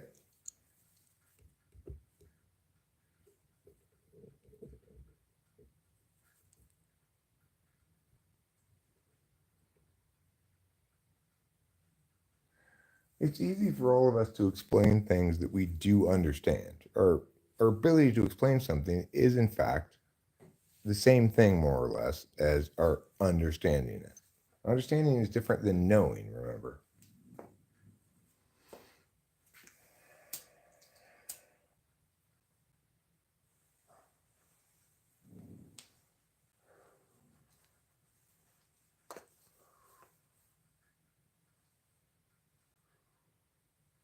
Let's just all get along with peace and love. Okay, sure. I'll leave well enough alone. I mean, if you get too nasty though, and you are getting nasty, whereas I'm not getting nasty with you. Um, there are limits to how much nastiness I want to deal with from you, right? So keep that in mind.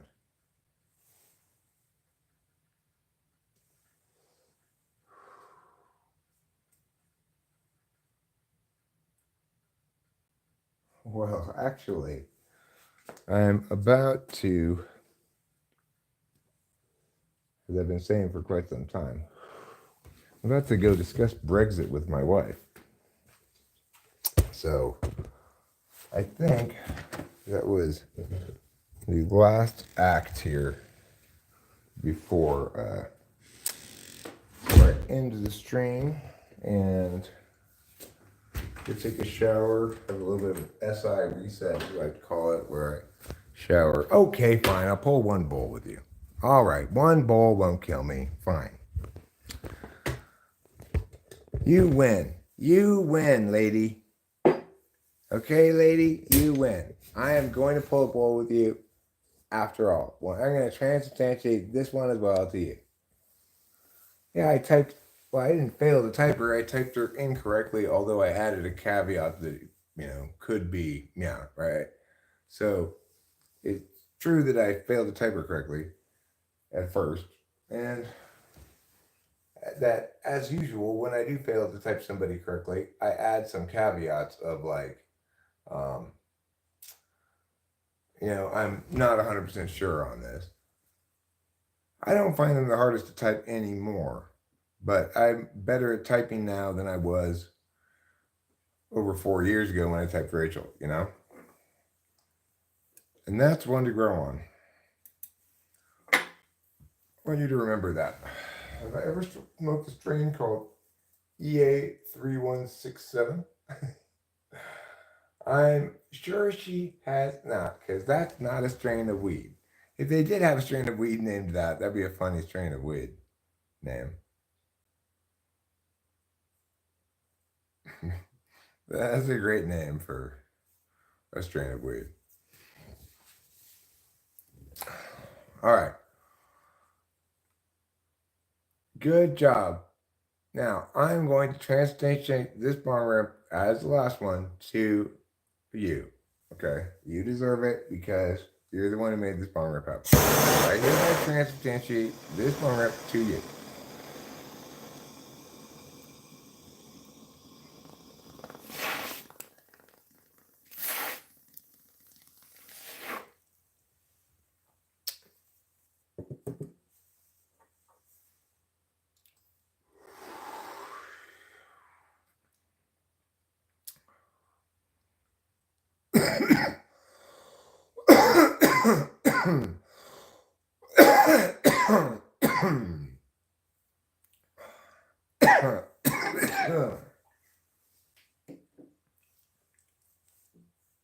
That's it.